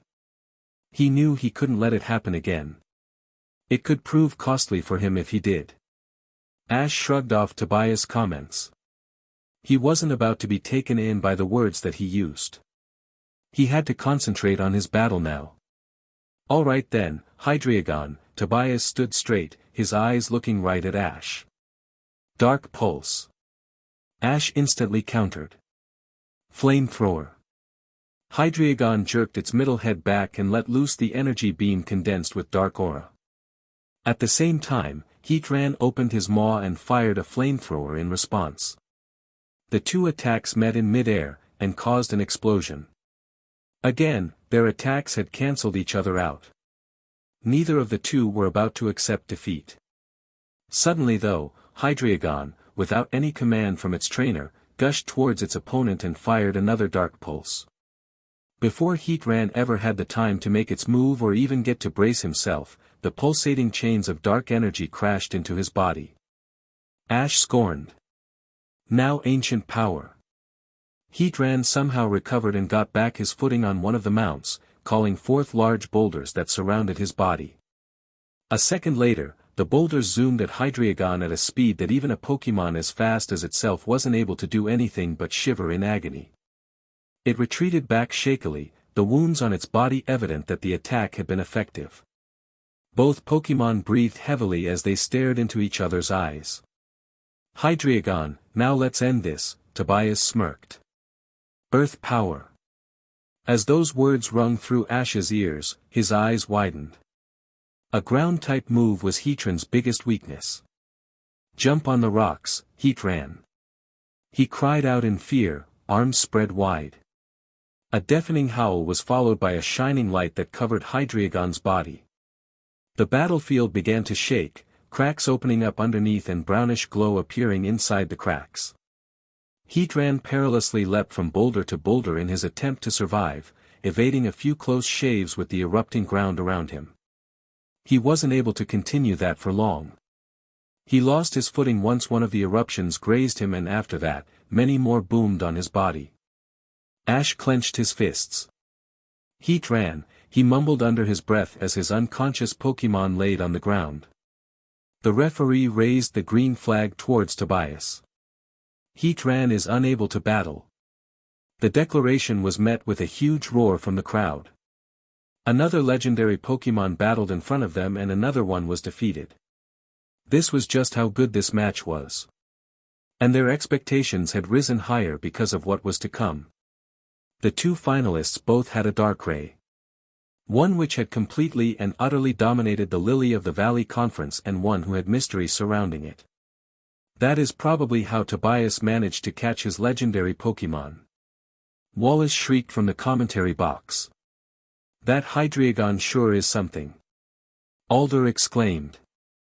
I have battled a few Hydreigon myself, but that's clearly been trained well. Hydreigon are strong Pokémon by nature, Lance said. Tobias' Hydreigon intrigued him, he had to admit.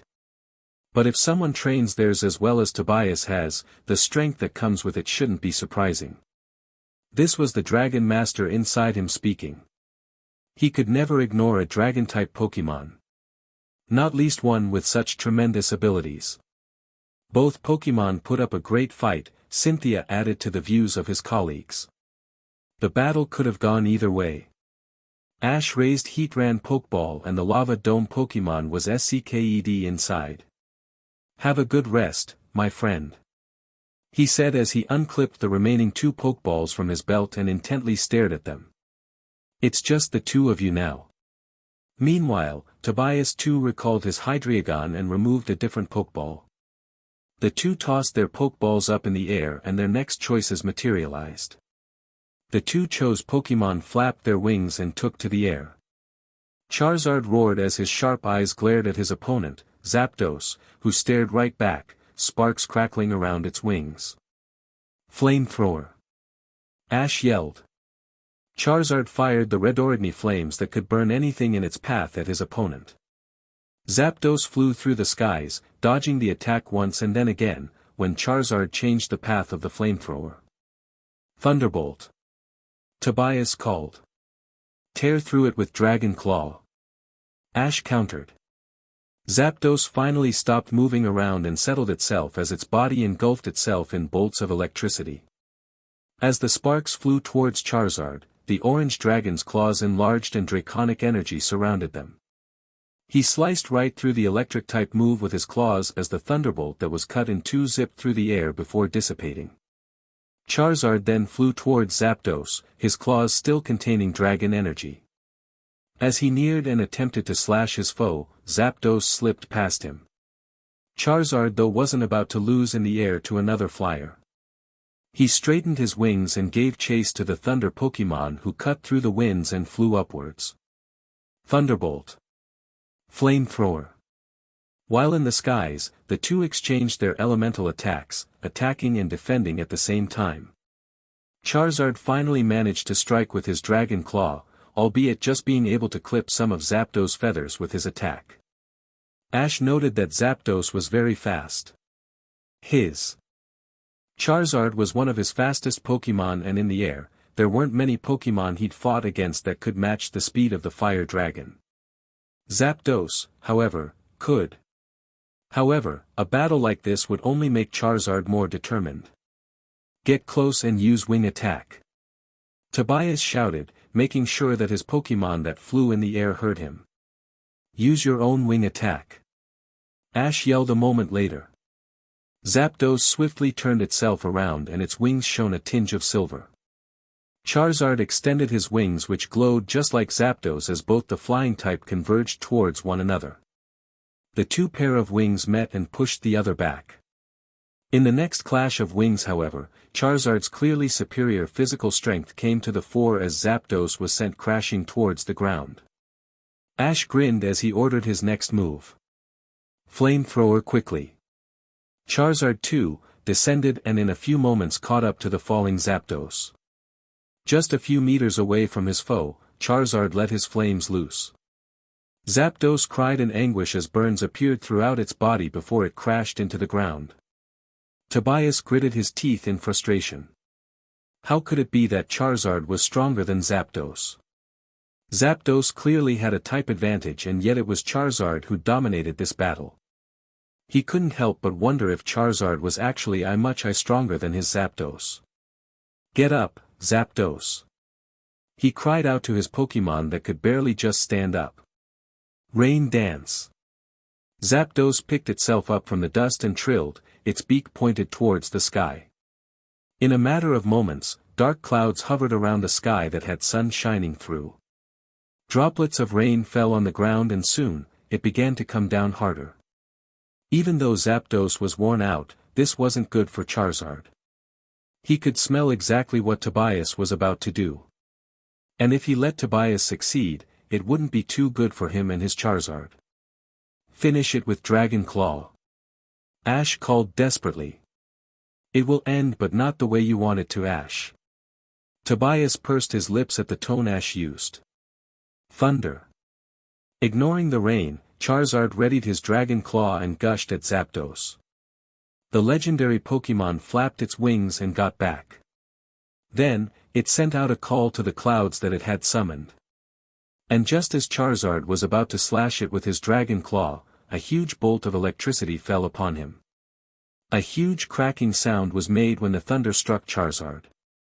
In one attack, Zapdos had taken revenge of all the hits that it suffered earlier. It had achieved victory. Or so it and Tobias thought. That shouldn't be possible.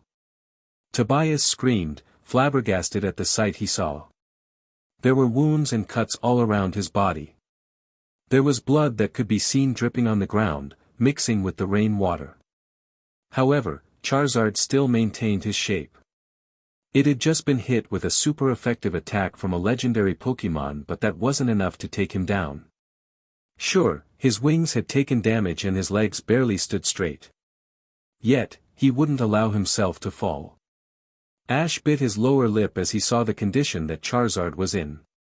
He inwardly smiled though. He was proud to have a Pokémon like that. Now Charizard, Seismic Toss. Charizard didn't move nearly as fast as he'd done previously. But he somehow caught a hold of Zapdos and took to the skies. It had been a long while since he'd used that move. At that point Tobias snapped out of his thoughts. Zapdos, Thunder.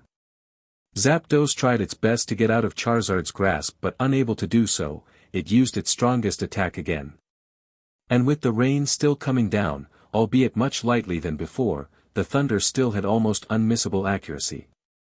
As the electric-type attack struck him again, Charizard roared in agony, tightening his grip on Zapdos. But he didn't let it faze him enough. He circled in the sky, catching Zapdos in a daze, and then finally, at great velocity, he let his body fall. As everyone watched with bated breaths, Charizard and Zapdos came closer and close to the ground. A few moments before they reached the earth though, Charizard slammed Zapdos down on the ground. By the time Charizard landed his feet on the ground, there was a clear victor. With wounds and burns throughout its body, Zapdos quivered on the ground and eventually, stopped moving. The referee waited for a few more seconds to make sure his judgment wasn't hasty. Zapdos is unable to battle. Charizard wins. Ash took a long breath at the announcement of Charizard's victory. That was far too intense a battle for him to feel comfortable.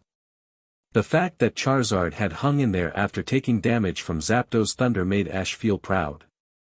The determination Charizard displayed made him realize once again how much his Pokémon, not only Charizard but all of them, cared about his dream.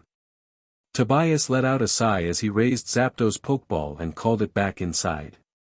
He appeared in thought for a bit, but soon made his decision, and removed a Pokeball from his pocket. Ash took his hat off and passed a hand through his messy, raven hair. "Can you continue, Charizard?" he asked his first Fire-type Pokémon, his eyes narrowed. Charizard didn't look in particularly good shape with the damage he'd taken, but Ash knew that Charizard wouldn't want to rest at a moment like this. Not when it was the final of a Pokémon League tournament. And of course, Charizard wasn't one to back down. He simply turned his head a little towards his trainer and roared mildly. He wasn't about to give in to fatigue. Ash smiled wryly and nodded. "It's up to you then, Charizard," he said, trying to keep his enthusiasm up. As the referee nodded and signaled for the battle to begin, Tobias revealed the Pokémon he'd chosen. It was his starter again. A small break wasn't enough for Hydreigon to recover, of course, and it still appeared worn out by its battle against Heatran. The eyes of the two dragons met, and they both let out roars. They acknowledged the fact that the battle could go either way as well.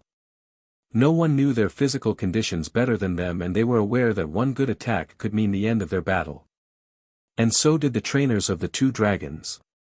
Dragon Pulse. Ash decided to test Hydreigon with a long-range attack first. Tobias didn't think differently. "Use your own Dragon Pulse." As commanded, both the dragons, who flew just above the surface, opened their maws and launched their draconic powers at one another. The dragon pulses met, causing an explosion and cancelling each other out. It was quite evident that the power of these were far weaker than what they showed earlier in the match. "Charizard, Dragon Claw!" Ash yelled as soon as the earlier attack had finished. "Get back," Tobias called as he eyed Charizard come close to his starter with its enlarged claws. "Now use Tri-Attack." The three heads of Hydreigon launched the combination of elemental powers at the incoming Charizard. Charizard was ready to smash it. Right then, however, the wounds of the earlier battle emerged. The fire and flying type felt a stinging pain in his right wing, as his Dragon Claw failed to cut through Tri-Attack like he'd intended.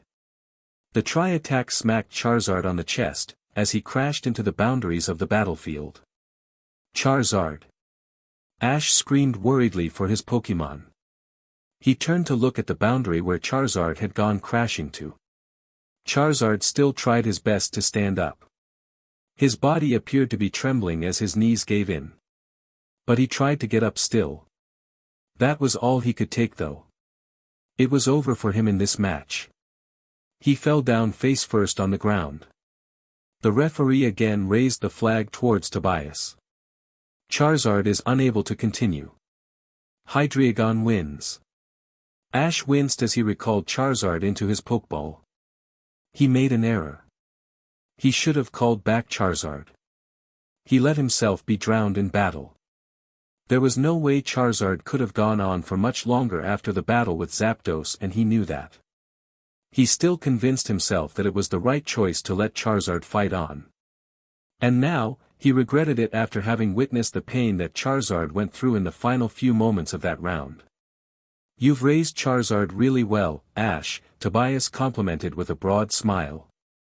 "The fact that it defeated my Zapdos despite being at a type disadvantage is proof." Ash raised an eyebrow at Tobias' words. The unpredictability of his opponent's behavior was quite confusing. His attitude towards Ash swung from one extreme to another. He spewed comments towards Ash that Ash felt were insulting to him and his Pokémon, and now he was complimenting him to no end. "Am I supposed to say thank you?" Ash questioned in jest, shaking his head a second later. He calmed himself, and readied himself. This was it. He had one Pokemon left. All his hopes of winning the Lily of the Valley Conference were down to his last Pokemon. He drew his breath and sharpened himself. The Pokeball that held his last Pokemon went in the air, and out of it came out the Pokemon with whom all his hopes laid. "It's all yours, Darkrai." The pitch-black Pokemon calmly and motionlessly hovered in front of Ash.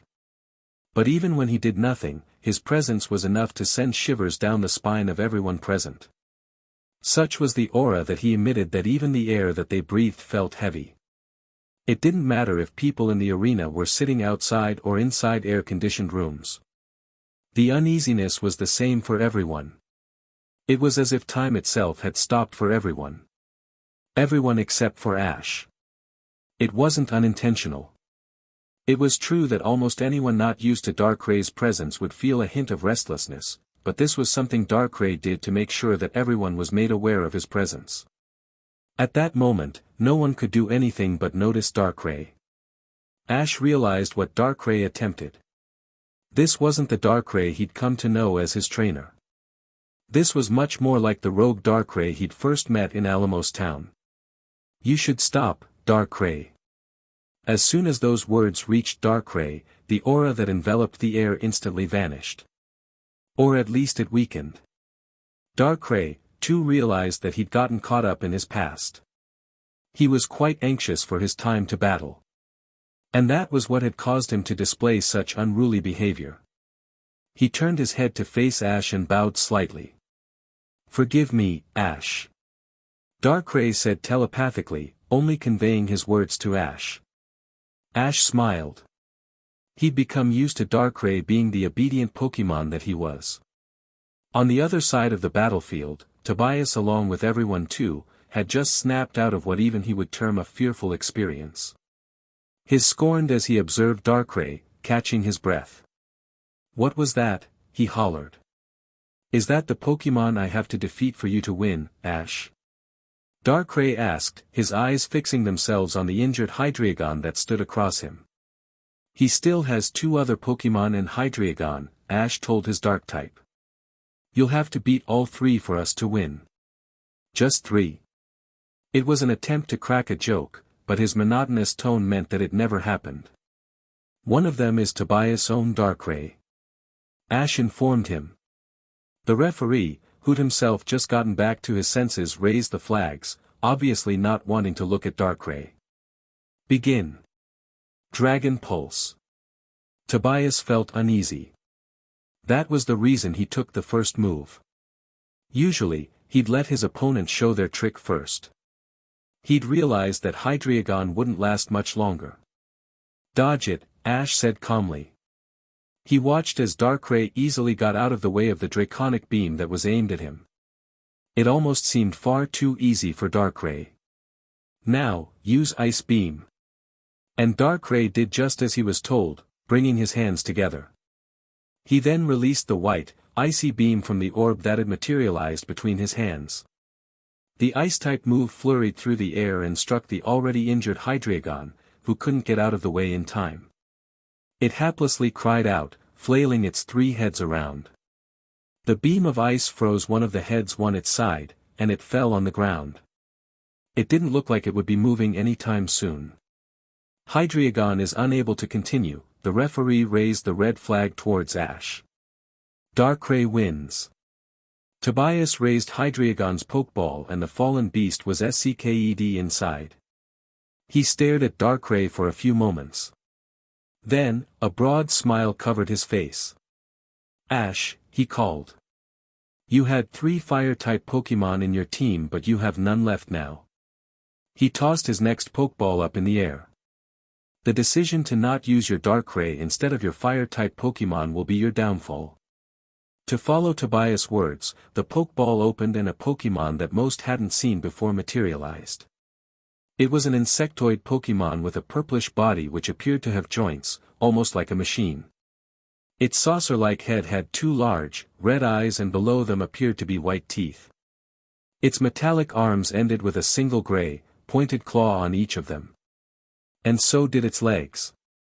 The most noticeable thing about the Pokemon though was the cannon that was Above its head, that was attached to its back. Ash's lips parted, his eyebrow curved. What's that? He wondered. He absolutely had never seen a Pokémon quite like that. The entire stadium seemed to be pondering the identity of the Pokémon. The murmurs just became louder as a few seconds passed. They couldn't help but think if it was another legendary Pokémon in Tobias' possession. That couldn't be. Professor Oak couldn't help but shriek.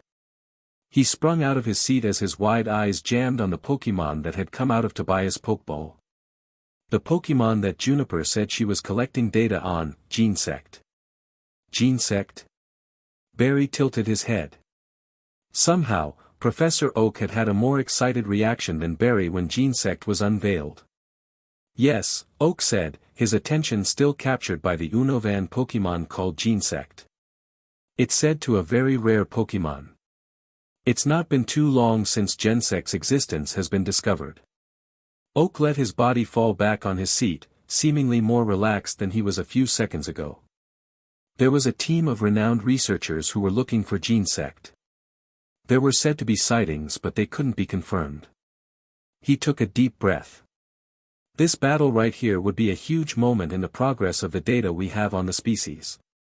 Dawn and Brock didn't utter a word. They were too taken in by the Pokémon that had just come out of Tobias' Pokeball and then the explanation that Professor Oak gave on it. So they really do exist, huh? Alder shook his head.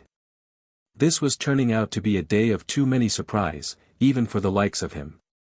There's been so much effort and money put into the research of Genesect and there was still no proof that they existed, he said, leaning back into the couch.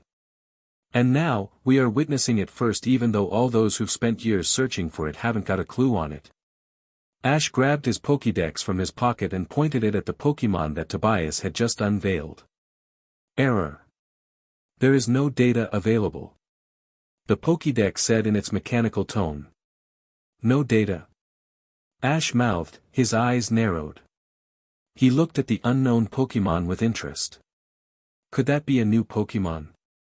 Or a Pokémon from another region? Ash was made to wonder that. He remembered that Professor Oak had suggested that the next region he visited to be Unova, a region far to the north of Kanto.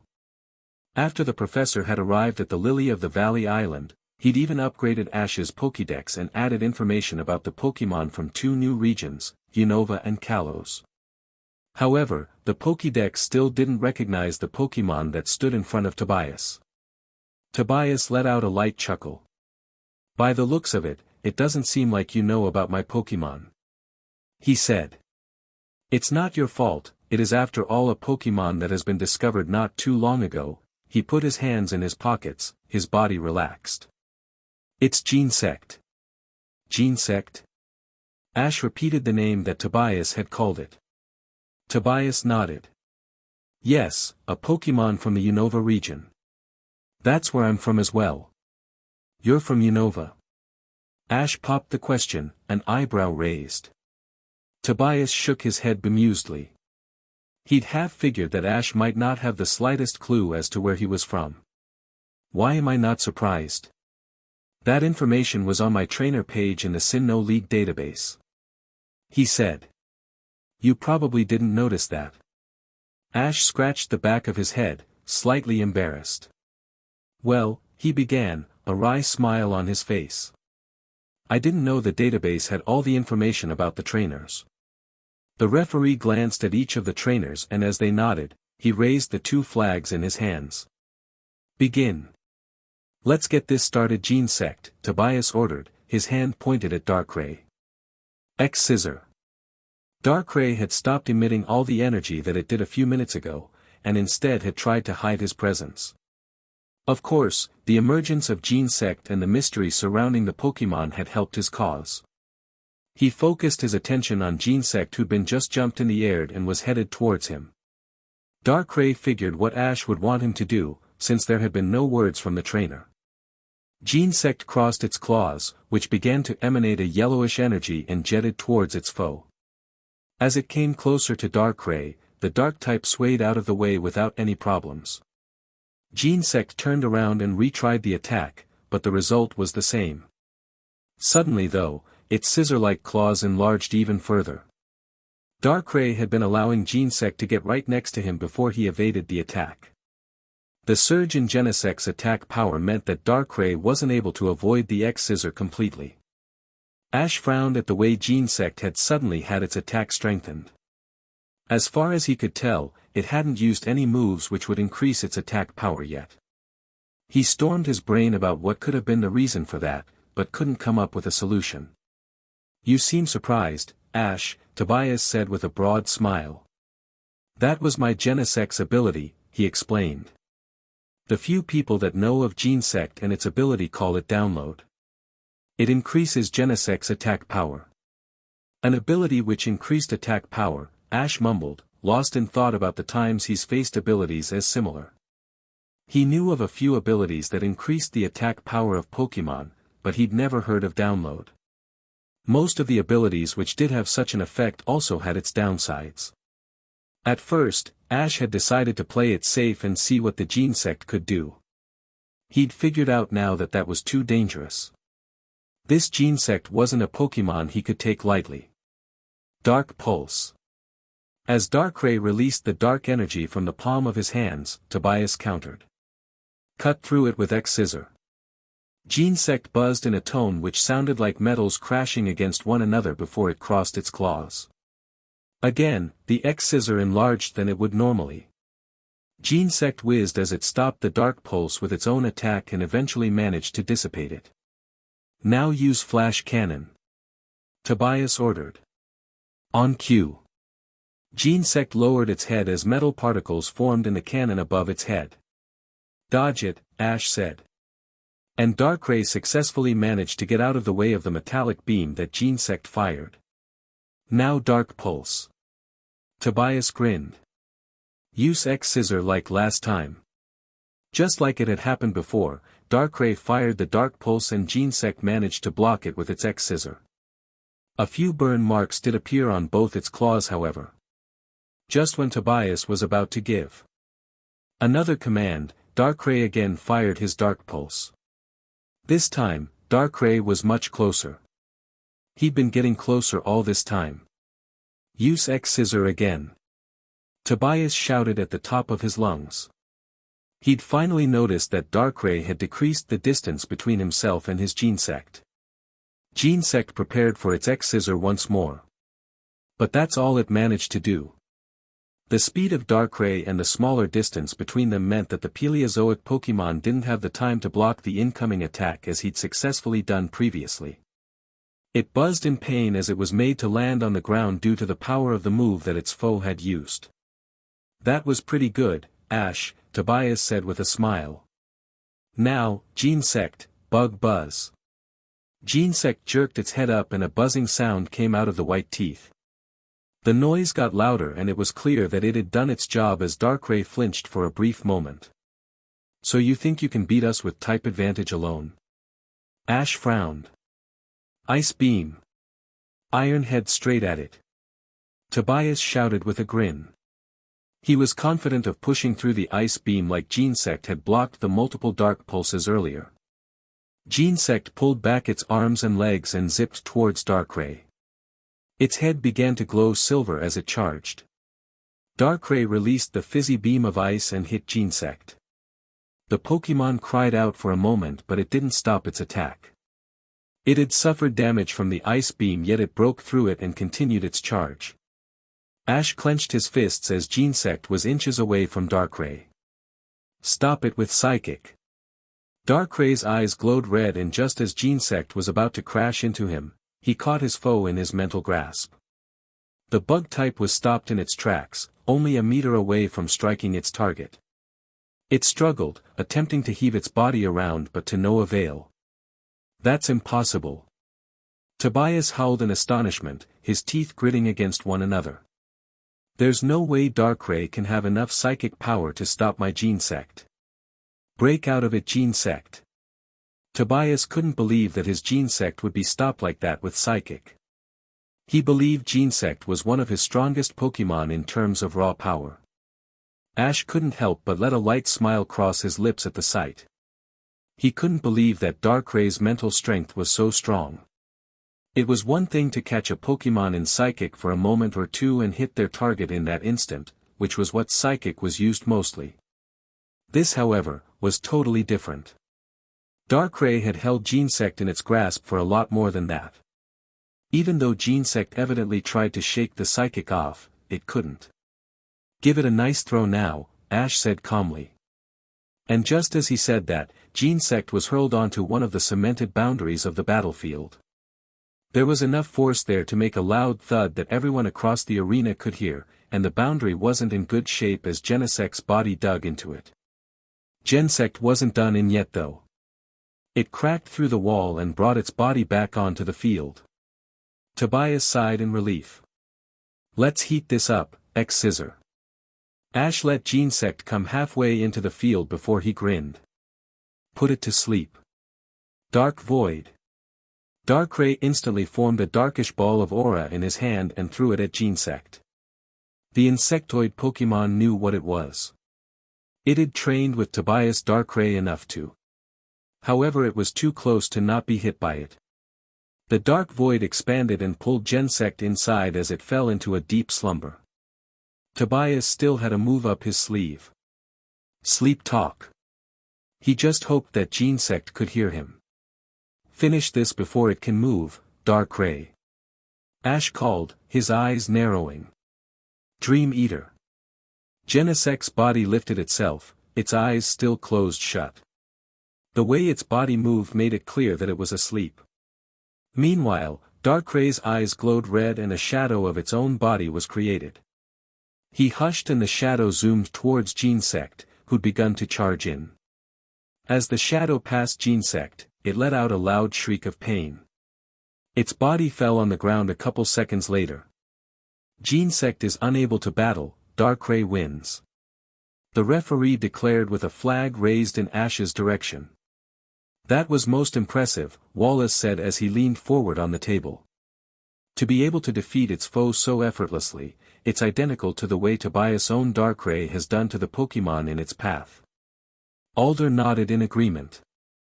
"This is on a whole different level though. That Genesect was strong, I could tell."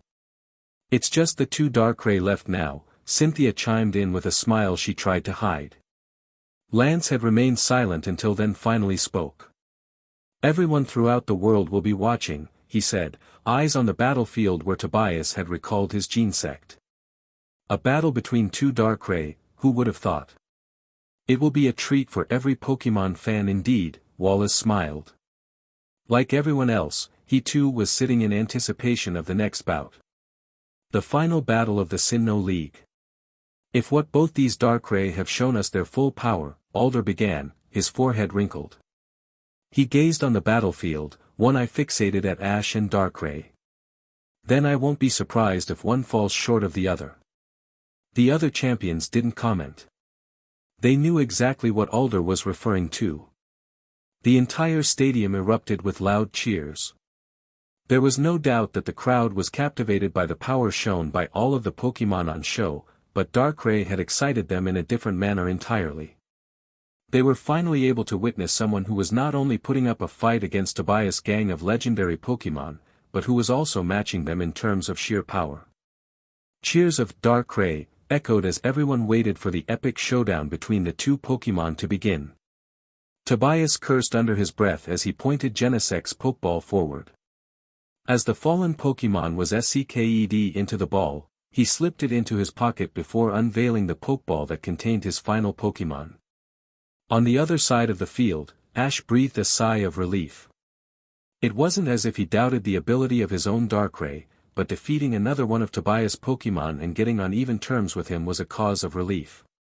He trusted his Pokémon, however, he knew more than anyone that trust and willingness could only get him so far in Pokémon battles. In the midst of all this, Darkrai remained calm. He glanced at Ash for a moment before turning his attention towards his foe. Tobias pointed his final Pokeball towards the battlefield and his very own Darkrai emerged. The cheers turned into silence as both Darkrai glared at one another. A grunt from Tobias Darkrai followed. Ash's Darkrai stared back without reacting to his opponent's aggressive approach. Begin. As soon as the referee raised his flag and called for the match to begin, Ash narrowed his eyes. Dark Pulse, he commanded. He'd simulated the fight between the two Darkrai multiple times over the last few days. There was no guarantee that the matchup would come to pass, yet he couldn't keep his mind off of thinking about it. Tobias sneered uneasily, a sight which was rare over the course of the Sinnoh League. Fight back with your own Dark Pulse. His voice sounded calm, but his clenched fists gave away the fact that this wasn't as simple a battle as he probably thought it'd be. Chains of black energy clashed in the middle of the field as both Darkrai unleashed their Dark-type moves. The first round of Dark Pulses cancelled out, but Ash's Darkrai unleashed another one immediately. Tobias' Dark-type responded in kind as it moved its body back and fired its own. Both Dark Pulses collided again, however, this time, Ash's Darkrai growled, fluttering his hands as he unleashed more power into his attack. The stalemate lasted for mere moments as Ash's Darkrai's power overwhelmed Tobias. Even though it was a Dark-type move, it still appeared to have done significant damage to Tobias' Darkrai. Tobias looked nervous, gritting his teeth. He hastily gave out another order. Brick Break. Ash noted that this was the first time that he'd seen Tobias order his Darkrai to use Brick Break. He'd imagined that it would have an attack that could counter his Darkrai, so this move wasn't totally out of his consideration. Ash remained undeterred as he watched his Darkrai hovering in the air, unfazed by his foe charging at him with a shining fist that could potentially do serious damage because of the type advantage. In the brief time he'd known Darkrai, Ash had come to know that he was extremely sharp. Without having to utter a word, Darkrai showed off his superior speed, sliding out of the way of the attack, almost akin to a ghost. Focus Blast while it's close. Ash yelled at the opportune moment. Out of the way and then Dark Void, came the counter from Tobias. Ash's Darkrai turned around and immediately charged a blast of fighting energy between his hands.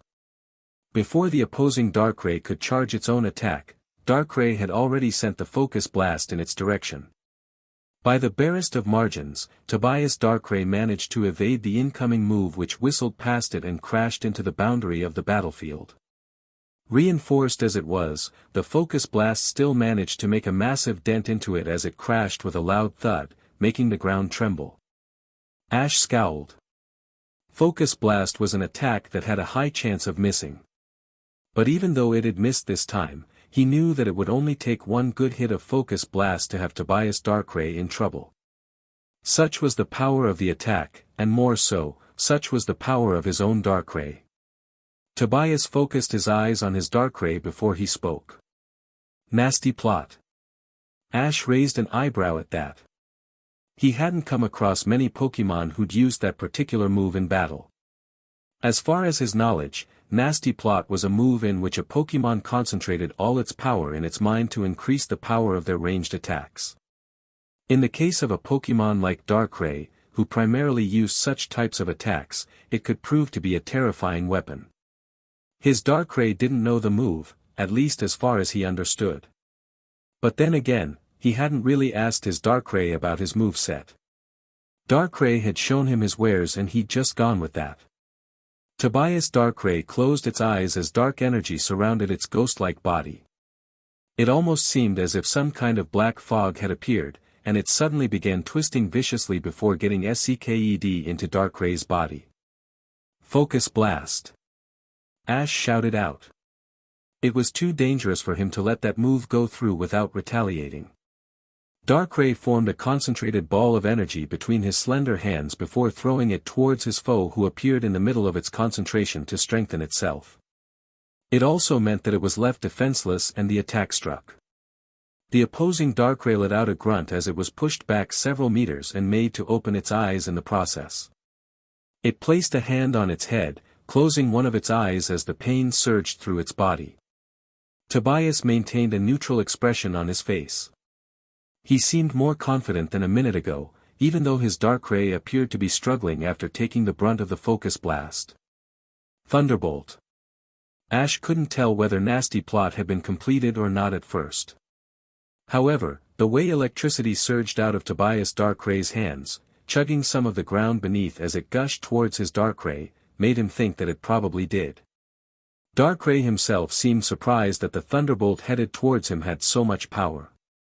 He narrowly slid out of the way of the beam of electricity, but not before it had managed to scrape his arm and send a stinging sensation throughout his body.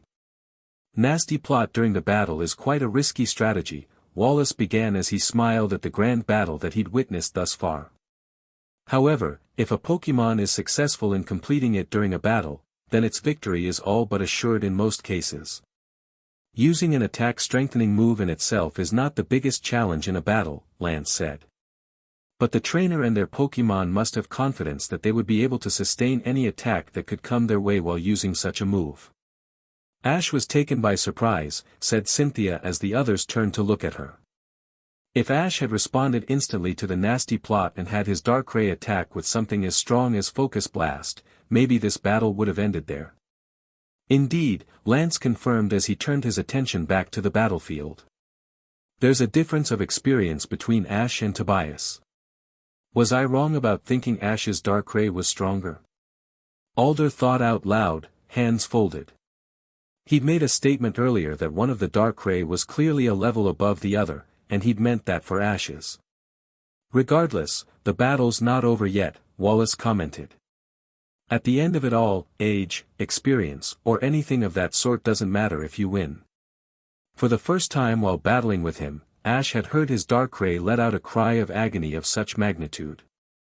He grimaced as he saw black blood drip out of Darkray's right arm.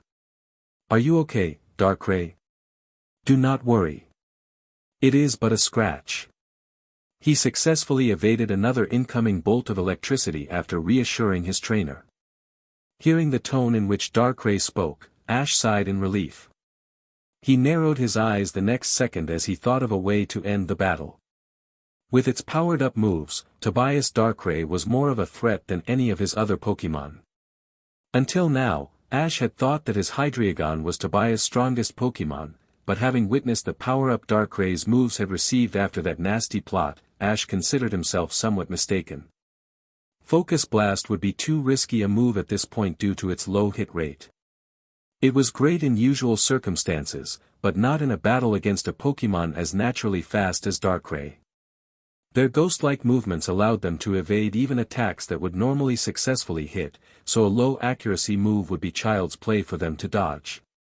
Regardless of that though, Tobias Darkrai had taken more hits than his, and it would only take a couple or so direct attacks for his own Darkrai to defeat it.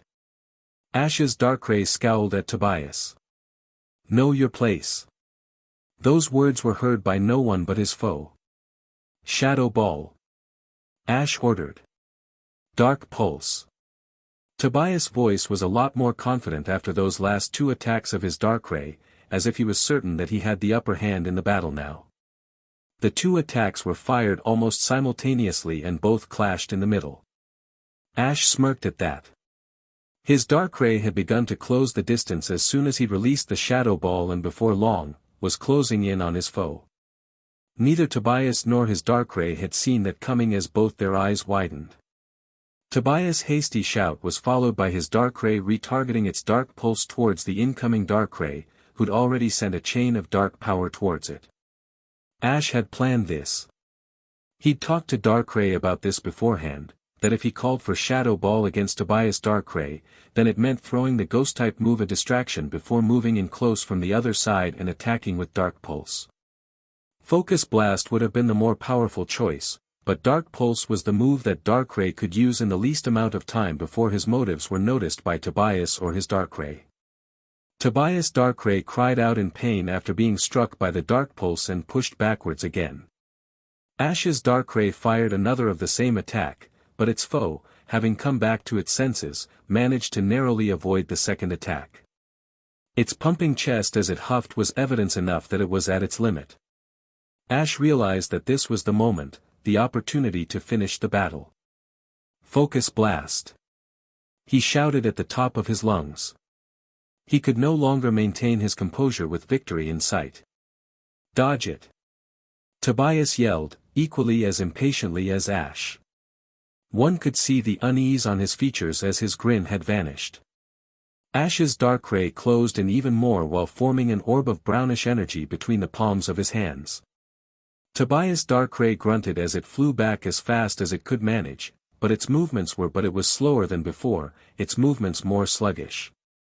Dark Pulse, bawled Tobias as he watched Ash's Darkrai release the Focus Blast and close in on his own. Tobias' Darkrai could only manage to make a small ball for its Dark Pulse before the blast of concentrated energy from its foe crashed into it. It slammed into the ground by the force of the blast and, to its horror, Ash's Darkrai wasn't done as it fired another pulsating black beam of darkness. The Dark Pulse struck Tobias' Darkrai at point-blank range, its screams echoing throughout the stadium. Even through the loud roars of the spectators, the cry of anguish from Tobias' Darkrai slipped into everyone's ears. It lay there, trembling in pain as Ash's Darkrai stood on top of it. "Is it over?" Barry hollered, standing up from his seat in the crowd. The battle had proved to be so exciting that even the usually composed Brock had been made to stand. His hands were dug into the seat in front of him as he awaited the outcome of the battle. Was it really over?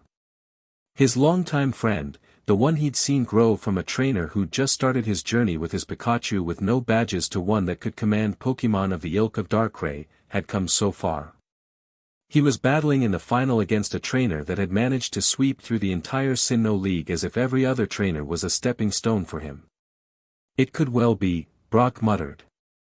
"But that's the same Darkrai that has defeated every other trainer on its own." The others around them didn't speak, too engrossed watching the battle. Delia was simply seated, she didn't move. She only had her hands clasped close to her chest. Pikachu had dug his hands into Professor Oak's shirt, creasing it in the process as he watched his friends on the verge of victory. He'd have loved to have been out there with Ash, but he understood that Ash had chosen his team on the basis of what he thought Tobias might do and expect. Tobias yelled out a scream as he watched his Darkrai tremble, writhing on the ground, and eventually, ceased to show any movement. It had been knocked out. The referee didn't call the match right away though. He waited for almost a quarter of a minute before he raised his flag towards Ash. Tobias' Darkrai is unable to continue the battle. Ash's Darkrai wins. As soon as he uttered those words in the microphone, the crowd who'd just gone silent a few seconds ago, exploded. Cheers buzzed through the stadium and they were louder than anything that had been heard throughout the entire tournament. Ash's fingers had become cold, his entire body gone numb even before the referee had declared his victory. As soon as his Darkrai's Dark Pulse had landed, he knew that he'd won. Yet, he couldn't believe that he had. All the previous league battles flashed through his head, especially the ones that had eliminated him in previous tournaments. His battle against Richie and the way he'd lost because his Charizard refused to battle. Had he been able to control his Charizard better at the time, he was sure that he would advance further. Then, the battle against Harrison in the Silver Conference where the same Charizard took him as far as the top 8, but lost a close match. Another close loss to the eventual winner of the Evergrande Conference in Hoenn, Tyson, had cut short his dream of winning the league. But he'd finally won. His face held no expression of joy. It was one of shock, lips parted as he muttered some words to himself. "We did it." He spoke in such a low voice that he himself couldn't hear those words. He couldn't tell what he felt. Was it joy? Satisfaction? Relief? His thoughts were so jumbled up that he didn't have a clue. He'd thought that he'd jump up in jubilation if he won the competition, that he wouldn't be able to control himself from showing his excitement to the world, even if thinking about that had made him feel embarrassed at the time. But there was none of that. Ash hadn't even noticed that Tobias had already recalled his final Pokémon, nor that his own Darkrai had made his way back to him. Darkrai hovered inches away from Ash, gazing into the eyes of his trainer. The winner of this battle as well as the Lily of the Valley Conference is Ash Ketchum from Pallet Town. The referee declared, but his words were lost in the cheers of the crowd. A few more moments passed, but there was no response from Ash. "You've won, Ash."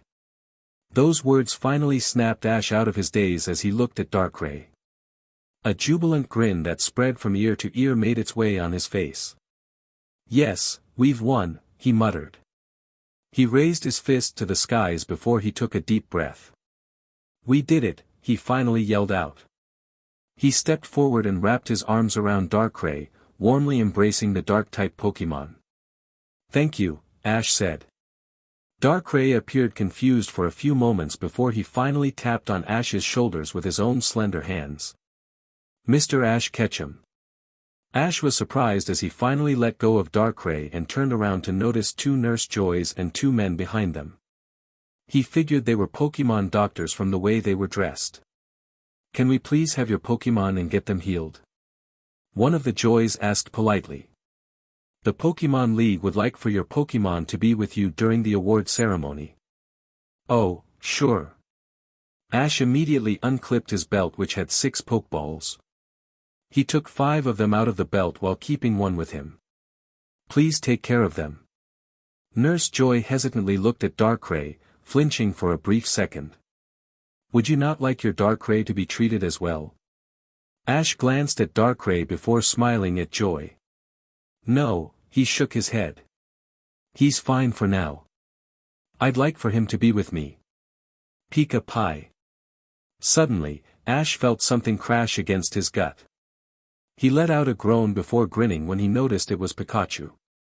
The rodent hugged his trainer with his tiny hands, climbed onto his shoulder and nuzzled his cheek against Ash's.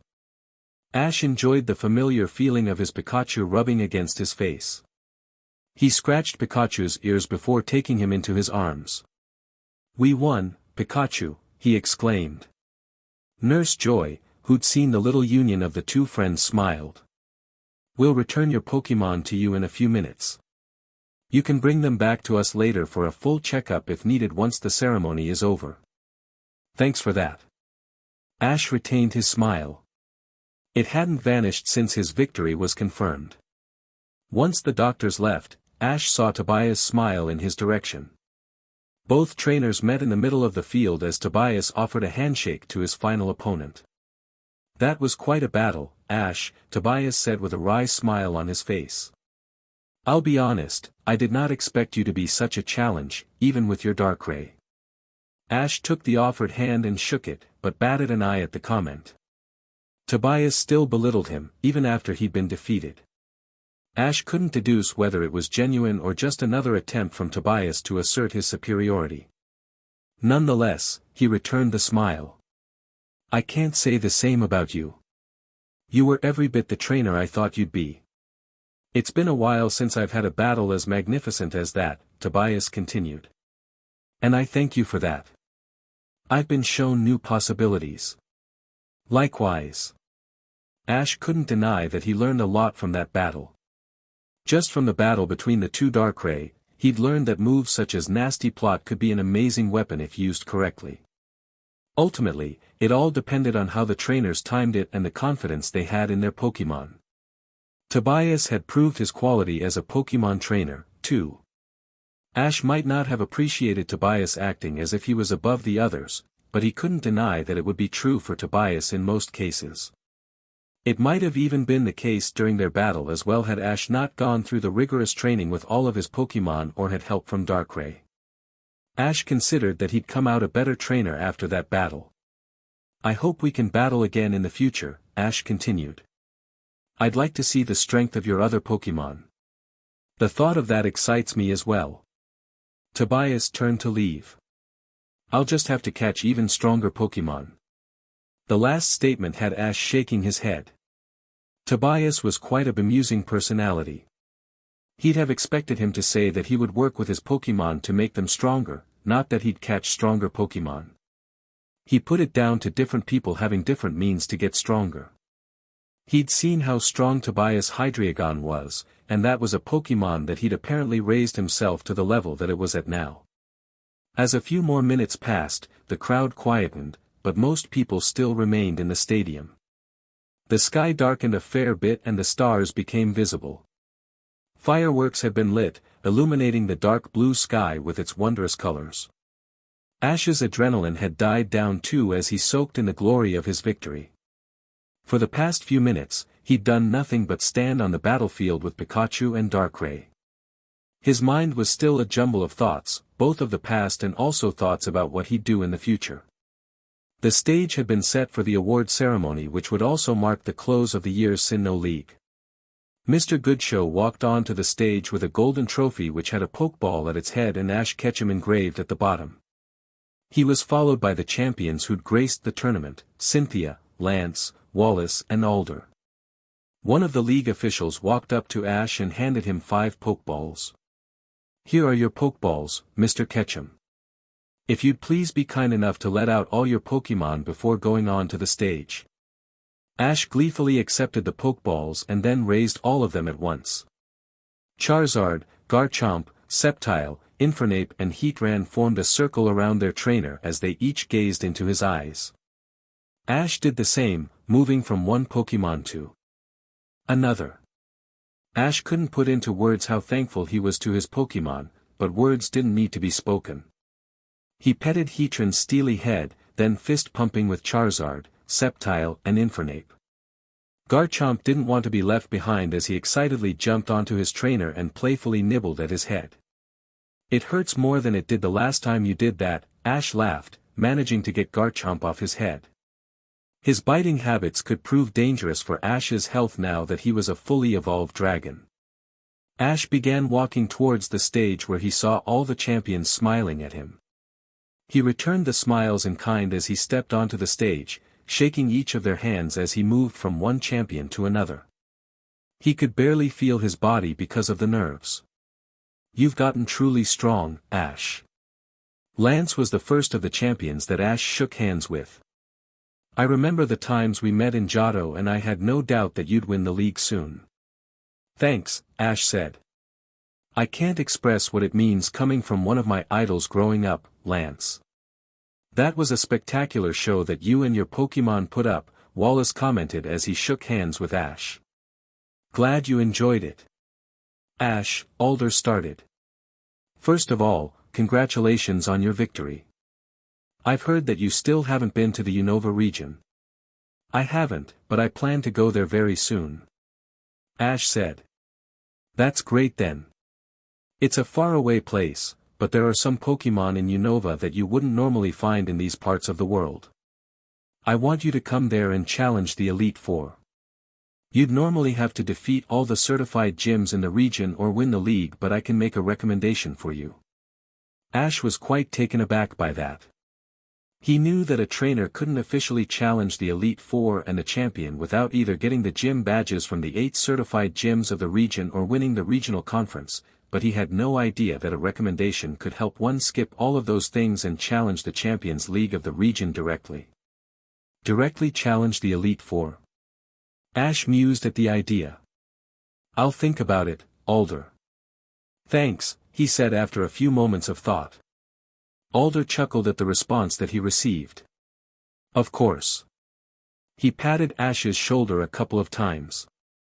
"You've just competed in the Sinnoh League, so you must be worn out. Take your time. But once you decide to challenge the Unova League, be prepared. Each and every one of the Elite Four is strong, extremely strong. The same can be said about the Elite Four of any other region, honestly, but I say this about those 4 because I've seen their strength time and time again. Plenty of strong trainers fall before them." Ash took in all that Alder had to say and nodded. The Elite Four were some of the strongest trainers of their region, only below the champion. They had to be extraordinary, and his various meetings with some of them proved to him as much. He'd never officially challenged them before, and he looked forward to doing so in the near future. He offered Alder a warm smile and took a stride, finally coming in front of Cynthia. "Congratulations on winning the conference, Ash," were the only words that Cynthia said to him with a smile. Ash nodded his head. He wanted to talk to her a bit more, even challenge her to a battle, in fact. They had gotten much closer during the last month and a half and he thoroughly enjoyed his time spent with her. But that could wait till later. "Thanks, Cynthia," he said as he moved past her and to the president of the Pokemon League, Mr. Goodshow. "Congratulations on winning. That was a spectacular battle, Charles Goodshow complimented as he stepped forward. A few clicking noises caught Ash's attention and made him notice the various cameramen that were around the stage. He was so caught up that he hadn't seen them before now. He waved at one of the cameras, smiling awkwardly. He'd avoided most of the media after his previous battles, so he wasn't quite used to this kind of attention. This wasn't something that he could avoid now though. He'd won the league, so he'd be facing some of this treatment for a while. And he didn't look forward to it. This brings this year's Lily of the Valley conference to a close. Mr. Goodshow started his speech on the microphone, a formality that was his responsibility as the head of the Pokemon League. We've seen some incredible battles, exceptional trainers, and their amazing Pokemon. It's been another successful conference of the Sinnoh League, and I have no one to thank more than the trainers who participated. First of all, the champion of the conference, Ash Ketchum, gave us a brilliant display of his skills as a trainer and the power of his Pokemon. Tobias too showed us why he'd been the favorite to win this competition. His team not only had Darkrai but also his other Pokemon, which were all top class. Neither of the finalists deserved to go away without the trophy, but such is the nature of the tournament that there can only be one winner. I also thank all of the other incredible trainers who participated. Without you, it wouldn't have been possible for us to witness the battles that we did. And of course, to all the fans who came here to the Lily of the Valley Island to cheer on these trainers, your presence made the event what it was. He then turned to look at the champions that stood next to him. I show my sincerest thanks to the champions who graced us with their presence. They're busy people, and yet they took the time to be here for the last few rounds. I can't thank them enough. The same goes for all the Elite Four members who joined us. The previous fireworks hadn't even disappeared when a few more were shot as Mr. Goodshow took a break in his speech. And now, your very own champion of the Sinnoh region will present the winner's trophy of the Lily of the Valley Conference to Ash Ketchum, all the way from Pallet Town in the Kanto region. As another set of fireworks were launched, Mr. Goodshow handed the trophy to Cynthia. The blonde champion stepped forward and offered it to Ash. Ash's hands trembled, but he managed to finally grasp the trophy. It was quite cold, he noted. He gazed at it, and his name etched into it brought an even bigger smile to his face. Thank you. As the scene of Ash holding onto the trophy appeared on the giant screens, the crowd stood up in ovation. Ash glanced around the various corners of the stadium, waving his hands. Soaking in the applause was easier said than done for him. He felt happy yet nervous. Soon after the applause had died down, Ash was asked to pose with the trophy. He did so, first with all the champions, then with his Pokemon. Ash stood in the middle, with Pikachu on his left shoulder. He was surrounded by all the Pokemon that he'd used in the final: Charizard, Garchomp and Darkrai to his right, Infernape, Sceptile and Heatran to his left. The Pokemon all roared victoriously as a multitude of photos were clicked by the various cameramen standing at different angles. Charizard, as was tradition, let out a flamethrower in the air and roared, a roar which reverberated throughout the stadium. It was followed by roars and shrieks from all the other Pokemon apart from Darkrai. Darkrai stood still close to Ash, his legs extended. It was rare for him to use his legs to physically stand, but he decided to do it since it was for the camera. He figured that would be a good thing since he didn't know what else to do. All of this was very alien to him. Ideally, Ash would have liked to share this moment of glory with each and every one of his Pokemon, but that wasn't a practical possibility at a time like this. He did a victory sign with his fingers as another few clicks sounded. This could take a while. Ash was tired. He slumped his way through the hallway of the stadium, waving and smiling at a few kids and fans along the way. All of his Pokemon besides Pikachu were back in their Pokeballs. As he finally came to the Pokemon Center attached to the main stadium, he saw all of his friends waiting for him, grins on their faces. He shot a grin back at them as he walked forward. The first person he walked to was his mother. "Mom," he only had time to say as much before Delia wrapped her arms around her son. "That was great, son." She mumbled into his ears and kissed his forehead. "Congratulations." Thanks, Mom. Ash let himself be embraced by his mother, and placed his hands on her back. The fact that she was there to witness his first league victory in person brought him great joy. He always wanted her to see his success firsthand. And the first step towards his dream of becoming a Pokémon master had come in her presence. Neither the son nor the mother spoke any more words before parting.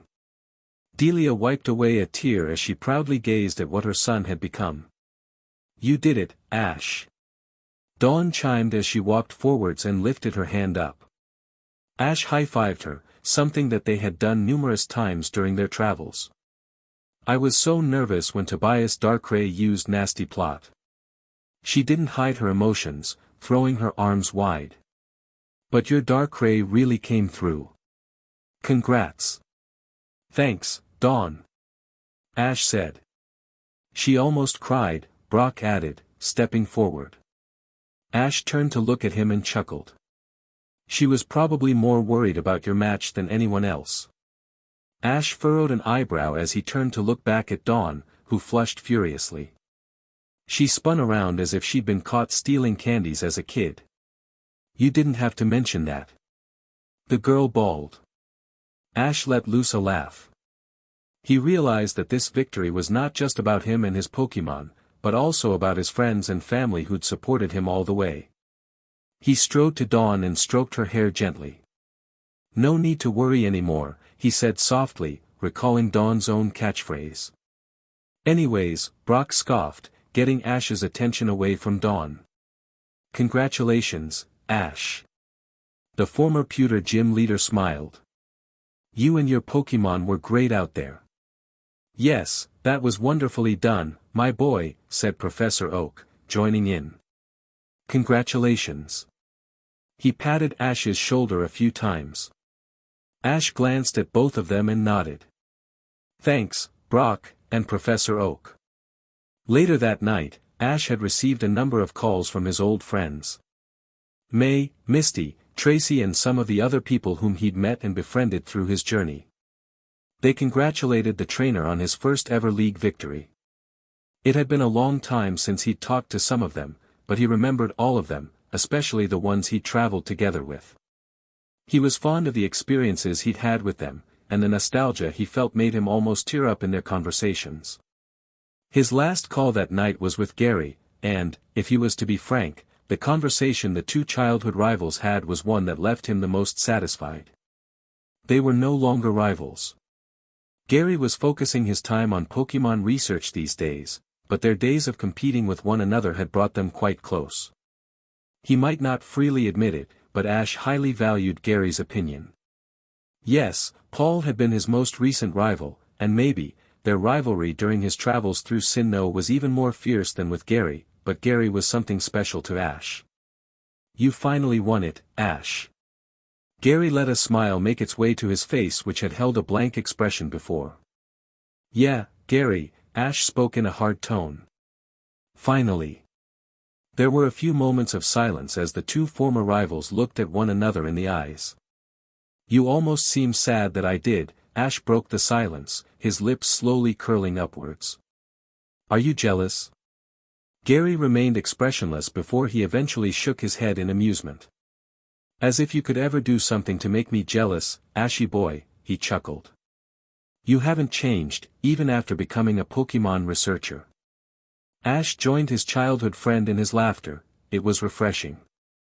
He felt extremely tired, but there was something about Gary, something that made him forget all about the fatigue that he felt and instead stand proudly in front of him without showing the least bit of weakness. You seem to have changed somewhat though, Gary said, putting his hands in his pockets. What happened? I've been getting that a bit. Ash raised his eyebrows and sighed. Had he really changed that much that so many people noticed it? If I have changed, isn't it for the better? I won the league, after all. Even I can't refute that. Gary shook his head. A serious expression appeared on his face as he looked Ash in the eyes.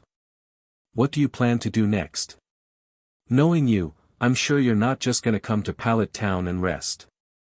I plan to go to the Unova region, Ash said.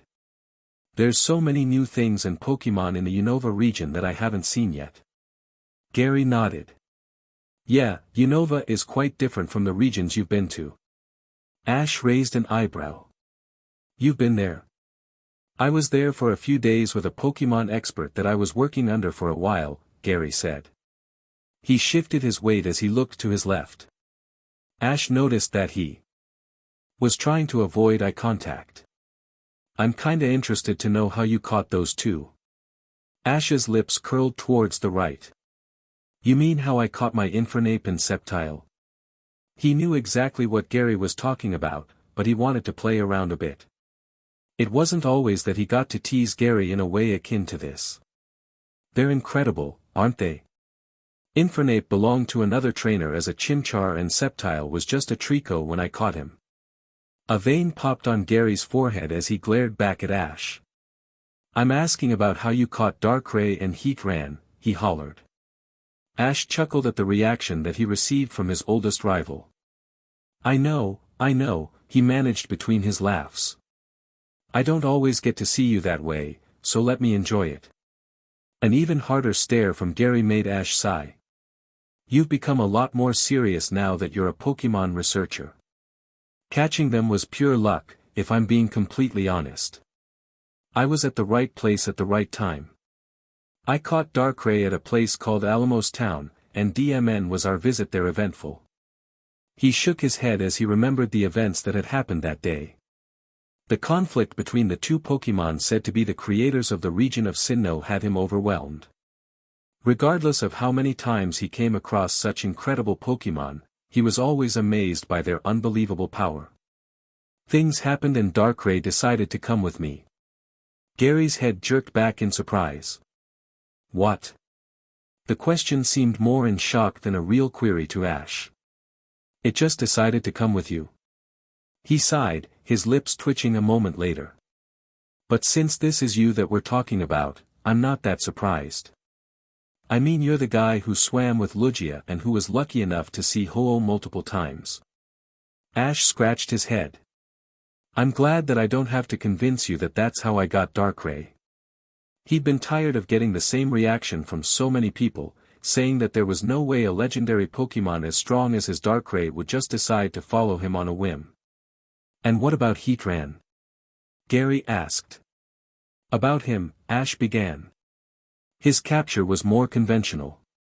When I was headed to the Lily of the Valley Island, our ship made a stop at Stark Mountain. There was this Pokemon Ranger who was after Heatran so that he could take him to a Pokemon reserve, but he proved too strong to be captured. So, Darkrai fought it and I got him. Must have been quite a battle, Gary mused. As was your Sinnoh League final match. He gazed into Ash's eyes. You've become strong, Ash. Very strong. I never expected those words from you, Gary. What? A man shouted, slamming his fists on the table. He lost. Even with all the resources we spent to help him. Yes, sir, the man who stood in front of him nodded. It was a close match in the final, but the other trainer who also had a Darkrai and a Heatran won. That incompetent fool. His angry voice echoed in the room, which had several luxurious couches but no one in the room apart from the two people. Hasn't the boss gone to Sinnoh to watch the finals? Have you received any orders from him yet? Sir Getsis has indeed gone to the Lily of the Valley Island to observe the final match, the man who acted as the subordinate to the seated man said. However, I've received no word from him as to how to follow up yet. He'd planned to return right after the end of the league. Order Tobias to continue with the plan. The conference doesn't matter. Our goal is the Pokemon League. Yes, sir. The man said with a slight bow before turning around. Tell him that another failure will not be tolerated.